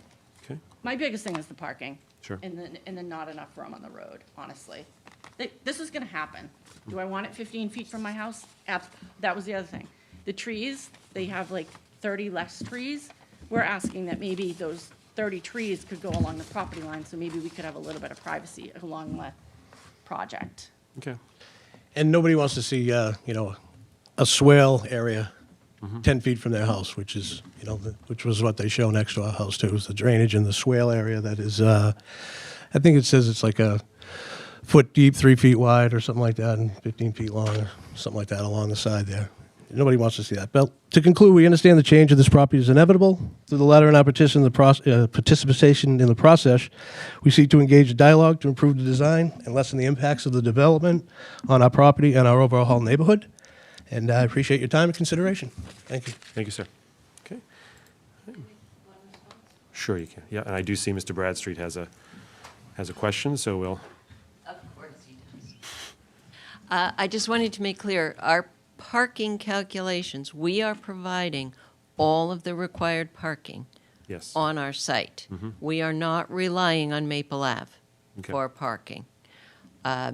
If there's a restriction that there's no parking, at least on this section of Maple Ave, it's fine with us. Okay. You know, we have all the parking we need on our own site, and I just wanted to make sure that that was understood. Understood. Thank Okay, you. sounds good. Mr. Bradstreet?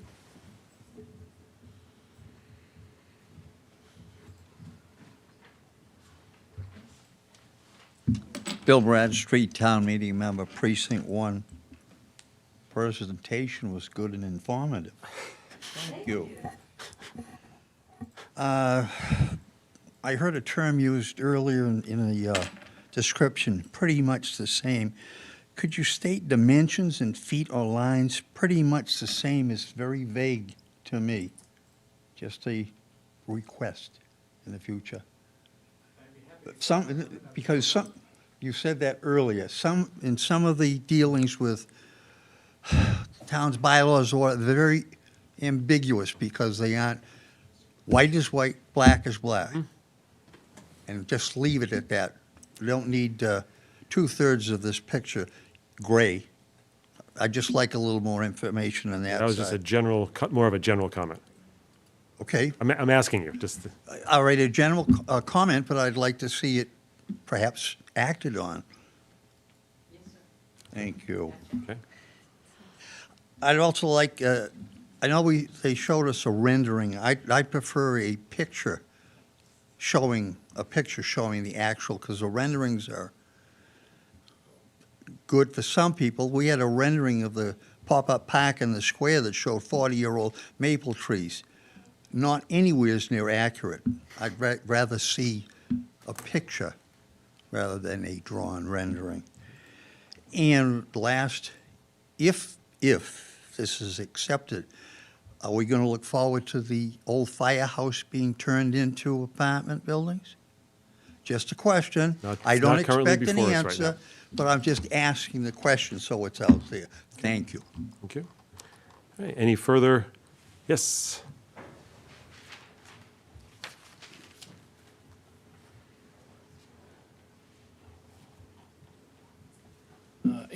Andrew Height, Town Meeting Precinct 4. I'm sorry, can you say your name again? Andrew Height, Precinct 4, Town Member. I'm glad you brought the thing about the color up because it looked very dark. It was going to be one of my things. I know it meets the bylaw and stuff, but just seems almost too big for this site. I know it meets all the bylaws in the overlay. I was elected after the zoning overlay came in.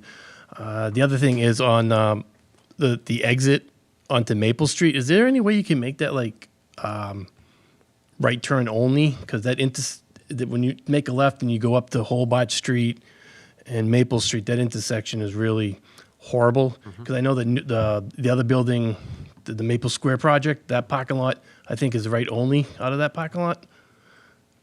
Is it right only? Sure, if it's. I don't believe that's restricted. I don't think that's restricted, but. Oh, I thought there was a mound or something in the middle there. I don't believe so, but maybe on our site visit we could walk by. Yeah, I think on our. I thought that was restricted. Okay. Yeah. I don't know. I thought it was, but again, I would like to see a traffic study. I know it doesn't call for it. Yeah. Again, I know they don't have a say over the timing of the lights. I brought it up to the town before, but the timing of those lights at that intersection there is right in front of Maple Square is kind of horrible. I drive that way every morning, and it's like you get like 3 cars through, and when you're coming from Maple Street, you get 3 cars through, and that's it. Yeah. On most mornings. Other than that, and I know you're using like clapboards and fiber boards. Is there any way you could maybe working some like red brick or something in some aspects of it along Maple Street? Maybe try to blend it into the old firehouse that's across the street, or the new Maple Square building right down the street. Yeah. Just to add some, I guess, New England or old feeling to the building. Yeah, I think I'd be interested in seeing a little more, like as was mentioned earlier, I think I'd be interested to see a little more, just more accurate rendering. Not saying it's not accurate, but I know that you said it was darker and that you'd see some different color renderings, and I think sort of addressing some of the concerns I know that were raised about sort of the lightness, as well as even maybe some concerns about, questions about sort of contrasting materials and such to maybe blend with this. Yeah, I think that would be helpful. Just something to make it contrast, not blend in, make it not blend in, but make it more complementary to what's out there right now. Yeah, I understand what you're saying. Right. Thank you. Yeah, thank you. Good. Any further comments or questions from members of the public? Just coming back to here. Any other questions for the applicant at all? Yeah, I have a Yeah, Jean. question. Yeah, go ahead. So I noticed, this is probably on the survey, that it looks like the right driveway from 17 Maple Ave is over the property line for this project. Is that true? Yes, it is. And I assume you guys are okay with it because it looks like you're designing to still keep accommodating that driveway? It's shown on the plan. Okay, thank you.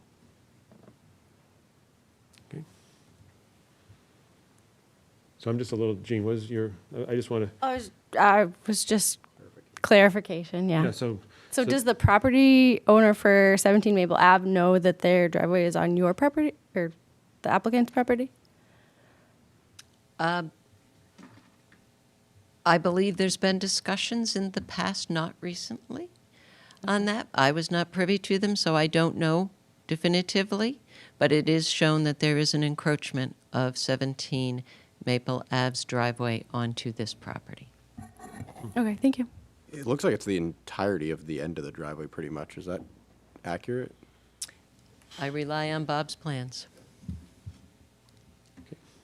Okay. Any other questions from Mike? I'm all set right now. Thank you for the presentation. I appreciate it. Yep, further questions from Dave? No further question, I'll reserve. Thank you, Mr. Yep. Chairman. John, any further? Okay. All right, I don't have any further, oh, I'm sorry, I saw another, yes. No, please go ahead. Yeah, we're still in public hearing. Thanks. My name is Tom Cox. I'm Maria's brother. Can you provide your address just for the record? Sure. I live at 163 in City of Boston. Okay. So we've talked about a lot of different things here, and you've heard Maria and Rick say that they're not opposed to the project, and they recognize that something's going to happen there. There's a lot of special permits that are being asked for, and there are a lot of waivers.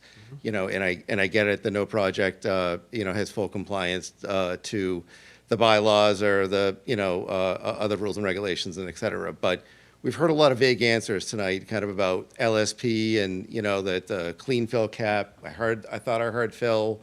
Now there's no fill. There was a discussion about whether or not penetration of the ground would be acceptable into the future. I just kind of add a little bit of caution there to really look at that and look at what the LSP is providing and why the design is the way that it is and why that a cover needs to be there, et cetera. So it's just something, from the environmental perspective that you really should take a lot of thought to. May not be anything. That'd be great if it's not. Nobody wants anything there.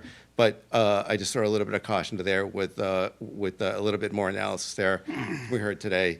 We heard a lot about the setback as well and the transition zone and maybe town meeting didn't get it right on the 50-foot setback. I think if there's a waiver for the 50-foot setback, that's a town meeting issue, maybe not a planning board issue, or maybe it's considered as part of the waivers that are being asked and the special permits that are being asked, the requests that are being asked by the abutters to push back the building away from it so not to have a crowded appearance on Maple Ave.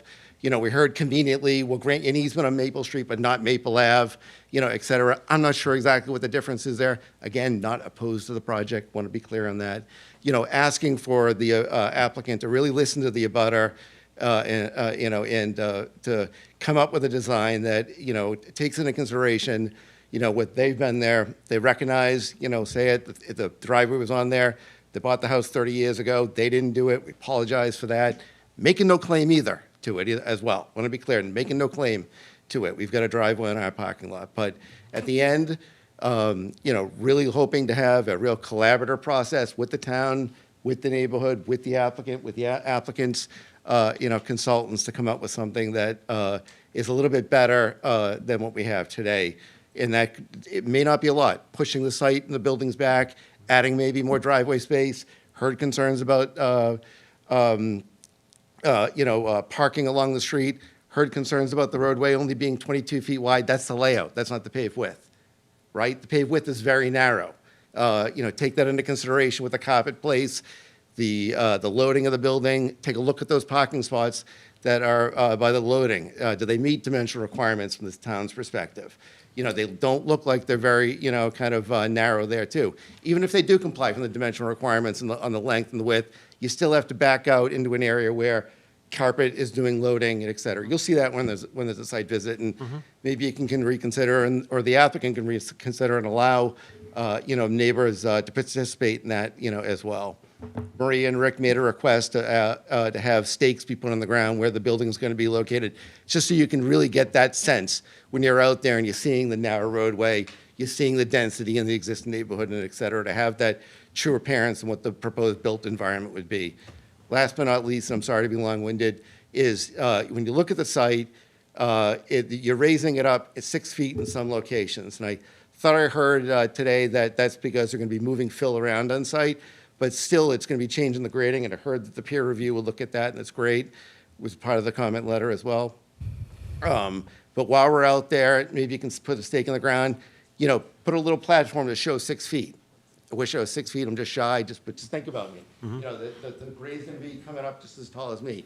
That's gonna change the contours and the runoff on the building as well, et cetera. So take that into consideration. I said last but not least, but I'm gonna say it again, drainage as well. We heard the existing drainage line is surcharging on site and overflowing. Clearly, the peer engineer will look at that as well, and et cetera. But we're probably adding a lot more impervious area. Heard that we're going to try to recharge it. I get it, but we've got to make sure that as the existing drainage is surcharging, I'm assuming that it's coming off of other roadways that are contributing to make it surcharging and not necessarily the site. So a lot to consider there. So sorry to be long-winded, but I absolutely appreciate the opportunity to comment on behalf of Rick and Maria. Okay, thank you. Any further questions or comments from members of the public? Okay, all right, so it looks like we are, does the applicant have anything further to add? Because I think we need to move to continue this public hearing I would anticipate not our next meeting. Right, I would request a continuance to your first meeting in May, please. Yes, May 12th. May the 12th. Be with you. May the 12th be with you. Too late. Okay. So I'd like to entertain. I didn't know she had further comment before I made the sorry. motion. Did you have a further comment, Attorney McKim? No, I don't. Okay. Thank you. I make a motion to continue this meeting to May. May I just suggest continue the public hearing? Continue the Give public hearing, yeah, give thank the you. address. To continue the public hearing of There's two of them. You could do like the special permit and site plan. 156 and 158 Maple Street. Public hearing and special permit? Special public hearings for the special permits and site plan review for 156/158 Maple Street. It's both the special permits and the Yeah, site plan. they're two separate. Make a motion to continue the public hearing and the special permit of 156 and 158 Maple Street to the meeting on May 12th, 2026. And use plural for Entirety hearings. of item number Hearings. Yeah. You need more, Brian? Public hearing. We're And I would point out item number 5 of our agenda. Item number 5 of our agenda from our April 6th meeting. Sure. That's fine. I think we covered it. I think we got it all. Did we say that or not? We're good. We're good? Yeah. All right, wow, that was a... But we need a second on the. Second. Third. Okay. Any discussion on the motion? Okay. Hearing none, all in favor of continuing the public hearings on what was said, to our next meeting of May, not next meeting, to the planning board meeting of May 12th, 2026. Yes. All right, any further discussion? All in favor? Aye. Aye. Any opposed? None. So we are continuing it. Thank you very much. Thank you. We appreciate your time. Meeting minutes. The last item on the agenda is meeting minutes. However, I did want to make a note. I have not had a chance to fully review them, and I do believe I do need to make so I wanted to see if we can just, Yeah. can we just punt it to the next That's meeting? completely You don't fine. have to Yeah. say anything. I need Just- further we- opportunity to review. Okay, so we don't need a motion? No. Okay. We didn't get to it, Yeah. it'll be on the Yeah. next Yep. one. So our next meeting is April 28th. 28th. If any of you could, is there any scheduling issues with any of you for that? Sorry, we're still holding the meeting. So we're still holding the meeting. So if people can not be conversing. If there's any folks, if any folks are not available on the 28th, I guess that would be helpful to know, and/or if it's question mark. I'm free. Okay. There's a possibility that I may not be available on that meeting, so if that does indeed happen, I'll know further, but if it does indeed happen, I may need to ask Gene Hartnett to step in as acting chair and Mike DeCoulis step in as acting clerk, if that happens. Gene, I think, would only do that if the next meeting's a little bit, not as, like a little bit shorter. Oh, Yeah. because that's under my Yeah. control. Yeah, it should be, I'm hoping. Anything further that we need to be mindful of with respect to, In terms of? in terms of our next meeting? So it would, the application, we're gonna discuss I believe, the housing production plan and potentially likely vote on it. Site plan review application for 54 Cherry Hill Drive. And I believe that there will likely be an A&R submitted between now and then that will likely be on that meeting, so. All right, stay tuned for our, and stay tuned also with respect to arranging a site visit as well. Yes, so I will work with the development team on dates, and then I will circle back with you folks. I have some weird travel schedules coming up, so I'll make sure to coordinate with you. Sure, but We'll try to do a yeah. 2-week. Yeah, yeah. A look for 2 weeks, like, yeah. Yeah. 2 weeks. Just need it before May 12th. Oh, no, Yeah. I'm saying from now until 2 weeks from now, we'll try to get any and all possibilities Sure. within the next 2 weeks. I'll- Get, an hour on site. I'll get more than one date, so we'll just, whatever, the date that most people could come, we'll pick. That sounds good. And the only other thing I would say is, thank you to Dave and to John for Quite the first was meeting. a rough coming to first meetings. one. This was a long first meeting. They typically are not, but we had a Please lot come to back. cover. Yeah, I quit. So, all right, well, we do need, I would like to entertain a motion, I would like to entertain a motion to adjourn. I make a motion to adjourn. Second. All right, motion's been made by Gene, seconded by Mike. Any discussion? All in favor, please say aye. Aye. Aye. Aye. Any opposed? None. Our planning board meeting is adjourned. Have a good night, everybody.